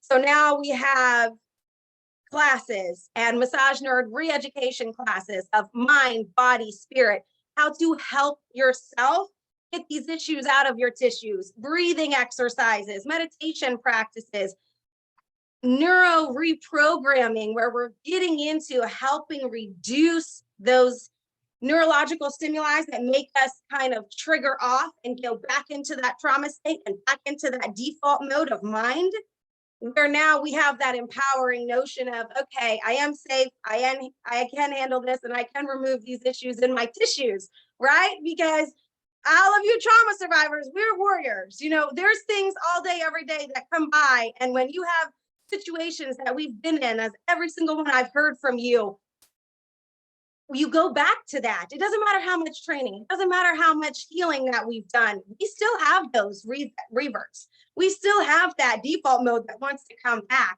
So now we have practices for your mind, body, and spirit. And every single person, Michelle and Pearl, I'm sure you guys have that list that we'll be able to give the 30-minute consultation with myself personally out of Massage Nerd Integrative Health for anyone that was involved in this collaboration. But again, the rape trauma, the physiology trauma, it getting stuck in the tissues, having that mind body completely disconnected for a majority of my life. I never lived for myself. I always lived for others. And, you know, Massage Nerd, right? We want to take care and fix everyone and help everyone and make sure that you don't feel what we felt, right? Because that's our goal, right? Is to make sure that you don't feel how we feel, that loneliness, that I got to figure it out because no one else will help me. But that's what we're here for. And that's why bringing Massage Nerd Integrative Health, having Breaking the Silence, getting individuals to just give awareness instead of shame, because we all walk with that shame and we all walk with that embarrassment of having your pride taken and being beaten by a man where your face can't even be recognized, and the police telling you that, oh, you'll just go back. It's okay. You'll just go back. We don't trust what you say. We completely are here for each and every one of you. There is not a story, there is not an individual that this will be passed on to, because the individuals that hear this now, this is going to ripple effect. Do not feel less than. You are worthy. We are worthy. I want you telling yourself every single day that I am enough. I love you. I want that high five in the mirror every single morning because you're worth it. But again, we get into the rape, we get into the body dysmorphia, right? Because we don't love ourselves, because we weren't respected, because we weren't treated well, because that purity was taken away from us in some way, shape, or form. So now we get into the internal with the external, because usually when we have those issues, we can look good on the outside, but we are damaged on the inside. Or we can be okay on the inside, but our toxins are absorbing into our tissues and we're gaining weight by the pound because our bodies and our systems haven't regulated. So again, if you're having any issues with mind, body, or spirit, there is some type of misalignment. So again, have that connection to bring yourself to a close, to give yourself the calm, to love yourself, to find one of us that has spoken today, to reach out to women, to empower yourselves, to empower one another, and just be that light. Because there are so many of us that have these stories. And I would have loved to gone into the details of the stories, but why give that energy, time, and conviction when we can talk about the good results that have come out of it, the empowering movements that have come out of it, what is going to be come out of it as we change the ripple effect of weakness is meek. No, God himself said, the meek shall inherit the earth, and the meek are far from powerless, but we are mighty powerful. We just don't have to be on the soapbox all the time. It is just a lot of work on the backsides and in the backstrokes. So thank you for allowing us to collaborate together, different messages, different times, different awarenesses. I thank each and every one of you. Michelle, thank you so much. Mia, thank you for the introduction. Pearl, thank you for the introduction in this summit. We are here for you today, so you have a better tomorrow. Because we are here, baby. We bend, we do not break. Thank you. I love that. We bend, we don't break. Oh my gosh, okay. So you're in St. Pete. I know Michelle's going to get me connected, introduce you. We got to connect. I just love it. And as a naturopathic mental fitness coach, I'm like, way to go, girlfriend, taking care of yourself naturally. It's so, so powerful. And and you're right. Things get stuck in our tissue, right? That we hear that all the time, and we have to get to that DNA to get to work through it. So Elise, your energy, oh my gosh, you guys have got to connect with, every one of you need to connect with each other. And I'm just so, love yourself. All of you, before I introduce Michelle, I just wanted to tell you that you guys have been amazing. I think the common thread is we have to love ourselves, self has to come first. And I just, you're worthy, and be the light, right? At least be the light. So thank you for being a light just now and for us. And I'm so excited to have had you today. And now I get the honor of introducing your host for the day, and the person who put all of you amazing authors together. And just a little backstory. When I met Michelle, because I chased her down at an event in Las Vegas and said, I've heard about you and I need to get to know you. And our friendship has grown, and it's been so amazing the last year. I think it's almost a year and a half now. But your summit host today, Michelle Jewsbury, she's a powerhouse advocate for those who have experienced pain and trauma. And as a founder of Unsilenced Voices, which is a nonprofit organization dedicated to empowering survivors of domestic violence and abuse, Michelle has become a leading voice in the fight against these insidious crimes. Her journey has been shaped by her own experiences of trauma and abuse. However, rather than let these experiences hold her back, Michelle has used them as a catalyst for positive change, dedicating her life to helping others who have faced similar challenges. And as an internationally recognized speaker, coach, and advocate, Michelle has reached countless individuals with a powerful message of hope and healing. She has been featured in numerous publications and media outlets, including Yahoo Finance, KTLA, and NBC News. With her unwavering commitment to social justice and her passion for empowering others, Michelle Jewsbury is a true force for change in the world today. Her work has touched countless lives and serves as an inspiration to all those who seek to make a difference in lives of others. Take it away, Michelle. Thank you so much, Pearl. Thank you for everybody being here. I know it takes a lot of strength to tell your stories. I know it takes a lot of courage to be able to come out and speak your truth, be able to talk about things that you may have experienced. And I am so humbled and so honored that I feel like we have created a team. This isn't just an anthology. This isn't just a group summit. This is a movement. This is a movement that we are creating to inspire other people to use their voices to change the trajectory of their lives. So I want to first start off with a quote by Martin Luther King Jr. Our lives begin to end the day we become silent about things that matter. Now, I want you to really let that set in, because our lives do begin to end once we silence ourselves, once we allow our circumstances to define us, to inhibit our voices.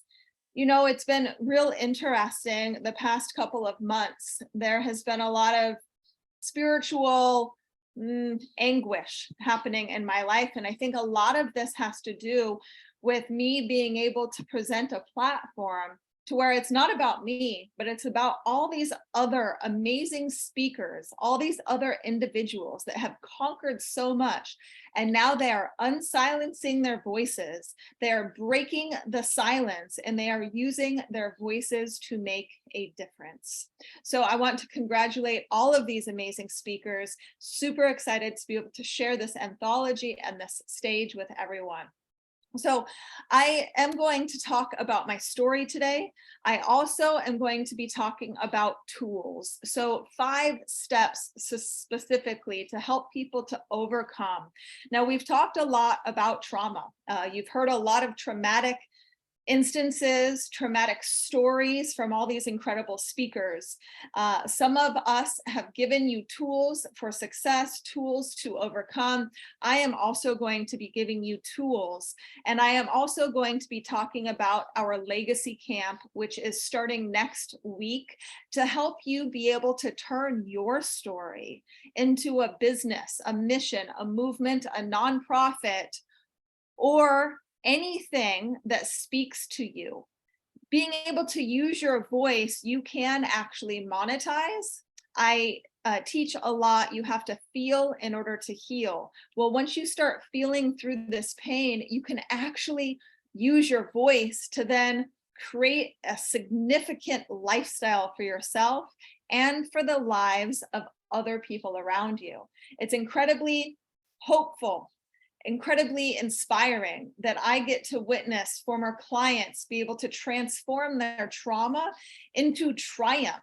I have multiple clients, one who is changing legislature in Texas. I've got another client who is an aspiring businesswoman who is now using her story to change the dynamic of business and real estate. There's another woman that you'll hear from here in a little bit, actually, who is able to use her story to then create a business to where she can help other nonprofits achieve success. So there are multiple different avenues for you to be able to do that. So we've got 5 spots open for that legacy camp that starts next week. So I do want to let you know about that as well. So if you don't know about me, I'm going to start from the beginning. So I was born to 2 amazing parents. My mommy and daddy are no longer with us.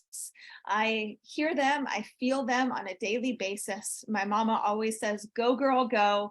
And I can hear my dad starting his Harley up in heaven and trying to pop wheelies in his old age. So I miss my parents, and growing up with them was a blessing. Nobody's life is perfect. No parent is perfect. My parents did the best that they could. I never grew up with any type of abuse. I didn't witness domestic violence in my household. My parents didn't even yell at each other, let alone lift their hand to one another.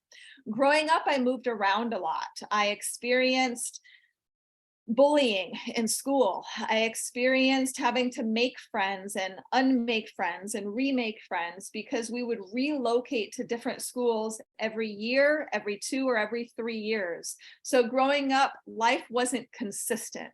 I didn't really have that homey feel that some people do. Well, growing up, I knew I could rely on my family, and I knew that I wanted to express myself in a positive way.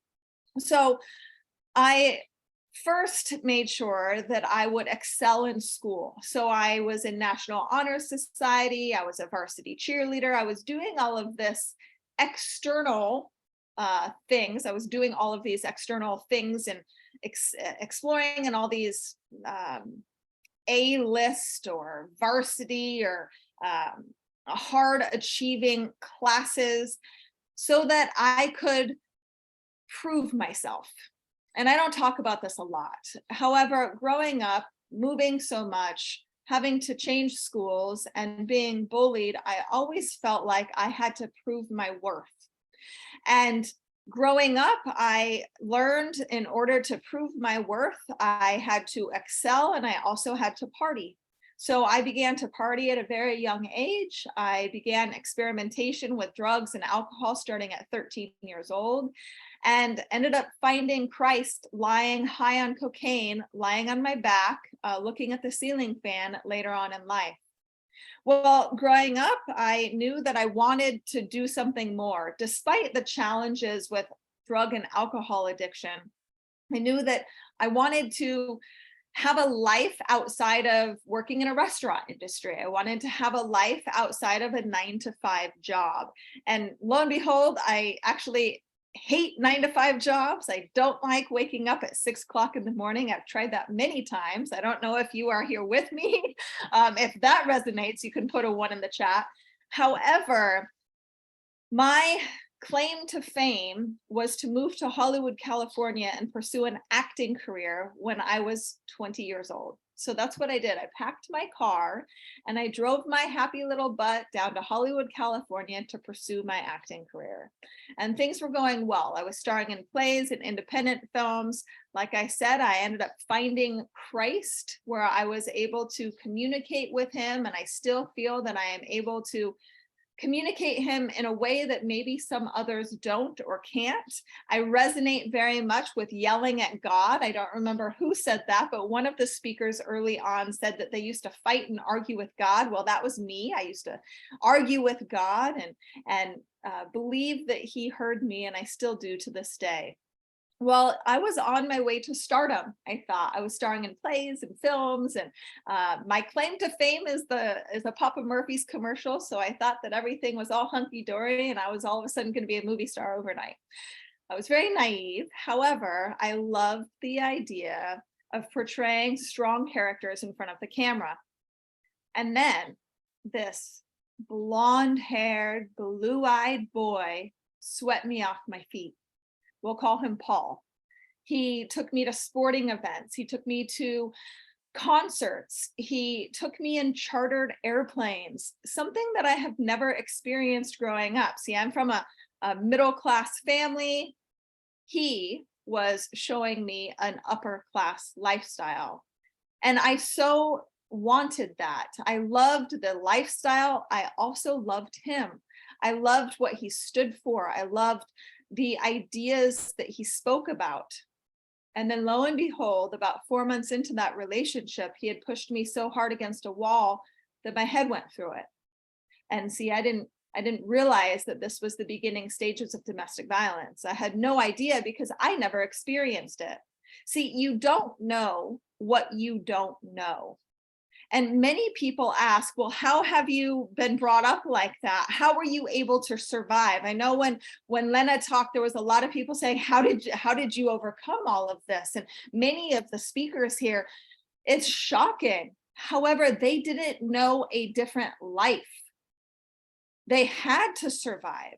You have to survive. If you don't know what life looks like, then you feel like you are trapped. You feel like that this is your only way out. This is your only way. And that's what I felt when that first instance of violence happened. And he apologized and said, I was just triggered. I promise I won't do it again. I believed him because I have never experienced that type of abuse before. And I ended up staying with my abuser for 4 years. And I endured all forms of domestic violence, emotional, sexual, physical, financial, psychological. And I didn't understand until later on that my life was in danger. There were multiple times that I was beat for over 4 hours. I was being controlled and manipulated, and I lost myself. See, growing up in a loving household doesn't 100% guarantee that you are not going to experience trauma. And if you're out there and you feel like everything's hunky-dory and I'm just fine, always keep your eyes open and your ears open. Always learn. You know, wisdom is a hard thing to pray for, but you know what? I encourage you to pray for that, because the more that we know, the more that we can understand, the more that we can help other people. And me going through that, I had escaped that situation and I felt lost, just completely lost. And I started to document my story. I started to write out what happened to me. And this is something that we do teach. I make sure to encourage people to use their voice, whether it is speaking on stages like this, whether it is writing, whether it is non-traditional modalities like theater arts or painting. I know Lori does a lot of art, right? Art exhibitions. It's huge for healing. Music is a form of therapy, right? Being able to speak to therapists and counselors. I encourage all of this. But when I read that story back to myself, I was shocked. I was like, how is this me I'm reading about? I didn't understand what had happened. And when I read it back to myself, it felt like I was reading somebody else's story. And that is when I knew that my story was too big not to share with the world. And that means every single one of you out there who are listening, the speakers involved, the authors involved, your story is too big not to share with the world, because you matter and your voice matters. So at that point, I ended up turning that first written piece into a one-woman show, a 65-minute solo show that I was able to portray my abusive relationship on stage. I performed roughly 13 to 17 different characters in a 65-minute solo piece. That means that it was just me on stage. And yes, that's really hard to memorize 65 minutes of dialogue. However, what happened next was what was so miraculous. People started coming up to me, telling me their stories of abuse, telling me their stories of triumph over trauma, their stories of turning lemons into lemonade, stories of mothers, fathers, brothers, sisters, neighbors, cousins experiencing abuse that should never happen, an injustice that should never happen on this planet, and yet it does. So because I was able to perform that play, it encouraged other people to use their voice and speak up. Well, it's not about me, it's about other people. So then I started to realize, how can I continue serving and continue helping? And I felt a pull. I felt I wouldn't say pressure, but a calling. I felt a calling from Christ to do something more. And I knew that I wanted to dedicate my life to helping survivors of domestic violence, which is now translated into sexual abuse and human trafficking issues as well. And I knew that by serving in nonprofits that I could help. So I started to volunteer with the Downtown Women's Center on Skid Row. I thought that I was going to work there, but that's a whole nother story. It didn't work out, although I still love the Downtown Women's Center. They do incredible work. I ended up flying up to Oakland for an interview for another nonprofit. I'm very spiritual, so I felt God's presence within the organization, but I didn't feel like I was supposed to be there. So I was like, all right, God, what do you want me to do now? And I don't know if you've ever experienced that. What do you want me to do now, right? I end up walking the streets and going to San Francisco pre-COVID. So this is when San Francisco was safe enough to go to Pier 39 and drink Chardonnay and have a glass of clam chowder, or to eat a cup of clam chowder. But I remember sitting there and this gentleman came up to me and we started talking, and he told me his story, and then I in turn told him mine, and he said, you need to start a nonprofit organization. And that was the time that I finally said, okay, I'm going to listen. No matter how scary that is, no matter how ill-equipped that I thought I was, God gave me a mission. Now, if you think of the disciples, whatever religion you are, if you look at the book, as for me, the Bible is the word of God. If you look at the book as an actual book, factual or not, this is your belief. However, the stories show that all of the disciples were not perfect people. They were all sinners. They all had obstacles. They all have done horrible things in the past. God is able to use people with broken pasts to secure a positive future for individuals. So I was like, okay, then I'm going to listen. And we're a 501c3 within a month. And then I was in Ghana 2 months later. There are many amazing things that have happened since.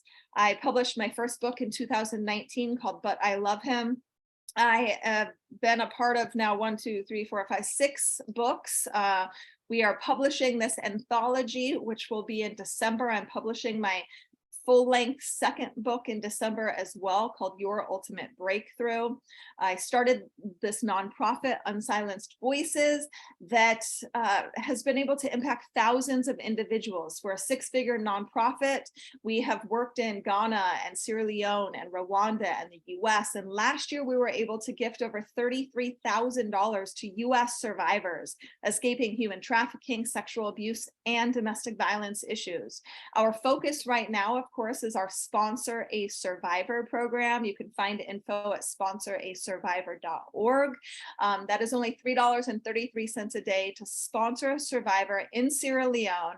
Many of our girls have been trafficked to the country, and 99% of them have experienced sexual abuse and domestic violence issues. So that sponsorship actually covers vocational training materials, a monthly stipend, counseling, and medical. So $3.33, guys, a day is not a lot of money. Now, from there, I started a business. I started to speak around the world. I started to realize that I could monetize my voice. And I had mentors and coaches teaching me how to do so. I didn't just miraculously come up with this on my own, because I had no idea that you could monetize your experiences. I didn't know that people were going to ask me to speak about my story, and that my story could impact so many people, just like your story is impacting so many people. And that you are now brave enough to speak up. See, we teach a lot. You have to feel in order to heal. So feeling through that pain is essential. However, embracing what has happened to you gives you a voice to stand on when you're up on stage and other people have traumas and stories that they need to tell you.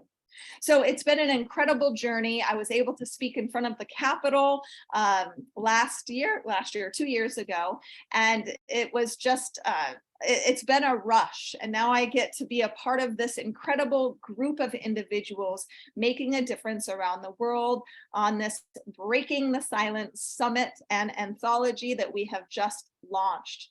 So I also get to teach what's called Legacy Camp. Now, Legacy Camp is a platform. It's an 8-week platform that allows you to be able to use your voice to launch, grow, and build a nonprofit, a business, or a mission movement, or a piece of legislation, right? It doesn't matter, but launch, grow, and build something with your story. We teach you tools for success. We teach you business plan, marketing plan. We teach you public speaking skills and the actual structure for public speaking. We teach you how to write your full-length book. So this starts next Wednesday. We only have 5 spots left, but I would love to have you a part of that. It is only $9.97. However, I'll talk about that. I've got about 5 more minutes to briefly talk about the 5 steps to overcome challenges. So Rashid said, a legacy is not what's left tomorrow when you're gone. It's what you give, create, impact, and contribute today while you're here that then happens to live on. So your legacy is not something that is far away. Your legacy is now, and it is also what you are leaving behind.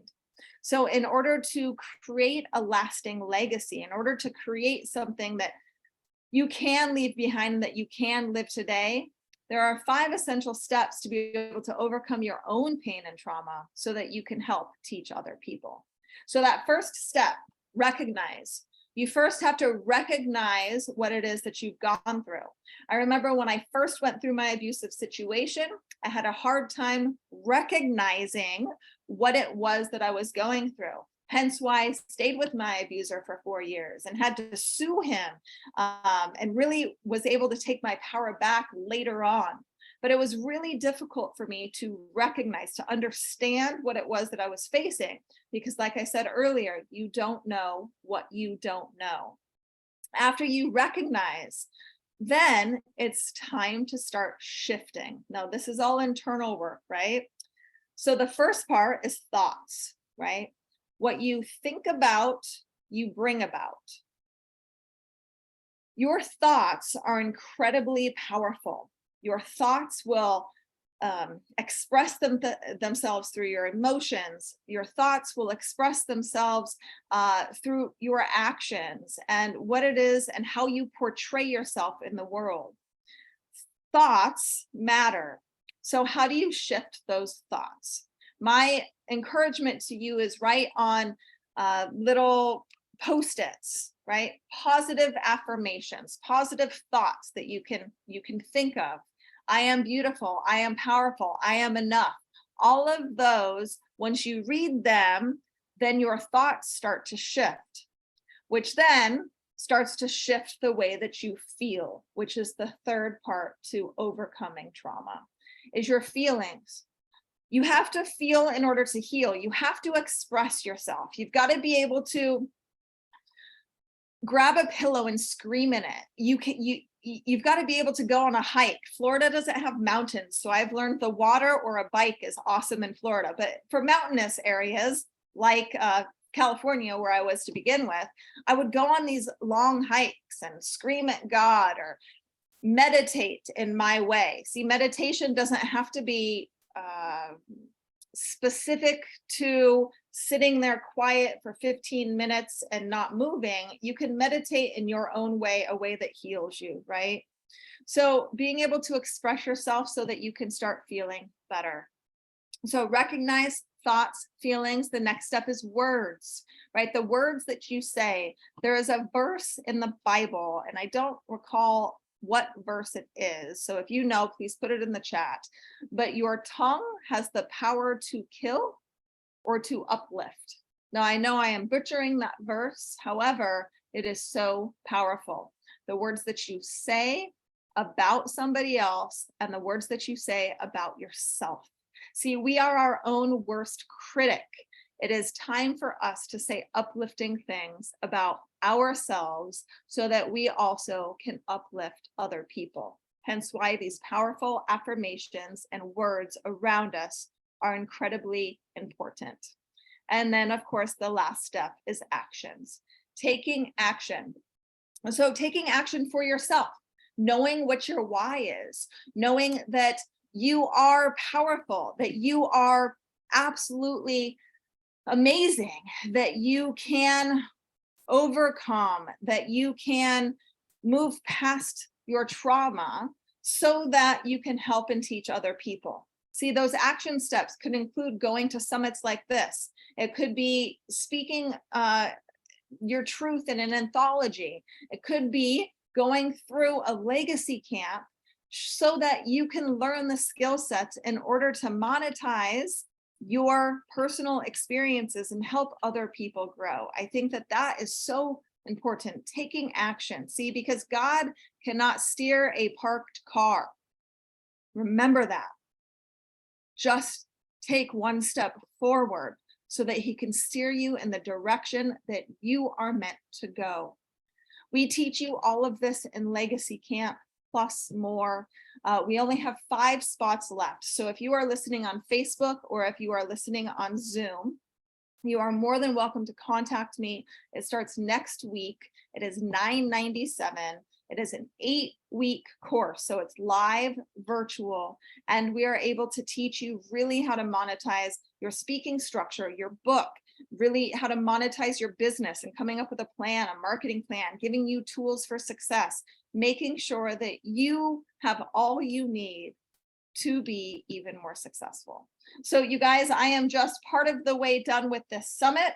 And I am so incredibly inspired and hopeful. And I hope you are incredibly inspired and hopeful as well.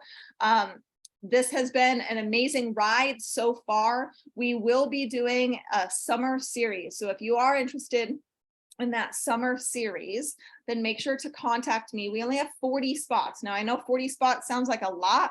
However, we have 20 something authors and speakers now, and we sold this out in 3.5 weeks. So if you are interested in that, please contact me. That's an entire other thing. With Legacy Camp, you will be able to have a spot complimentary. So it's included in Legacy Camp this time. So like I said, contact me. However, I get to introduce our next speaker now. So it really is back to back. We are moving on. So let me make sure that our next speaker is here. Where is Nicole? Yay, she is here. Perfect. So this woman is a powerhouse. She is somebody who I met, 1.5 years or 2 years ago, and somebody who has been able to use her story to give back, use her story to encourage, and use her story to inspire other people and be able to monetize it in a business. So it's amazing. Nicole Norelli is a compassionate advocate, resilient survivor, devoted mother, and founder of For Their Fight, an organization dedicated to supporting survivors of domestic abuse, sexual assault, human trafficking, and suicide. Drawing from her personal experience as a survivor of childhood sexual abuse and sexual violence and domestic violence, Nicole has made it her life's mission to create a positive impact in the lives of others who are enduring similar traumas. As a mother, she understands the importance of nurturing and protecting those who have experienced adversity. Through For Their Fight, Nicole works tirelessly to raise awareness, funds, and resources for organizations worldwide that assist survivors, aiming to build a global network of support and empowerment. Her unwavering dedication has resulted in significant accomplishments, including raising over $19,000 for Safe House of Seminole County in 2022. She envisions a world where the voices of survivors are amplified, where prevention and intervention efforts are strengthened, and where every individual finds healing, support, and empowerment. So let me find you, beautiful girl. If you want to unmute yourself, perfect. We don't see you yet. Hello. Hello, I see you. Okay, perfect. So Nicole, I am super excited to give you the stage and very, very excited to have you a part of this incredible anthology. So the stage is yours. Awesome. Thank you so much.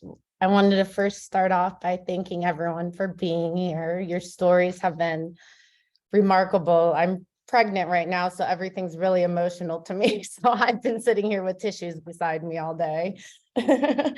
Thank you, Michelle, for having me here. I'm very excited. So I'll start off sharing my story and a little bit about me. As Michelle mentioned, my name is Nicole Norelli. I'm a mother, a wife, and the survivor and the founder of For Their Fight, a nonprofit organization dedicating to supporting survivors of domestic abuse, sexual assault, human trafficking, and suicide. So today I want to share my story with you, a story of resilience, healing, and the power of collective action. When I was 17 years old, I encountered my abuser. I had a pretty normal life with good Christian parents and grew up in a pretty good home, but I had some sort of childhood trauma that happened to me young and kind of left me questioning a lot of the world, of God and who he was. So when I met my 17-year-old love of my life at the time, that I thought that everything was going to be okay and he was going to be able to fix all of my broken pieces. Unfortunately, it didn't go that way. It all began with insults, name calling, and threats, verbal assaults that cut deep into my soul, and it didn't end there. The physical abuse soon followed, manifested by the painful pinching of my arms. It didn't matter who was around or where we were. If I embarrassed him, made him mad, or even looked at someone the wrong way, he would tightly pinch my arm, leaving bruises that served as visible reminders of his control. The pain was unbearable, both physically and emotionally. It felt as though my arms were nearly stress balls, objects for him to vent his anger upon.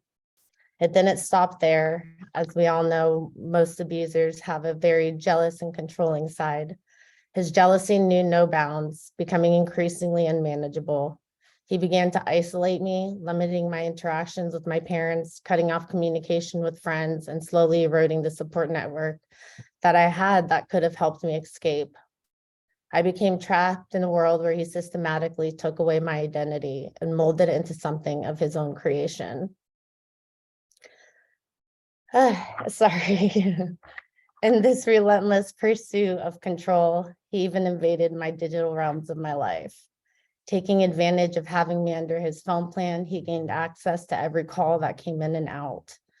But his intrusion didn't stop there. He went as far as changing my Facebook password, effectively locking me out of my own online account.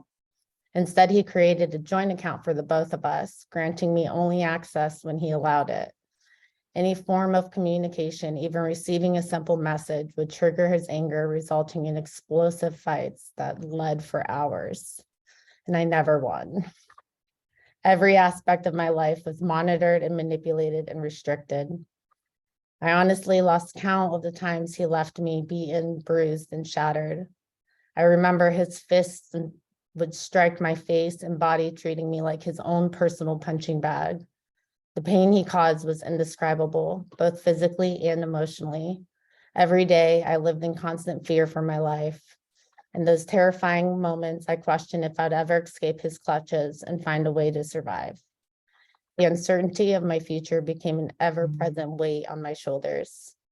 I remember spending hours just praying and asking God how I would ever get out of this mess. And I felt like I was so trapped and there was no way out. In the midst of the ongoing abuse that I endured for those years, my life took an unexpected turn. I discovered that I was pregnant. When I shared the news with my abuser, his disturbing response struck me. He viciously expressed that it was his twisted desire, that now I would be forever bound to him. Those words pierced my soul, leaving me physically and emotionally drained. At 17 years old, I found myself carrying a child, separated from family and friends and all the support I had. Luckily, over time, the weight of responsibility became too much for him. He gradually started to fade away, engaging in relationships with others and living a separate life, devoid of any obligations. After months of praying, he finally vanished. And it was in that moment that I broke free from his chains that held me captive, and I could finally breathe again. With a newfound clarity, I saw the help that I desperately needed, but I needed a lot of help. From being with him, I grew an eating disorder. I lost all self-esteem, lost all self-worth in my eyes, and I just became a broken little girl once again. Since then, though, my purpose has been dedicated to assisting others who have experienced similar traumas and forms of abuse. It is my mission to offer hope and healing to those who need it the most. I believe that every survivor's story is unique, marked by pain, resilience, and an unwavering spirit to rise against adversity. And I know that many of us in this virtual room today are survivors ourselves. And we know firsthand the impact that trauma can have on every aspect of someone's life. We understand the silent battles fought within, the moments of despair, and the strength that it takes to move forward. Motivated by my own experiences as a survivor of childhood sexual abuse and domestic violence, I'm deeply, deeply committed to making a positive impact in the lives of those who have endured similar traumas. As Michelle mentioned, as a mother, I recognize the significance of nurturing and safeguarding those who face adversity, And through Further Fight, I devote myself endlessly to raising awareness, funds, and resources for organizations across the globe that provide assistance to survivors. My ultimate vision is to cultivate a global network of support and empowerment where the voices of survivors are amplified, prevention efforts are fortified, and every individual finds healing, support, and strength. We've accomplished a lot through our events, Further Fight. As she mentioned, we've almost hit $20,000 in 2022, raising it for Safe House, which is a domestic violence shelter in Seminole County, Florida. It just fuels my determination to create a world where survivors are heard, empowered, and embraced, fostering a future of healing and resilience for all. I'm really excited to be here. It's been so amazing listening to everyone's stories and being able to share my story. I am in awe by so many people and how powerful you truly are inside to be able to get out of the mess that you feel like you're stuck in. And it's just a blessing to see everyone come out of that stronger and be able to face the adversity that they have and find the strength that they have inside of them now. So I encourage everyone to keep sharing your story as much as you can. Let your voice be heard. It just changes and makes a difference in everyone's lives. My life has been touched by just hearing these stories today. And it's just been an amazing day so far. So thank you so much, Michelle. You are wonderful, Nicole. I get you for a couple more minutes, so don't go Okay, anywhere. great. A really good job, really amazing sharing your story of hope. And you know, I know her personally, like Nicole and I have hung out together. We have spent time together, and her life now is beautiful. She's pregnant and she has a wonderful, loving husband, 2 other children that she is raising, and she's a powerhouse mother. And you've been able to transition and turn your life into something that is even more meaningful. And you're able to use your story to then make a difference. And For Their Fight was birthed out of your experiences, was birthed out of what it is that you went through in your life. So why don't we talk a brief moment about For Their Fight and what it is specifically that you offer with For Their Fight? So Further Fight throws events together for different organizations to help raise awareness and funds for those organizations. So we handpick organizations from all over to help. We do golf tournaments to galas to music festivals, everything you can think of. It's just different ways to bring awareness to domestic violence or human trafficking or suicide, these things that are so real in the world right now and that need to be more aware of. People need to be more aware of what's going on and what the reality is. A lot of these kids that are acting out and having troubles in school, a lot of it has to do with what's happened to them and what they've gone through. Just like we have our story, they have theirs. So a big part of For Their Fight is letting everyone hear those stories and helping those enhance those stories, amplify the stories that are being shared right now. So yeah, it's amazing. Yeah, it's amazing to amplify voices, because that's what we are meant to do. We're meant to use our voice to then help others amplify. And you're right, Nicole. There is a negative phenomenon happening within our youth. And in order to encourage them to move past their issues and really to attach and grow with strong and healthy adults, we have to speak up, right? Yeah. And that's what you are doing, Nicole. I remember the first time you spoke up at one of our live events last year, and you were nervous, but you did a great job. And man, oh man, you are impacting a lot of people. I want you to briefly talk about, I know you meet a handful of different survivors here and there, and I want you to leave us with something encouraging, something that if you are going through abuse right now, leave us with some form of hope and inspiration, and what can they do to break free from those challenges in order to live an even more fulfilled life like you? To break free, I just believe you have to have hope and faith, and you have to believe in yourself more than anything. You have to believe that you are worthy, that you are deserving, that you are powerful and have strength. You have to start loving yourself before you can even see everything around you. So I definitely advise, if you're going through a hard time and you're struggling, to look in the mirror and look at yourself and see the beauty that's in front of you, and take away all the negativity and try to find your worth again, and try to find that love that you have for yourself inside, because that's the only way we can get through anything, is by loving ourselves first. We can't rely on other people to love us. We need to love ourselves and love our story and love what God created to get through. Self-care. I love that. Self-care is not selfish, guys, ladies and gentlemen.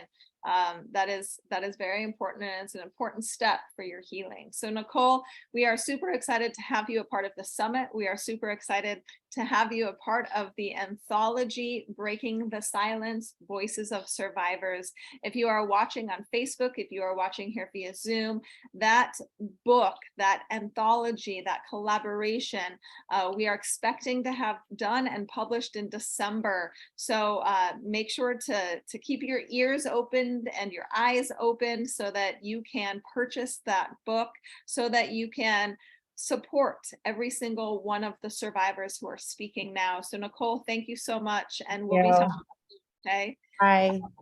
So this has been an incredible day so far, and we are not done. I remember talking early on that we are an international collaboration. We are around the world. So from Cyprus to London to the United States, we are empowering survivors and using our voices to make a difference. I am excited to announce our next speaker, Claudia Wasizek, hopefully I pronounced that correctly, is originally from Vienna, Austria. She experienced childhood trauma, which led her to make the decision to move to London, UK, even though she could barely speak English. Everything seemed to be going relatively well. However, when her lifelong partner passed away, Claudia experienced a severe mental health breakdown that lasted for many years. However, she managed to bounce back and now works within the mental health sector. Additionally, she is a laughter yoga leader and collaborates on a fiction book with her sister. She is currently planning to return to her studio to create sculptures once again, a place she longs and belongs to. For those of you that have been a VIP guest, she also has a gift along with a handful of other speakers who have a VIP gift for you, which you will be receiving from me via email in the next couple of days. So Claudia, I'm super excited that you are here, and I want to give you the stage. Wow. Thank you, Michelle. Thanks for organizing this. Actually, when I came here, I actually didn't realize how nervous I was, actually, because it's only recently I actually opened up about what happened in my past as well. So it's just finding my voice in this space. And Nicole, bless you. I mean, seriously, wow, what a wonderful woman. And I'm great. I'm really here. It's fantastic how you turned this all around. It's beautiful. Right. So yes, where should I start with my story? So I thought, like, by opening up with my vulnerabilities and triumph, I hope I can bring some optimism and a helping hand to those who may find themselves in similar circumstances. So originally I'm from Vienna, as Michelle said, and I grew up in a deprived area, which is a different story altogether. And at the age of 12, I met a guy and we started a relationship. I know it's very young, but that's how it happened. And within a few months, things have started to change. I noticed that he was often aggressive towards others, for minor reasons. And then he was extremely short-tempered. And soon he was getting slightly aggressive towards me by punching the wall when we had a small argument. And that rapidly actually turned into quite some other things. And it wasn't just physical abuse that I was dealing with. We heard from Nicole the controlling manner, which is all the way through, meant soon that I lost all my friends. So I was very isolated. Obviously, due to my age, we did not live together. So all the physical abuse happened either in secluded areas or in public domain. So often the police was called, and by the time they arrived, obviously we were gone. So this relationship took about 3 years. So when this relationship was over, I felt really like I gained a lot of freedom. However, there I was just 15 years young, and my brain was not like normal 15-year young kids. So that brought other difficulties with it, because I found it very difficult to connect with normal people. So I found comfort with other young people who had experienced trauma themselves or had rather mature friends.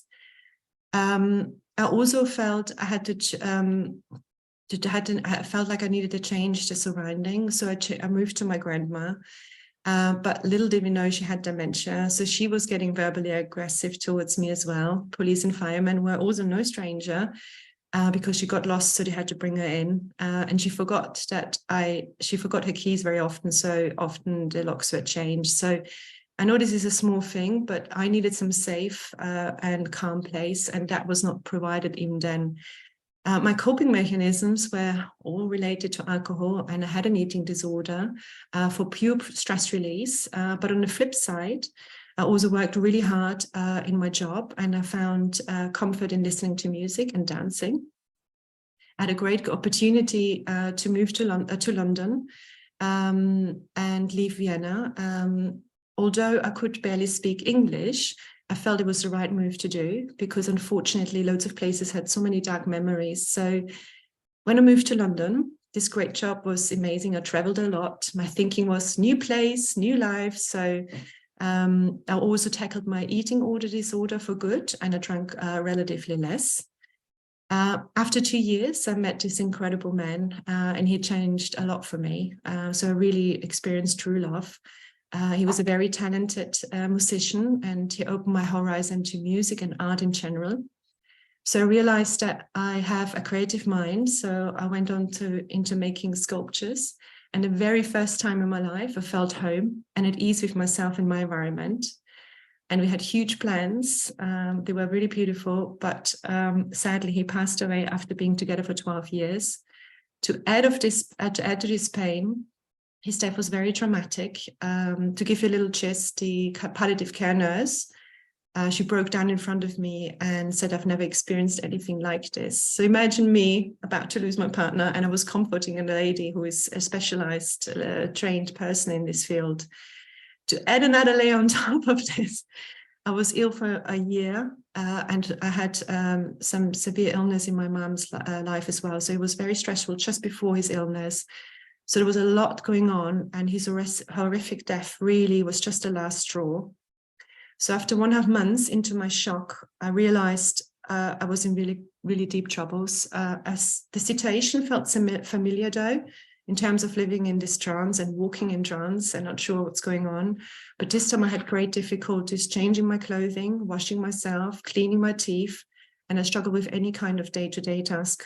My old drinking habits just took on a new dimension. I developed all sorts of anxieties, anticipation anxiety, severe anxiety to listening to music. I know that sounds like bizarre, but there was a lot of music in our house because of my partner, and it was a huge part of our life. And so it was a huge trigger wherever I went. So because there was this association with him, so I grumbled a lot there. And I challenge everybody here to try to listen to any music or try to avoid music, because it's literally everywhere in radio, advertising, films, shopping malls, going to pubs. So you can imagine my meltdowns were very regular everywhere. I also developed severe social anxiety, which I've never had in my entire life before. I had struggles meeting my friends. I cancelled everything last minute. And yes, and even when I met my friends, it took me several days just to get over this. My brain was literally meltdown, and it really crippled me. I instantly decided to get a dog. My dog is Remy, so I rescued her. So we both rescued each other. And instantly 3 things changed. First of all, I had a structure by me having to provide her food, walk her around 15 kilometers a day. She's 31 kilos strong, so I felt safe. And she kept me connected to the society. And what I mean by this, in England, obviously, there's a lot of people who love dogs. So wherever you go, people always ask you about the dogs. So she basically kept me connected because people always ask me for all sort of things. Now, this kind of state was literally 5 years, maybe even more. I don't try to think about it too hard. Nobody in my family knew actually how much I struggled, because I was a pro in hiding it. I'm pretty sure we have got loads of people here as well who are pros. And honestly, I didn't quite know what was going on. So how I got out of this all, I was quite lucky, because in the part of London where I lived, there's a lot of free services. A great doctor made sure I had access to arts movement therapy, which helped me with music anxiety. There was free sport clubs, which is under the umbrella for mental health conditions. And I started later volunteering as well.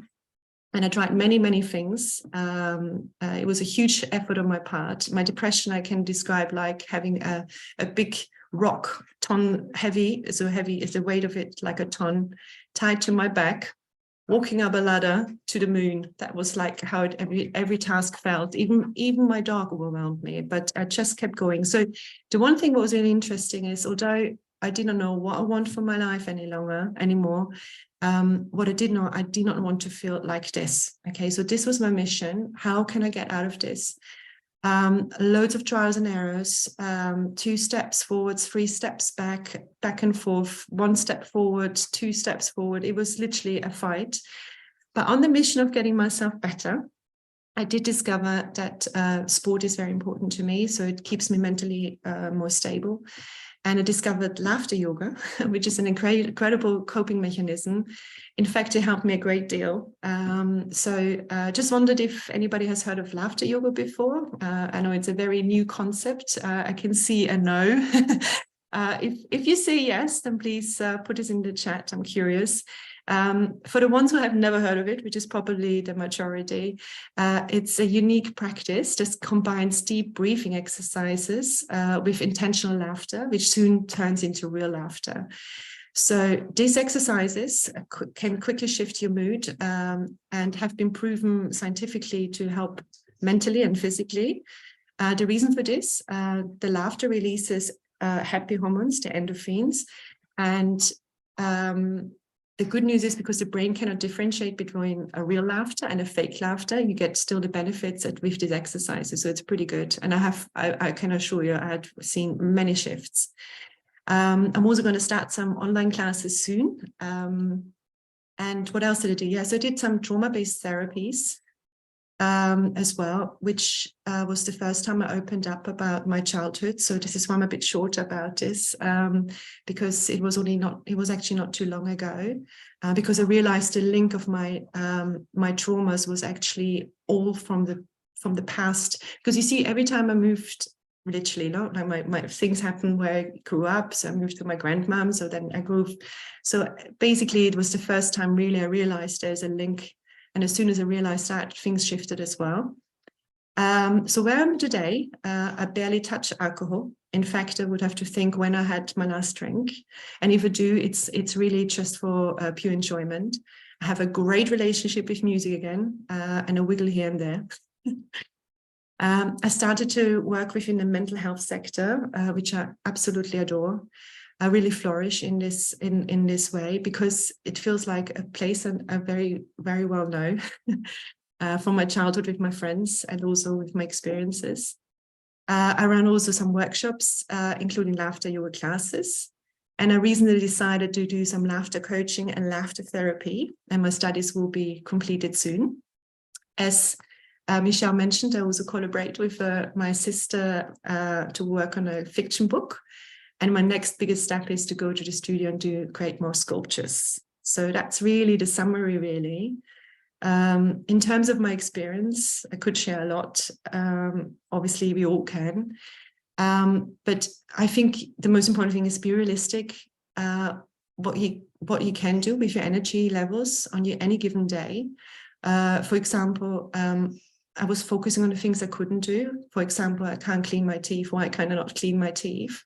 By shifting the focus on what you can do.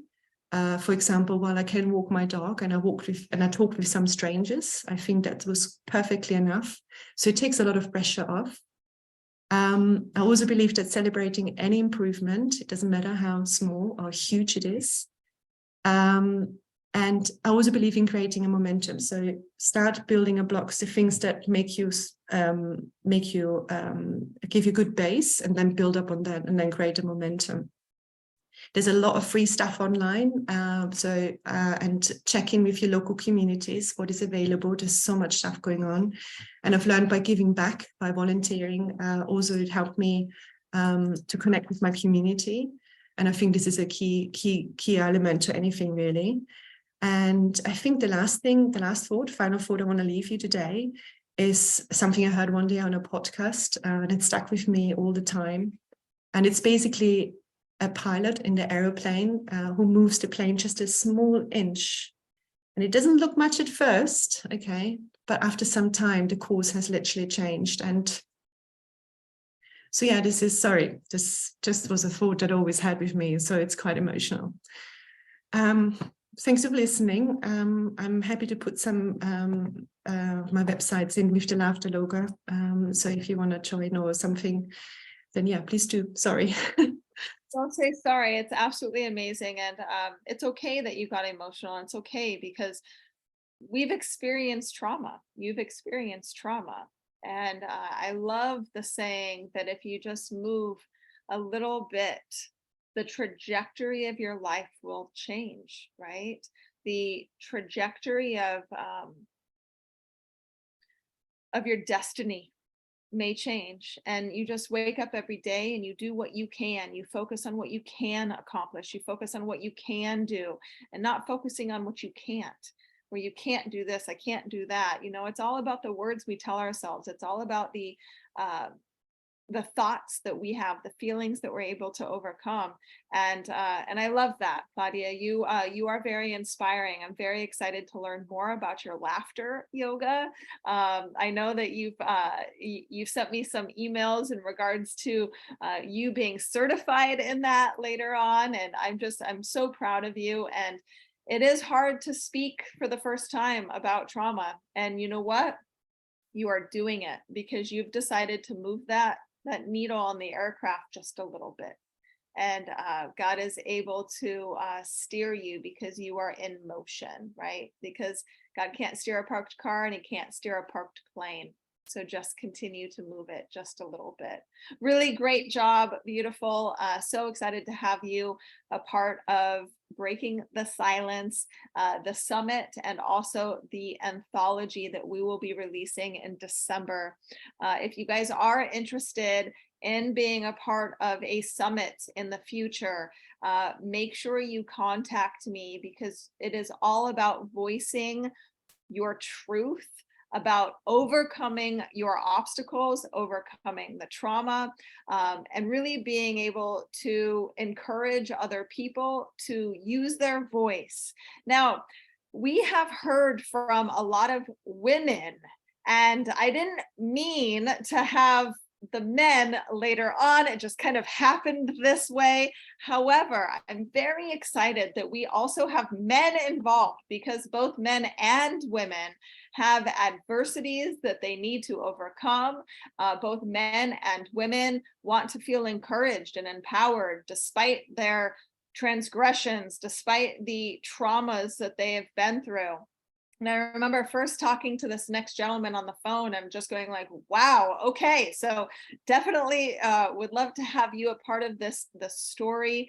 Very excited. So let me get right to it. Trent Brock is originally from North Louisiana and graduated from Louisiana Tech University. Having worked in the corporate IT industry for over a decade, he gained experience with large corporations across the United States and worldwide. Eventually, he settled in New Zealand and became an international small business entrepreneur in the popcorn snacking sector for the past 13 years. In the spring of 2019, he began limping around his kettle corn factory, which marked the beginning of his cancer battle that lasted over 2 years. He faced hip cancer, resulting in his left leg being 4 inches shorter than the other. Additionally, he dealt with lung and then pancreatic cancer, and pancreatic cancer has a 5% chance of survival. Despite being told by 5 specialists that his time was limited to a year, he made significant changes in his diet, exercise, and mental and spiritual outlook. Currently, he is 19 months cancer-free and receiving treatment at the Mayo Clinic. This year, he is undergoing multiple surgeries that will restore the 4 inches to his leg. The successful completion of these surgeries will be documented in medical journals as the most customized and largest hip implant ever performed to date. So Trent, very excited to have you a part of this summit, and the stage is yours. Okay, thank you so much. Gosh, I normally do kind of the podcast setting where it's more of an interactive deal. I am not a stage speaker by any means. And to be frankly honest with you, I've never spoken in front of this many people about my whole cancer journey. So my nerves are up, and you're going to get some you're going to get some ahs, you're probably going to get some knows, and I'm not polished, but don't let that distract you from a few things towards the end that I will share with you that I think will be very helpful. Okay. All right. So, hey, I mean, what a great day. What a great day so far. I can't believe, all the trauma and the drama that's happened with people. And I can't believe how mean people are to each other. It's ridiculous. Gosh, So, but anyways, mine isn't about people being mean to me. Mine's about this mean thing called cancer trying to take me out. So, anyhow, right. So let's get into this. I'm originally from North Louisiana, as I said, and I had a degree in an MBA in IT, and so I traveled around the States for many years installing large IT systems, and that kind of gave me this whole travel bug thing, right? And I wanted to go international, and they wouldn't let me do it. So after about 5 years, I said, stuff this, and I went to Spain for a year, and I tried to learn Spanish. Total disaster. Okay. But I was a pretty decent English teacher. And I traveled around to see all the things that we all read about in our history books. Right. So I did that for a year, kind of checked that off my list. And so I wanted to see the world. Okay. And I ended up settling in New Zealand. And so I started back into IT. I had taken a break and started back doing the IT thing. And after about 5 years, I was in the boxing gym, just doing my thing, training. I love to just knock the crap out of stuff. And so I'm in the boxing gym, and these American guys from the state of Washington show up. They're training for some fights. And I thought they were super cool. So I hung out with them. I got to know their manager, and he and I would do some training together. And then afterwards we would go have dinner. Well, we just clicked. Me and this guy just somehow clicked. And he said, hey, look, you know what? In the spring and the summer, my home state of Washington, I do market outdoor kettle corn. Do you think it would be a good side business here in New Zealand? So I went out on the weekends. I checked out the markets, went to the supermarket. They don't have kettle corn in New Zealand at all. And let me tell you something. I am not a super smart dude. Okay, I'm just an average size guy. I'm not super smart, but I'm a hard worker, and I got a lot of heart. And I know that if the whole part of the whole world loves kettle corn, then this little bitty country is going to love it too. So we started it up. We got a little money together, made some cookers, made some tents, and got some tents made, and out we went. So let me just fast forward 13 years later. Okay, we're the second largest producer of popcorn in New Zealand. We supply all the supermarkets. I got 15 staff, two factories. I can't even tell you how many popcorn products I got. We supply international, et cetera. Right. So I've kind of given you the base. Right. So let's get into the cancer part. Right. So yeah, I started limping around the factory in 2019. I went to about three doctors, and they said, you've got a torn butt muscle from hanging around from being in the factory. You lifted something heavy. And I'm like, yeah, well, that makes sense. You know what? Because I lead from the front. I'm very active. And so yeah. Well, I finally, went into the hospital to have some blood work done. And the hematologist said, hey, look, something's wrong and you're getting an x-ray. I'm like, yeah, okay, fine. Well, as the cliche goes, right? I got the call that changed my life. And she called me, said, hey, look, you've got hip cancer. It's eating you up. You've got a 1/4 inch of bone holding your leg on every step that you take. If you could break your leg off, if you do, we're going to have to take the leg off. So straight into the hospital, right? Over about 6 months, this process starts, okay? Where, and it's public healthcare in New Zealand. And so we know with public things, everything's kind of slow. And that's just how it goes, right? So we would do the x-rays, we would start the implant, and then about 2 months later, we're ready to do the implant. Well, the cancer had progressed, so the implant didn't fit. So after about the 3rd time, they come in and say, hey, you know what? It's progressed too far. We're cutting the leg off. Well, my parents would be on most of my calls since they were in the States and I was in New Zealand. And my dad just stepped in and said, hey, look, you know what? You're not cutting this guy's leg off. He's a fighter. He's not a quitter. If anybody can make this work, it's him. Leave the leg. And Doc said, hey, you know what? I'm not guaranteeing anything. It could just be a stump. It's definitely going to be shorter than the other leg.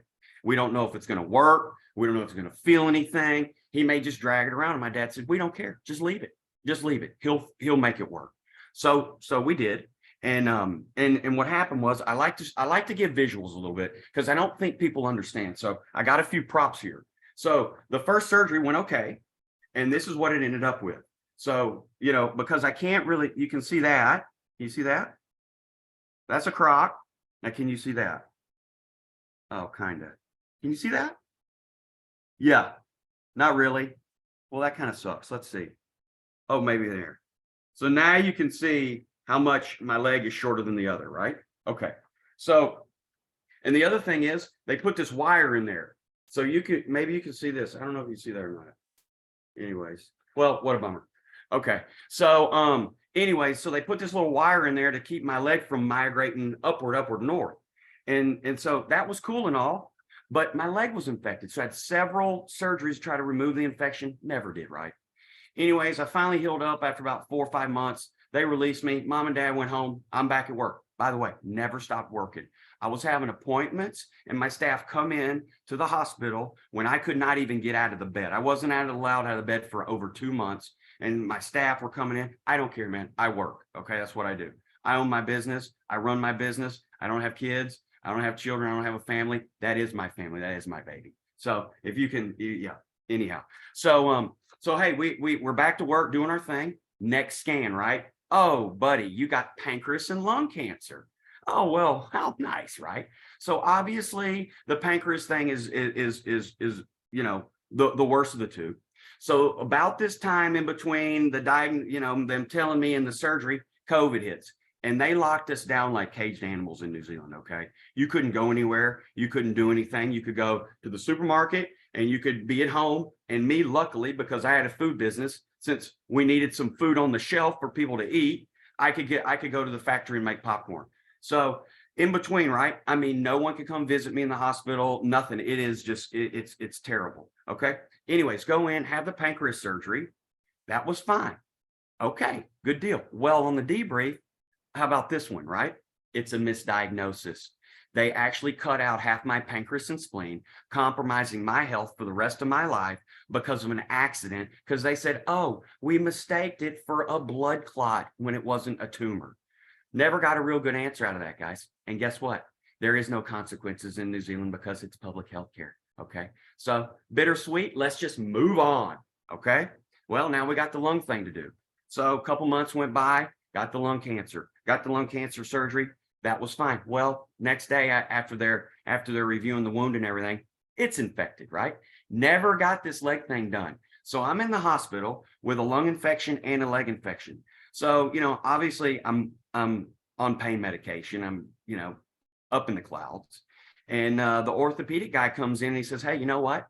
That wire that you have in your leg, it's causing the infection. We're taking it out. Okay, fine, whatever. I don't care. So they split me open again. They take out the wire. Well, guess what? They have a junior doctor do this. Totally botched me, man. Okay. So what happened was it caused a surgical hernia. So about like this, I have this much of my bowel hanging out over my waistline. All right. And it's a miracle that the skin even grew back over. It took months and months and months and months and months. Have bladder control issues where I go to the bathroom every 2 hours and a whole plethora of other things, right? Didn't even get the infection. Okay. So this 2-week thing turned into 2.5 months. Well, the lung surgeon comes in one day and he said, hey, look, you know what? Somebody needs a bed more than you, bud. You're out of here tomorrow. They packed me up. They sent me home in a taxi. All right. So I've got the lung did heal up, but I've got an infected leg. I'm on crutches. I can barely get myself to and from the bathroom. I've got a vacuum thing around my shoulders that I'm trying to carry this leg thing on. And I've got an IV in my arm where they were giving me antibiotics. It never worked. Okay. So they kicked me out of the hospital. Fine. Well, after about 3 days, I didn't realize, but I started having withdrawal from the pain medication. Okay. So I'm starting having all these crazy thoughts. I'm like hot and cold, sweaty, suicidal. I feel like a crackhead, man. I'm angry. I'm mad. I don't know what's going on. After about 3 days, sitting in my underwear in my office, right? And I'm like, oh, I'm having withdrawal. So in New Zealand, they give people methadone for pain medication. In New Zealand, I mean, in the States, we know that better for people that have opiate addictions or heroin addiction. Okay. It is a great management tool for pain, but it is highly addictive and it takes forever to get off of. Well, I didn't think it was a big deal because I had that with my leg thing. The first leg surgery, I had no issues. So then I go through this whole procedure of like trying to get pain medication. They won't give it to me because I'm not in the hospital, but I can't go in the hospital. And so after a couple of weeks of like fighting this, I just did it the hard way, guys. I just went at it hard. And I'm telling you, out of everything that I've been through, okay, that was the worst because I started having suicidal thoughts, right? I'm like, you know what? This is too hard. I don't want to do this anymore. And this medication thing just perpetuated everything. And let me tell you, I had a friend about 6 months before I was diagnosed with cancer that one of my best friends that had the Mexican restaurant down on the waterfront overlooking the harbor that we all used to go to on the weekends doing our thing. He got sideways, went bankrupt. The next day he went out and hung himself. Okay. So I was in his restaurant calling bingo for him the night he hung himself. Right. So we went through all that. And I'm thinking, you know what? I can't do that to anybody. I can't do that to my family. So I'm just going to ride this out. Okay. So fine. We get over the pain thing. How am I doing on time? I'm doing all right. Okay, cool. All right. So then, okay, we're back to, we're doing our thing back, just doing popcorn, right? Next scan, no, buddy. No. This time you do have pancreas cancer, bud.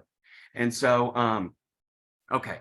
Unfortunately, they won't give me another doctor. It's the same surgeon that did the misdiagnosis. I'm still dealing with this guy. He and I go round and round for months. I'm like, you got to do a biopsy because the last time you didn't, and you ripped out half my guts and, and it wasn't cancer. So finally, I got a biopsy. Man, it was cancer. And let me tell you something, guys. When they started it, I got smart, right? I started getting the scan reports and reading the reports. It was the size of a nickel when they found it. Okay. In about 4 months, 5 months, it's the size of a tennis ball, right? And I'm like, you know what? This is getting serious. So I went to a private guy and a private radiologist guy. And he said, hey, look, you know what? This is too far. We can't do anything for you. It's over. And we can't do surgery. It's too risky. We can't do radiation. It's too risky. So I said, so what are my chances, man? I know with treatment, I've got less than a 5% chance to make it with this pancreas deal. And he said, you just got to go home, man. And I'm like, and wait to die? And he said, well, you may make it. And I'm like, I'm not going to make this. And so then I sat around the house for a couple of weeks, right? Thinking, what am I going to do? Because here's the problem, okay? I've been living in New Zealand, 15 years. I don't have private insurance in the US. Why would I? and I can't come home because I'm going to bankrupt my parents and die on it. So why would I do that, right? I'm just going to hang around here in a year. When I croak, send me home, and that'll be it. All right. So my dad and I started brainstorming. We figured out that through some of the changes in the healthcare that actually you can get insurance that is very expensive but affordable. Okay. And so I researched it and I was like, you know what, I can do this. So I decided to come home. I came home and I said, you know what, I drug my parents everywhere. I put them through all this crap. You know what, I'm going to start locally. And what I did was, one day when I was on the phone with mom and dad, I just decided, you know what, I'm not going to quit. I'm not going to give up. I've caused so much, there's so much guilt I have over this, the despair, the hopelessness that I've caused my parents. And about a year before I got cancer, one of my best friends, my brother's, 1 minute. Okay. My brother's best friend, God, I'm going forever here. And so my brother's best friend, he had died of cancer. Okay. So I got home, I had radiation. Okay. We got it. Then I had immunotherapy. We resolved it. So I'm basically 2 years cancer free now. Right. And so I got the pancreas cancer. Then I went to an infectious disease doctor here. I got the leg thing done. And so now I'm on this path that Michelle had said that I'm doing this experimental stuff at Mayo and I'm going to get my link back. And so guys, really, I'd like to just drop a couple of little things for you. Okay. So, I knew that I had to change everything, right? I changed my mind, my will, my emotions, my body, my spirit. I had to go for all the parts that make up a human being. The body part, easy, right? That's just self-discipline. Change your diet, get back in the gym. Okay. But the head thing, that was the deal. So what I did is I cut out every single thing negative. If I wasn't at work, I was doing something positive. Podcast, let's see, sermons, anything. If I was watching a movie, I was a superhero.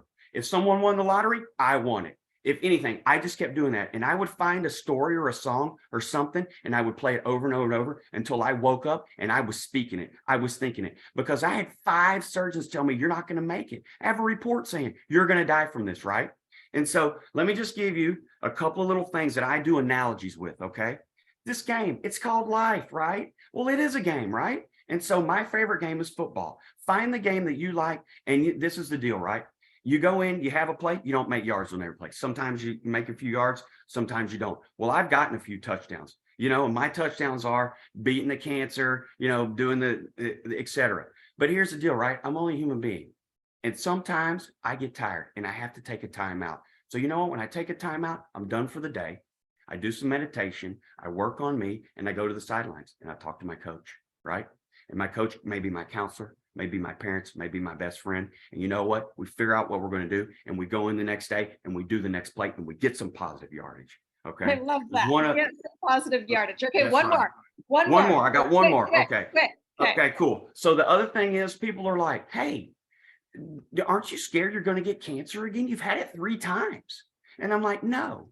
Because my life is like a deck of cards, okay? There's only 52 cards. And you know what? I got some really bad cards kind of in the middle here. I played those. And guess what? I flicked those off. I beat that hand. Almost killed me, but I beat it. And I got some good cards in my hand now. And my hand's getting better. And when I flick those cards off, I'm getting some new ones. So no. Am I going to get cancer again? Because I've done played those. So the good cards are coming.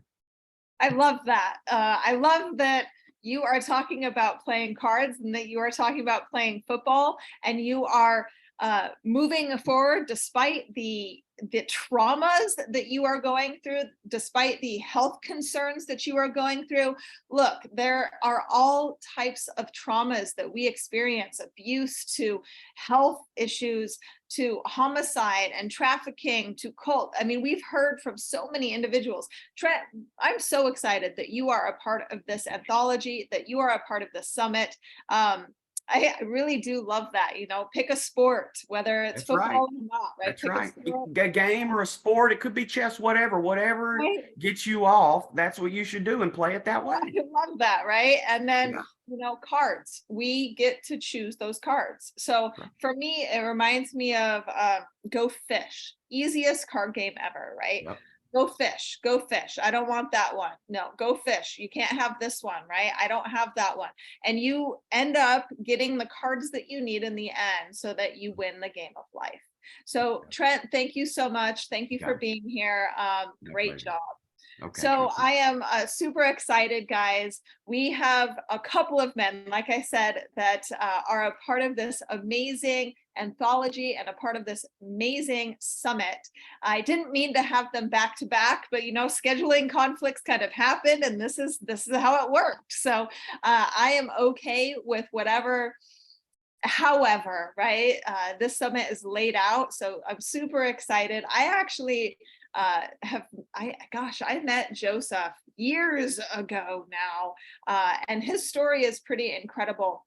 And he has been able to overcome some trauma in his life, overcome some situations that nobody should ever have to go through. Just like we've heard all day today, some of these situations nobody should ever have to go through yet. And in spite of and because of these individuals, these speakers are moving their life forward. They're writing their stories. They're starting missions. They are giving back and using their voice to make a difference. So Joseph James is a veteran, entrepreneur, father, international speaker, and leadership coach. He has spoken in venues across the nation and has helped thousands of people redefine themselves and their approach of leadership in response to challenges in life. After losing his father and wife within 22 days of each other, and the journey of pain his family went through, Joseph is now coaching people to be influential, self-reliant alpha leaders with an urgency to be relentless in the pursuit of high performance in every area of life. Joseph has recently remarried and continues to change and impact lives through his alpha leadership, coaching, and guiding individuals to lead themselves through life's challenges and becoming even better leaders within themselves, their marriage, family, and business. And Joseph, I know that there are some things that are not in your bio that you have experienced as well. And I am super excited to have you a part of this anthology. And my dear, the stage is yours. Well, Michelle, thank you so much for this opportunity, just not only to be able to share this stage here on the summit, but also to be a part of the anthology and sharing my story across the world, because I know the book is going to reach the masses. It's going to change the nations, not only through your work, but also just everybody's message, because at the end of the day, that's what we're all doing. That's what coaches do. That's what trainers do. That's what speakers do, is deliver a message so we can change and impact lives. So thank you very much. Listening to some of the speakers and thank you again, just even for switching the time zone, me being here at another event speaking. So I appreciate you working with me on that. We all go through things in life. We all go through challenges, and I know the reason why you created and ventured off into Unsilenced Voices because of having that silence voice for you, and having your side of the story. And, everybody has a story, Michelle. Everybody has a pain point. And I truly believe that the reason that we go through things in life, those hard things, that hell in the hallway, the painful times in life, is so that we can touch other people. Because at the end of the day, we can't touch what we can't feel. If I don't experience it, I can never relate to other people. And that's where the story becomes the most powerful, is that when we can recognize that we went through this occurrence, Trent going through cancer, you going through what you went through, and even me, and even now my wife that I've recently married, her going through a very narcissistic, abusive relationship and a marriage. Is we go through those things so we can touch, we can empathize, we can minister, we can relate to other people and their story.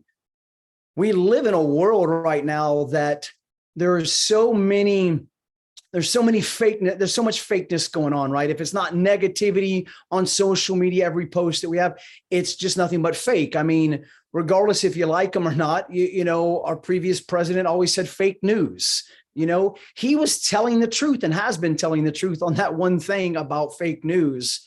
And the really way that you change people's lives, if you want to know one thing out of all of this, especially what I say, is if you want to change people's lives, come from a place of authenticity.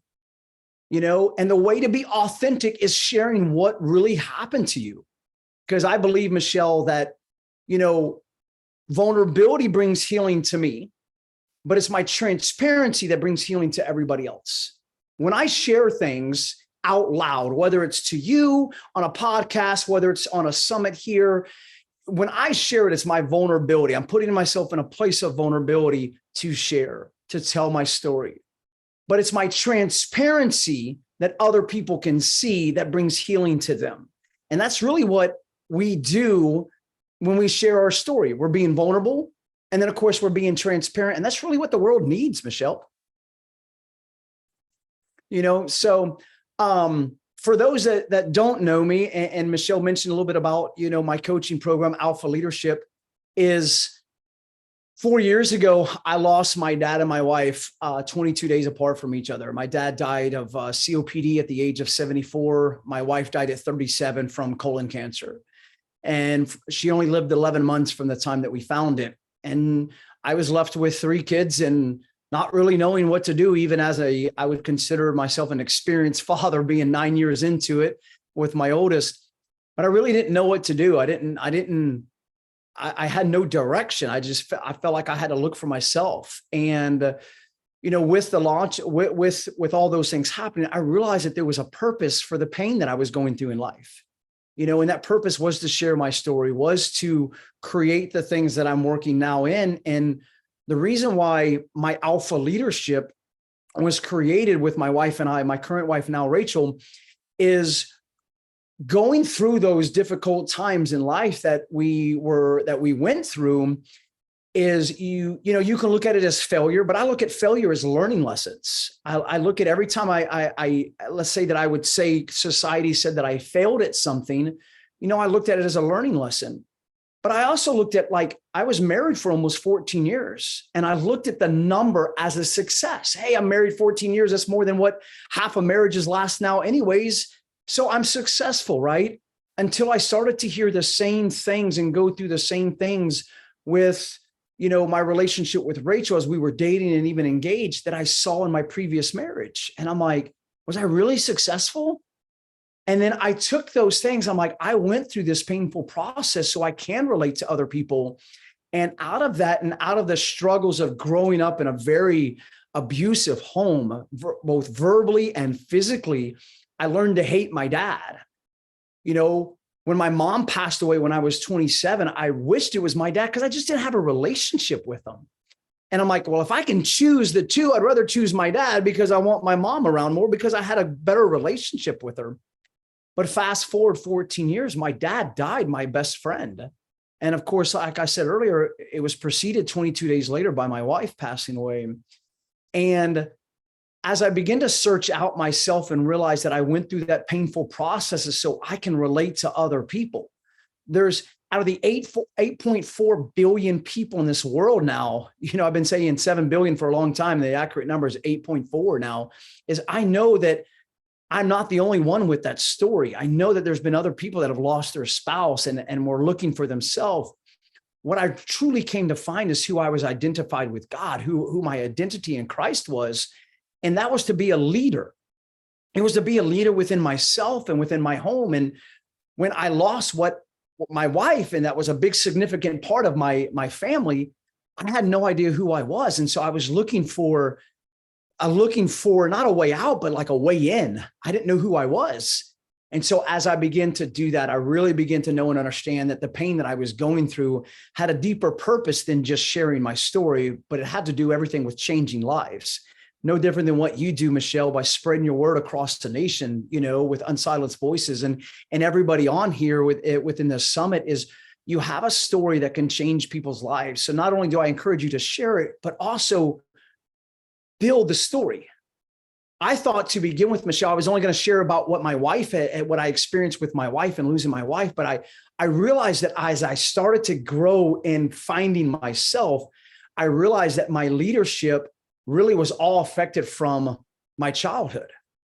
And I didn't realize that all the rejection that my dad was giving me and the abandonment and me seeking approval was then going to resurface at 40 years old, at 42, at 43, at 44, and I had to learn how to dig deep within myself and pull that leader out, because I know if I was going to go into another relationship, if I was going to start another business, if I was going to either have a blended family with children or even have more children, I knew my leadership had to change, and it was really all about me.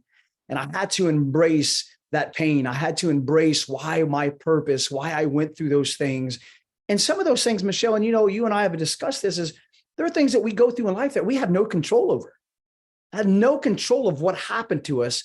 However, we have the control on how we share it, how we learn from it, how we grow from it, and how we can use that to inspire lives. And ultimately, I love what you're doing, because that's what alpha leadership is about. Alpha leadership is about changing and empowering the individual from within inside yourself, being that leader within yourself. Because Michelle, there's no way that you or anybody else or myself would be impacting the world the way that we are if we didn't learn something from deep within us. Because Michelle, you're statistically a victim. So am I. So is probably everybody else in here.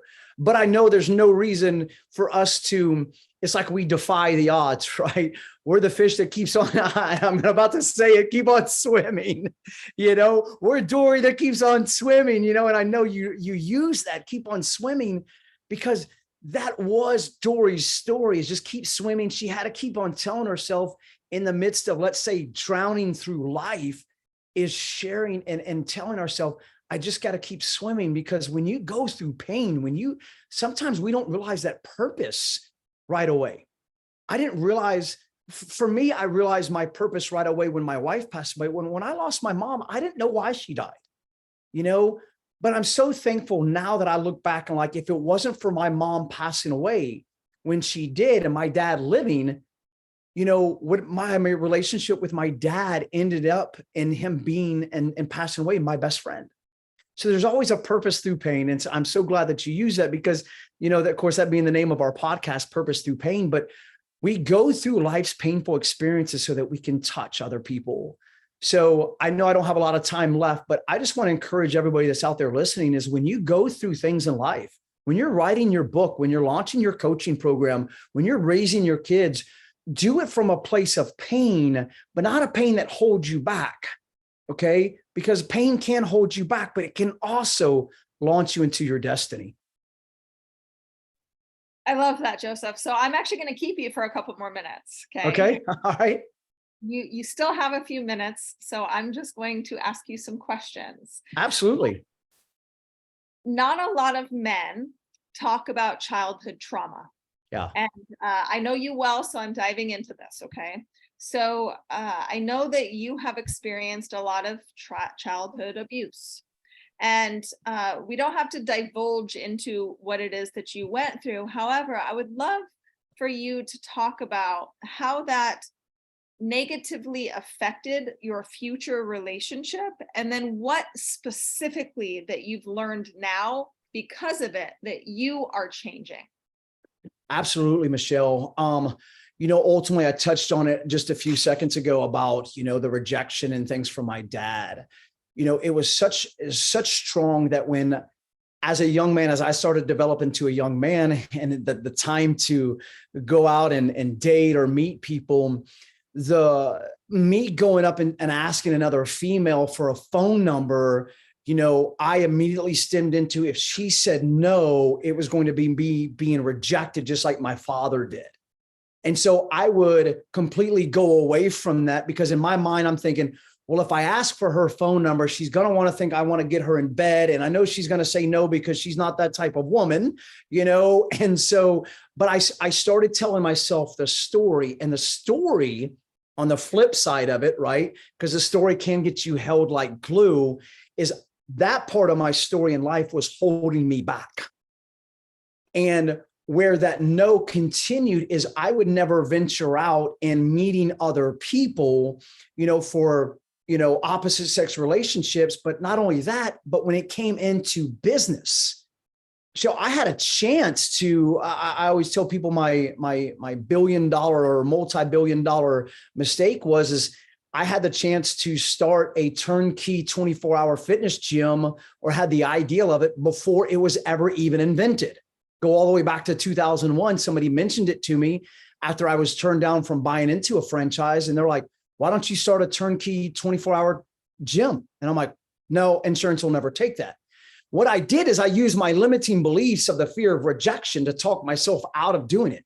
2 years later, the first Anytime Fitness opened up.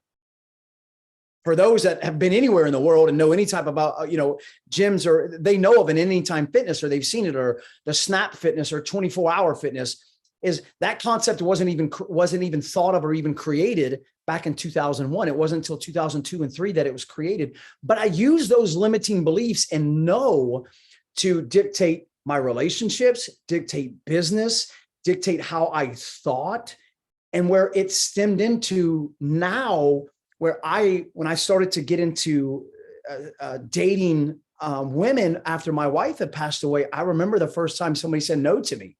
And like every bit of that rejection just filled my body. And I knew then, I'm like, if I want to go further in life, I had to turn that no, we've heard it as the next opportunity, right? But I had to turn that no into a powerful yes. And I had to flip the script of, they're not rejecting me. They're actually saying to me is, you're too good for me and I can't be with you. But also on the standpoint of, God was protecting me, of saying, Joseph, that's not the person I have for you. I have something so much. And so I learned to turn that rejection that I dealt with in the childhood trauma, into something so much better that I've used. And here's the last point is, statistically, Michelle, I should be a very verbally abusive man, okay, a parent, a husband, but I also should be physically abusive. I should be beating my wife and beating my kids. Why? Because that is what I grew up in. That's what was influential to me. However, I had to learn how to be the transitional character in my own story. So part of me is like, I was the villain, but I also had to become the hero by changing my own story and transitioning, that my story was no longer going to get me stuck and live that same way that I grew up and was raised and influenced, that I had to switch the transcript. I had to become transitional to now be my own hero, because heroes always rewrite their own story. Yeah, I love that. And, talking about statistics, I remember being in Dallas last year and learning that children who experience abuse in the household as young adults or kids are 40 to 60% likely to become abused or the abuser. So Joseph, your statistic is right, and you are beating that statistic. And you stole my saying, right? Just keep swimming. So I'm going to steal yours, that your story can get you held like glue. I like that very much. And you don't want to be stuck like glue, and you don't want your story to inhibit you or stop you from moving forward and being stuck, right? Just being stuck, because that's what our stories sometimes can do, is stick us like glue. So Joseph, I'm so excited that you are a part of this anthology. I'm super excited that you are a part of this summit. Very encouraged that there are men that step up and talk about things that are going on, because Lord Almighty, we've got a bunch of women out there trying to, speak their voice or speaking their truth, not trying, actually doing so.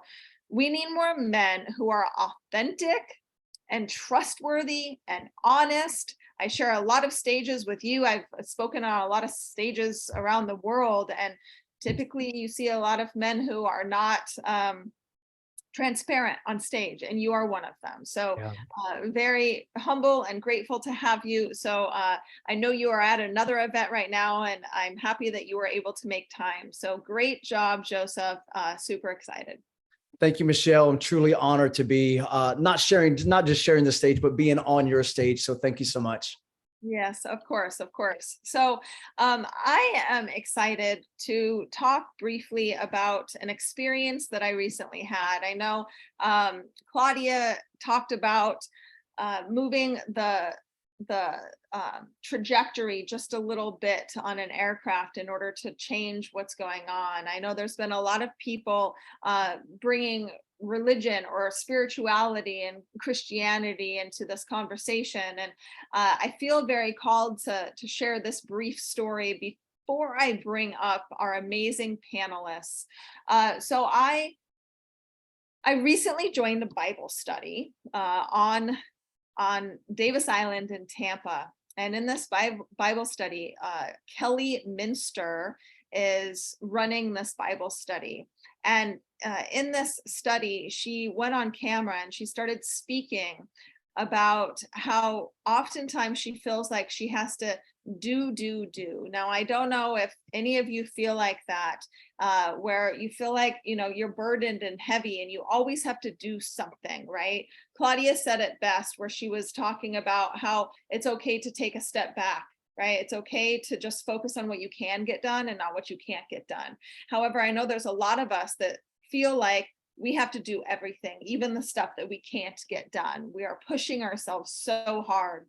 And this woman, Kelly, came up on stage and she started speaking about an experience that she had. And she was talking to a minister about how she felt all the time that she had to hit home runs, that she had to hit it out of the park every single time, that she had to push and push and push, sometimes until we are unable to push any longer. Sometimes we are burnt out. And a lot of that is because we keep hitting home runs all the time.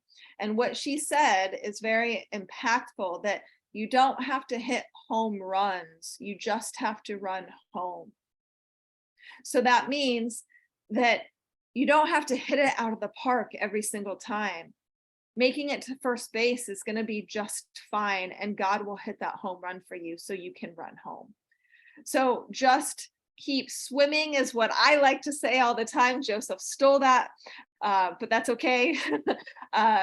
So just run home, right? Just put one foot in front of the other, make it to that first base, and just keep moving in a direction where you can be steered and where God can hit the home run so that you can run home. So we have an amazing panel coming up next. We are a part of this anthology, yes, Breaking the Silence. We are part of the summit called Breaking the Silence. Now, Unsilenced Voices, the nonprofit behind me, here we go, right? Unsilenced Voices recently launched a workbook and trainer's manual along with a PowerPoint presentation that we have been able to gift to organizations around the globe. It is published on Amazon, and we have a select few authors here who have contributed to this amazing teaching, this amazing training that can help people overcome trauma. This collective, this trainer's manual and workbook is focused on financial prosperity, focused on overcoming trauma. We incorporate a Christian perspective into this to where you don't just have to rely on yourself, you can move forward. So I am very excited. Let's see if I can add all of you pinned down here. I'm very excited to have 3 of the authors joining us that have been able to contribute in Graced for Prosperity. That's what the trainer's manual is called, Graced for Prosperity. So you can find that on Amazon. But what I'm going to do, instead of reading each and every one of your bios, I want you each to introduce yourself, since this is a panel. So it'll be easier for everybody and actually more effective. So I am going to start. Whitley, you're already unmuted. So why don't we go ahead and start with you, introduce yourself, then we'll move to Candace and Erin, and then we're going to dive into some questions. Super excited that you all are joining us. We actually had 8 authors total in Graced for Prosperity, and these 3 have stepped up wanting to share their stories. So Whitley, go ahead and introduce yourself. Hi, everyone. I am Whitley Ethan. I am a certified life coach. I'm a victim advocate. I'm a speaker, contributing author, and I'm also a podcast host of the Live Each Day with Purpose podcast. And recently, basically achieved a judicial history, making history judicially, when I won a case representing myself pro se in Federal District Court against a violent criminal. And a couple months ago, wrote a bill that has been introduced into the state of North Carolina House of Representatives that's going to be considered for next session to be introduced into the House to be voted on, that would protect the rights of victims and survivors moving forward. Awesome. That's amazing. It's awesome what our stories can do, right? Candace, go for it. Hi, I'm Candace Reyes. I am a speaker, a podcast host, and author, and the executive director of Herwell, which is a organization that works and serves with survivors who've experienced sexual assault. I'm also a wife and a mother of 3 incredible kids, and I'm just so honored and thankful to be here, Michelle. Thank you for having me. Yeah, super excited to have you. Erin, jump right in. Hey, everybody. Michelle, thank you so much for having me. I'm Erin Bear, and I'm an author, speaker, and coach. I wrote my first book, From Beaten to Badass, back in 2019, which has gone on to sponsor over 650 shelters. So over 650 shelters have that book. It's become a curriculum within those shelters to help women understand that they were victims, wasn't their fault, and that they too are a badass. I've written a couple of books, and I partnered up with Michelle to do the Unsilenced Voices workbook. So I'm truly honored to be here and, just pour into everybody. Yeah, that's amazing. I'm super excited to have all 3 of you ladies. So let's go ahead and dive in. The first question I want to ask you is, why is it important to publish your story? Not just talk about it in a small group or speak about it on a small stage. Why is it important to you to be able to publish your story? Whoever wants to go first. It's healing. Not only do you heal, and you kind of take back that power that was taken from you, where you're kind of left powerless, but you are able to relate with other people. And in scripture, we are called to carry each other's burdens. And one of the ways we are called to do that is to share what we've gone through, to show other people how they can get through it too and overcome it. And so that's very important. I mean, it's powerful and empowering on so many different levels. Amazing. For me, I would share that it is empowering for us to put it on paper, because it goes everywhere. It doesn't just stay with that one person that you're talking with, because it was very easy for me to share my story one-on-one with somebody, but to actually place it on paper and know that it can go anywhere and everywhere, and you don't know exactly who's going to read this story. It did show myself that I was truly braver than I thought I was, to actually speak out and speak for them. And just like Whitley said about scripture in Revelations, it talks about it as the blood of the Lamb and the truth of our story. It's our testimony that equips us to find that healing. And so writing it for others to see is a part of that. Mm-hmm. I agree with both these ladies that it's very therapeutic, it's healing, but I think most of all that if you don't write it down, then you're being selfish, because I've always, back in the day, I used to always ask God, why? Like, why me? And I had to really flip the script and say, why not me? God has chosen me to be the one that has gone through this, to show others that they're not alone, that they too can get through this. And putting it on paper shows that it's real and it's your truth.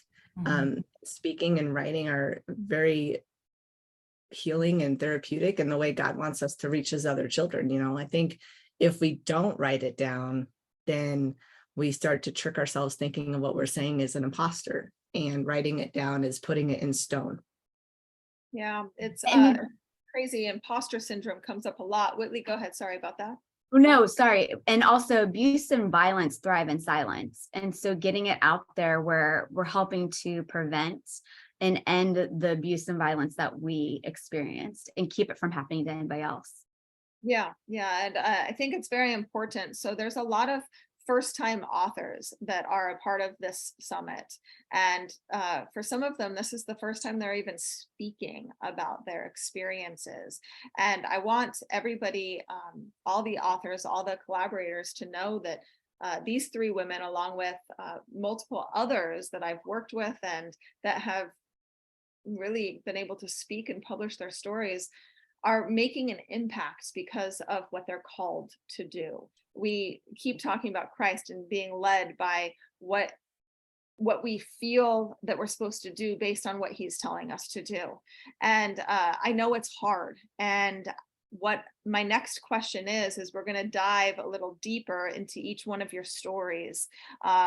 You can take up to like 3 minutes a piece if you'd like, but we want to dive into each one of your stories specifically about, you know, what happened, but what caused you to leave, because that's important.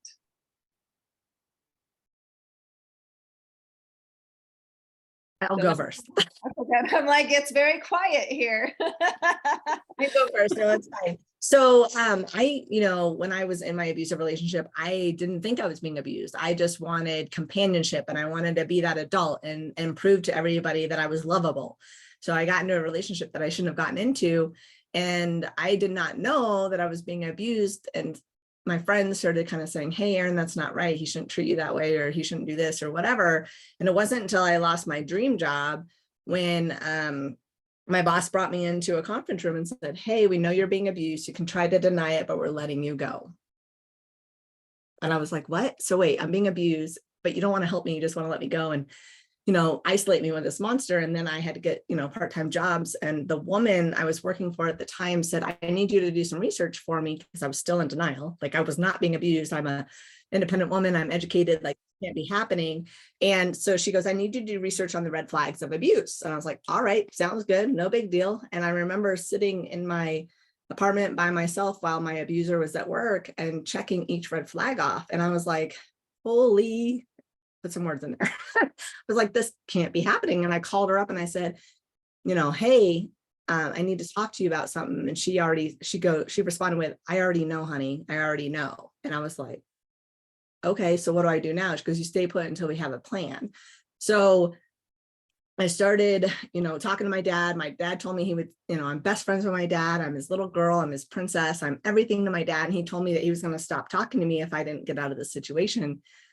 And that hurt more than anything. That hurt more than the bruises. That hurt more than the emotional and mental pain. That hurt more than anything if I lost my dad.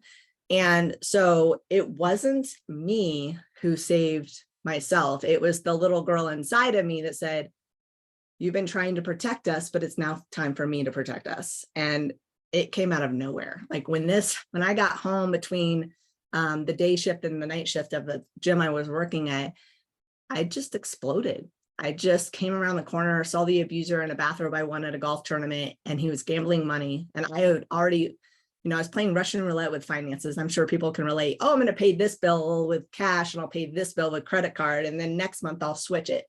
I'll just try to survive. And that he wasn't helping financially. And I flipped out. And I remember just emptying drawers into garbage bags and throwing stuff down the stairs and not paying attention to what he was doing. And he didn't know what I was doing. And then the next thing I know, I ran smack dead right into him. And I said the F word quite a bit, like get the F out. And I started banging his chest. And that was the last day I got beaten. He dragged me into the master bedroom closet, threw me on the floor and beat me. And I had a heart condition at the time. And I begged him, give me my phone. I need to call the heart doctor because I don't know what to do.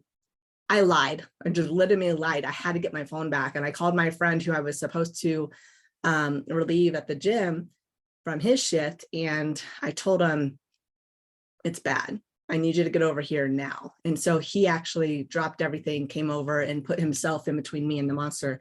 And that was the last day I was abused and the scariest day of my life because I didn't know what was going to happen next. And people go, well, you stood up for yourself and you got brave. And it wasn't me. It was completely the little girl inside of me that was tired of being not enough and told that she wasn't going to ever amount to anything and that she wasn't loved and she, that nobody could love her. She stood up for us. And that's how I got out of it. And it was hard.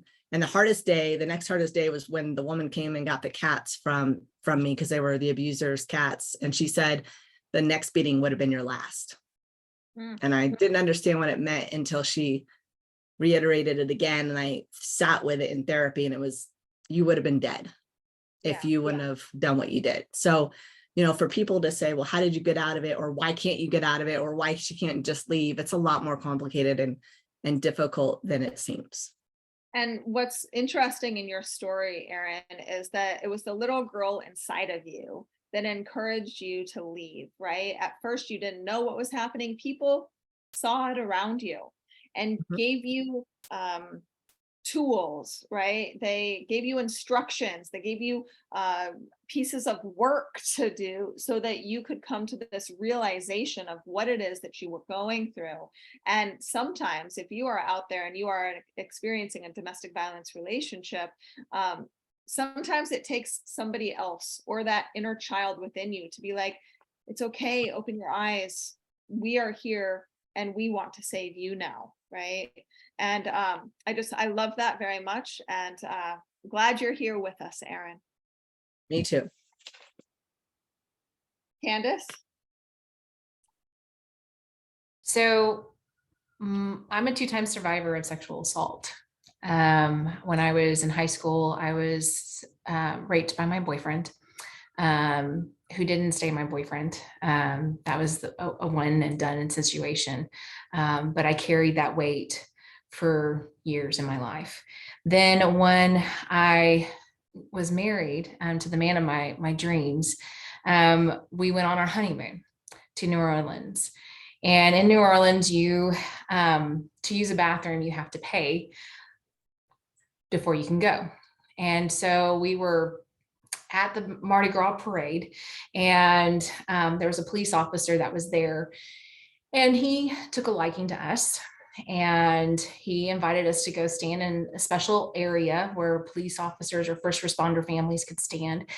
And I was standing there, and we got a whole bunch of beads, and I didn't have to show a thing, which I was so excited about. But then I started needing to go use the restroom, and the parade was over, and my husband and I were trying to decide where could we go that was cheap with a clean bathroom. And the police officer heard our discussion, and he said, "Hey, I know a place where you can go and it'll be free, and I've got her, don't worry about it." And so I went with the police officer.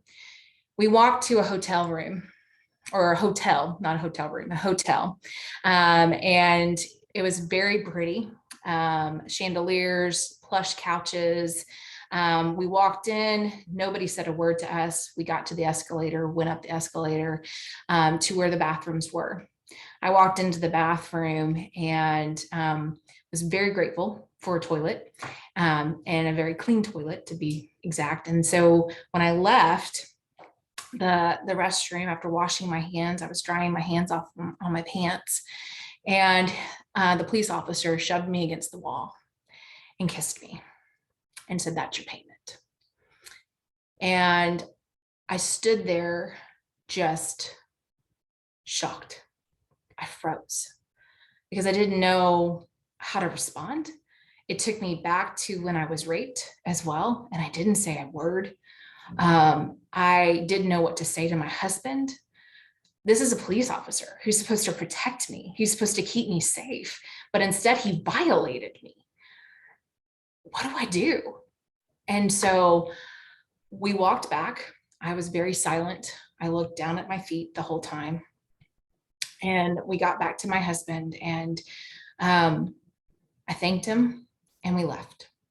And I didn't say a word to my husband for 19 years. Wow. We've been married for 20 now. So it wasn't until I started unpacking the pain of my past with counseling and building that confidence in my relationship with God, and helping me develop that intimate relationship with him, to trust him again, that I then began to reveal the truth of that night to my husband. And I was scared. I didn't know how he would respond. Would he believe me? My husband, such an amazing man. he looked at me and started to cry. And he said, "I'm so sorry. I wasn't there with you. We're gonna handle this. We're gonna be okay." And he just hugged me. And so you asked about how did I get out? For me, there wasn't a get out except for in my own head. Get out of my own head of the pain and the suffering I was doing to myself. The only way for me to do that was developing that one-on-one intimate relationship with God for me, and then walking through counseling and experiencing that pain transforming into more of a pressure instead of pain, to where I could endure the healing journey. Love that. And something that's very significant in your story is that you have somebody with you that fully loves you. God, yes. However, a person in your life, your husband, who fully listens to you, fully hears you. And this is why it's so important to have trustworthy people around you, where you can share your story, where you can use them as a backboard for some of the situations that you've been through, that they're not going to judge you. It's important to keep positive association. And Candace, that's it's beautiful, right? It's how we have been able to overcome, is by speaking up. And you've talked a lot about therapy and counseling and how that is so incredibly important. It is unfortunate that it was somebody who you felt that was supposed to protect you. Mm-hmm. And oftentimes we feel that there are people in our lives that are supposed to protect us, and yet they don't. And Whitley, I know you have some experience in this, so why don't you take it from here? Yeah, so the story that I had shared in the Grace for Prosperity happened to be something that took place 3 years ago, when I was held hostage over 10 hours after meeting a guy on a dating site and was repeatedly raped. I had tried to leave 3 separate times to safety. He prevented me from doing that. And then after every time that he raped me, he forced me into the shower to wash away any evidence of his crimes. I was in survival mode during that time. I was just praying that I would survive. I knew that given that he was much bigger than me, that he was a former professional bodybuilder, that I really didn't have a chance to protect myself. And so when I was released, immediately went to get the help that I needed. But I knew that there was a long road ahead. And for the most part of the last 3.5 years, I've been in survival mode. But I wouldn't say like, when did I decide to leave, or it's kind of a different situation. I think I at some point had to make the decision to not give up and to fight. And so I did become pregnant from this, and then I miscarried. And so that went through a lot of grief through that, went through a lot of suicide ideation, and I had to keep choosing not to give up. When I did come forward, I then was sued by him for coming forward, and was forced to file bankruptcy and was forced to fight him in court. People like the police, who were supposed to serve and protect, did not do that. They have never brought him in to custody. I've never questioned him. In fact, they've protected him. And that's still happening. I now have representatives of the House and the Senate that have been trying to get the police to do their job, and they have refused. And as of April, made my case inactive, saying that even though male DNA that was found on me, which was a miracle given how many times he forced me into the shower, that male DNA being found on me was not probable cause enough to show proof that I was sexually assaulted. In fact, they said that they don't believe I was, even though there's 60 pages of documentation from the same nurse documenting bruises on my face and my feet and cuts and abrasions and proof that I was sexually assaulted. And so what do? I mean, in this initial lawsuit, he states, I know she's a victim advocate. I want to make I want the judge to make an example out of her so that other women can't come forward and cry rape. And so I knew from that, the goal was to make sure that didn't happen because I knew that would set a precedent. What I didn't know was that this was a she said, he said situation. And for a lot of people, that's been happening since the Me Too movement. A lot of the abusers, after the dust settled, after that, big victory of all these women coming forward and empowering each other, abusers start coming forward and suing their victims. And no one really knows a lot about that, but it's not just been happening nationally, it's been happening internationally. So I've had to take everything within me to keep fighting, even if that meant there's just days I was crawling to get things done. And that's what led to my court case victory in February when I won representing myself pro se for the settlement agreement that silenced me and protected him was made mute. I got that uplifted, even though it had been currently in place. And he gave up his last two appeals to the Fourth Circuit and to the Supreme Court. We are not over. This is far from over. Now it's bringing him to justice as he is a licensed insurance broker and he travels throughout the states going into people's homes. And since he is on dating sites, it's setting it up for another crime to be committed out of state. And so my goal is to make sure that this does not happen to anybody else. So it's far from over, but there's been a lot of victories on the way. And my faith alone, I couldn't have gotten through it without that. But I fight not just for me, I fight for every other victim and survivor of sexual assault. And sometimes that fight feels heavy. Oh, yeah. And sometimes we don't understand the strength of our voice. And this is why, although James said this in the past, but this is why we teach Just Keep Swimming. Because I remember being involved in my case against my abuser. And it was 3 or 4 years before we finally settled. And I still can't publicly say his name. However, I was able to work in there that I could still talk about these issues and to be able to take my power back, because in a sense, our settlement, because it was a settlement and not a judgment, we actually got it. And I was able to use that settlement to start Unsilenced Voices and to be able to really stand up for other people, other men and women. So I love it. I want to dive into another question. We've got probably another couple minutes here with each and every one of you. And it's so incredibly important to inspire, right? And to be able to use your story to make a difference for yourself, but for others. So what I would love to hear from each and every one of you is how you want to use your story to inspire others and what you want to leave your readers and or viewers with in a positive way.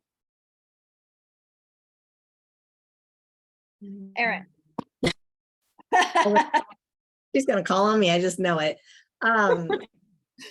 So I mean, I was inspired by the Me Too movement in 2017 because I felt so shameful that I wasn't speaking for it and watching all these other women being brave and sharing their story. And I was like, well, I have a story, but it's not as bad as, so-and-so's, right? Like we have this whole comparison game that we play with. And I got so pissed off about how people were treating these women that were being so brave and courageous and coming forward during the Me Too movement that on a whim, I went on live Facebook in 2017 and I finally spoke my truth for the very first time, besides to my husband and, some close people. Because as all of us know, is once you speak it, people are like, oh, that didn't happen to you. You're just exaggerating. Or what did you do to deserve it? Or what were you wearing? Whatever. And I've been abused in many situations. If you ever do read my book, From Beaten to Badass. But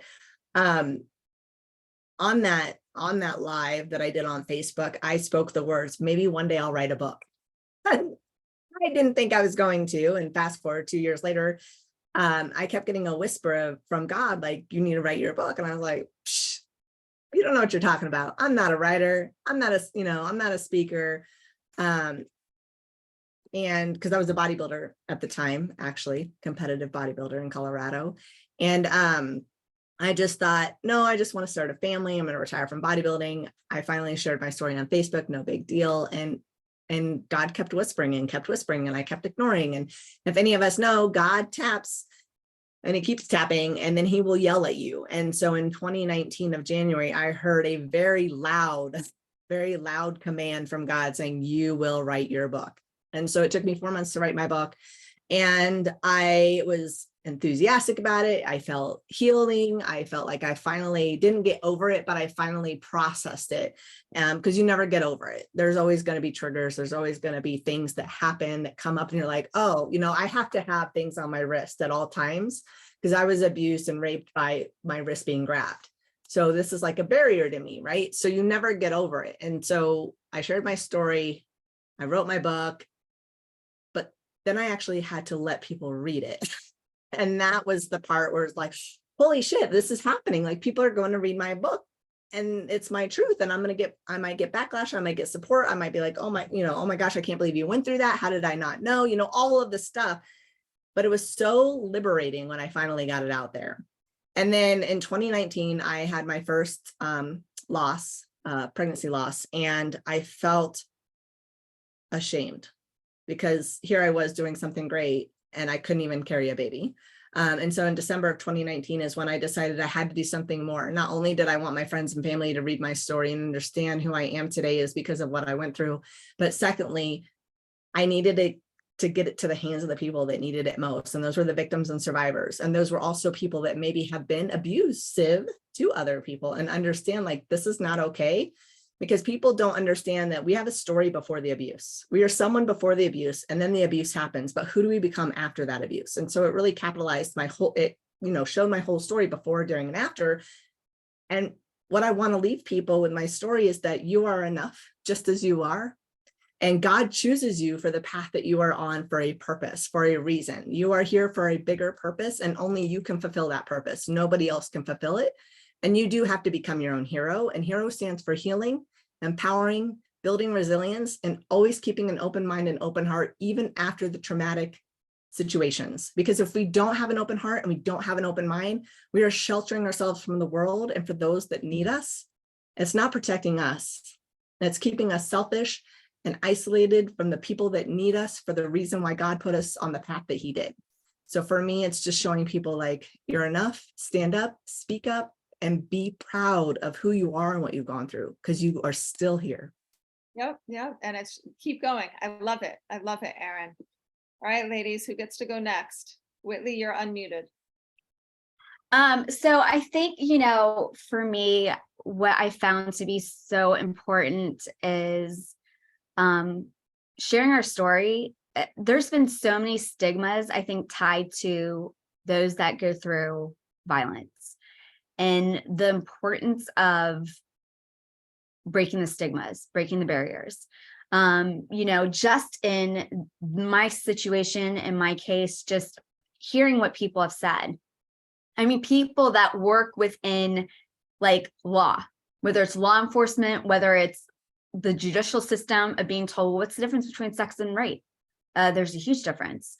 Wait, you were wearing knee-high boots? Yeah, over my jeans. Well, that's a woman asking for it. Anytime a woman wears knee-high boots, that was from a male, attorney that represents victims. I mean, and just seeing things, memes online saying the hardest people to love are those that have experienced trauma.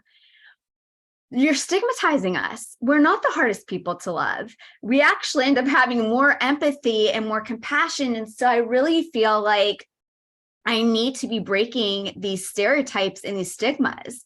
And kind of like what you were saying, Erin, is that this isn't who we are. This is something that was done to us, but this doesn't define us. And we live in a society that's putting so much on this is your worth and this is your identity. I mean, I've had guys that I've met since that have been like, your trauma is a deal breaker. I don't even want to get near you. And it's like, oh, wow, you're calling yourself a Christian. Like, that's not my identity. And nobody should be judged for anything they've done, but let alone something that somebody else did to you. I want to break open these stereotypes and these stigmas because it's not helping anybody. It's causing people to still deal with depression. It's causing people to be suicidal. There's not healing happening. In fact, people are being more traumatized. And what people are failing to understand is that anytime someone goes through trauma, your brain rewires. It's like a complete reset. So the more trauma you have, you're resetting, you're starting over again and again. And for those that have experienced sexual violence, your body is the crime scene. You can't escape it. It's not like being in a car accident and you can choose not to drive past the place of the accident. You are constantly attached to what happened to you, and it hits your core, it hits your very soul. And people need to be showing compassion. We need to be more empathetic. Even if you can't understand, even if it's hard for you to fathom what that might have been like, we all know someone who's gone through it, whether we want to admit it or not, and denying it isn't helping. And so I think that's what's most important in trying to spread awareness, which my whole platform is about: awareness, prevention, education, trying to get the message out there of stop identifying people by the trauma that they've gone through. They're not the trauma. And acknowledge what they're doing. They're taking the trauma and turning it into a triumph. Don't focus on the ashes. Focus on the beauty from the ashes. Even Genesis 50:20, what Satan intended to harm you with, God intended for your good, the saving of many lives. And so allow us to use our story to save lives and get out of the way, because you're taking up space. I love that. Get out of the way. It's important to be able to share our stories. That's get out of the way. That's great. Yes, that's true. Right. If you're not helping, get out of the way. I love it. Candace, you're next.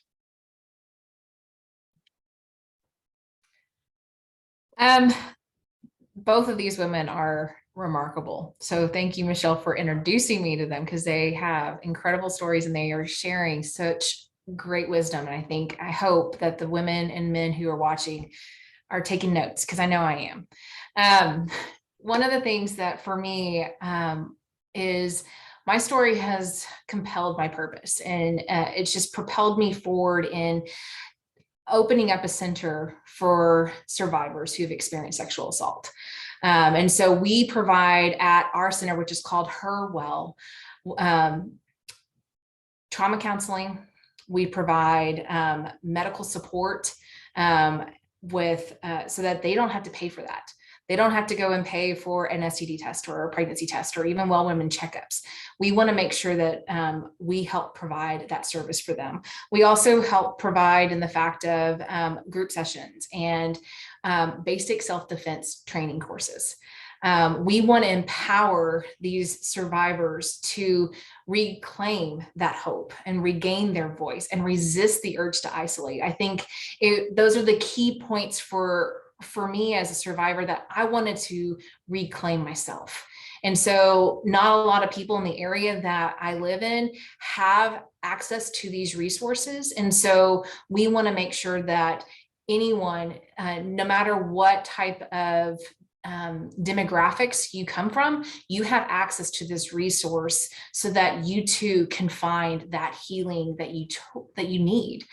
I think of a butterfly and the transformation process of a butterfly, right? You got the caterpillar, then you have the chrysalis, and then you have the butterfly in its wings. But it's in that chrysalis that they have to sit in their goo. And so many times we are so afraid to sit in our goo. But it's that goo that produces the wings that we need to soar. And so that is what we do here at Her Well, is help our ladies go from that caterpillar to go and sit in your goo and not be afraid to sit in your goo, and then build those wings so that you can soar. I love sit in our goo. I am stealing that, Candace. Well, that is a talk that I give, so just make sure. So I'll just quote you, Candace Reyes, and sit in the goo with butterfly. So ladies, you are incredibly important. You're incredibly impactful. One word, okay, one word. If there were one word that you could leave the audience with, what is that one word? Perseverance.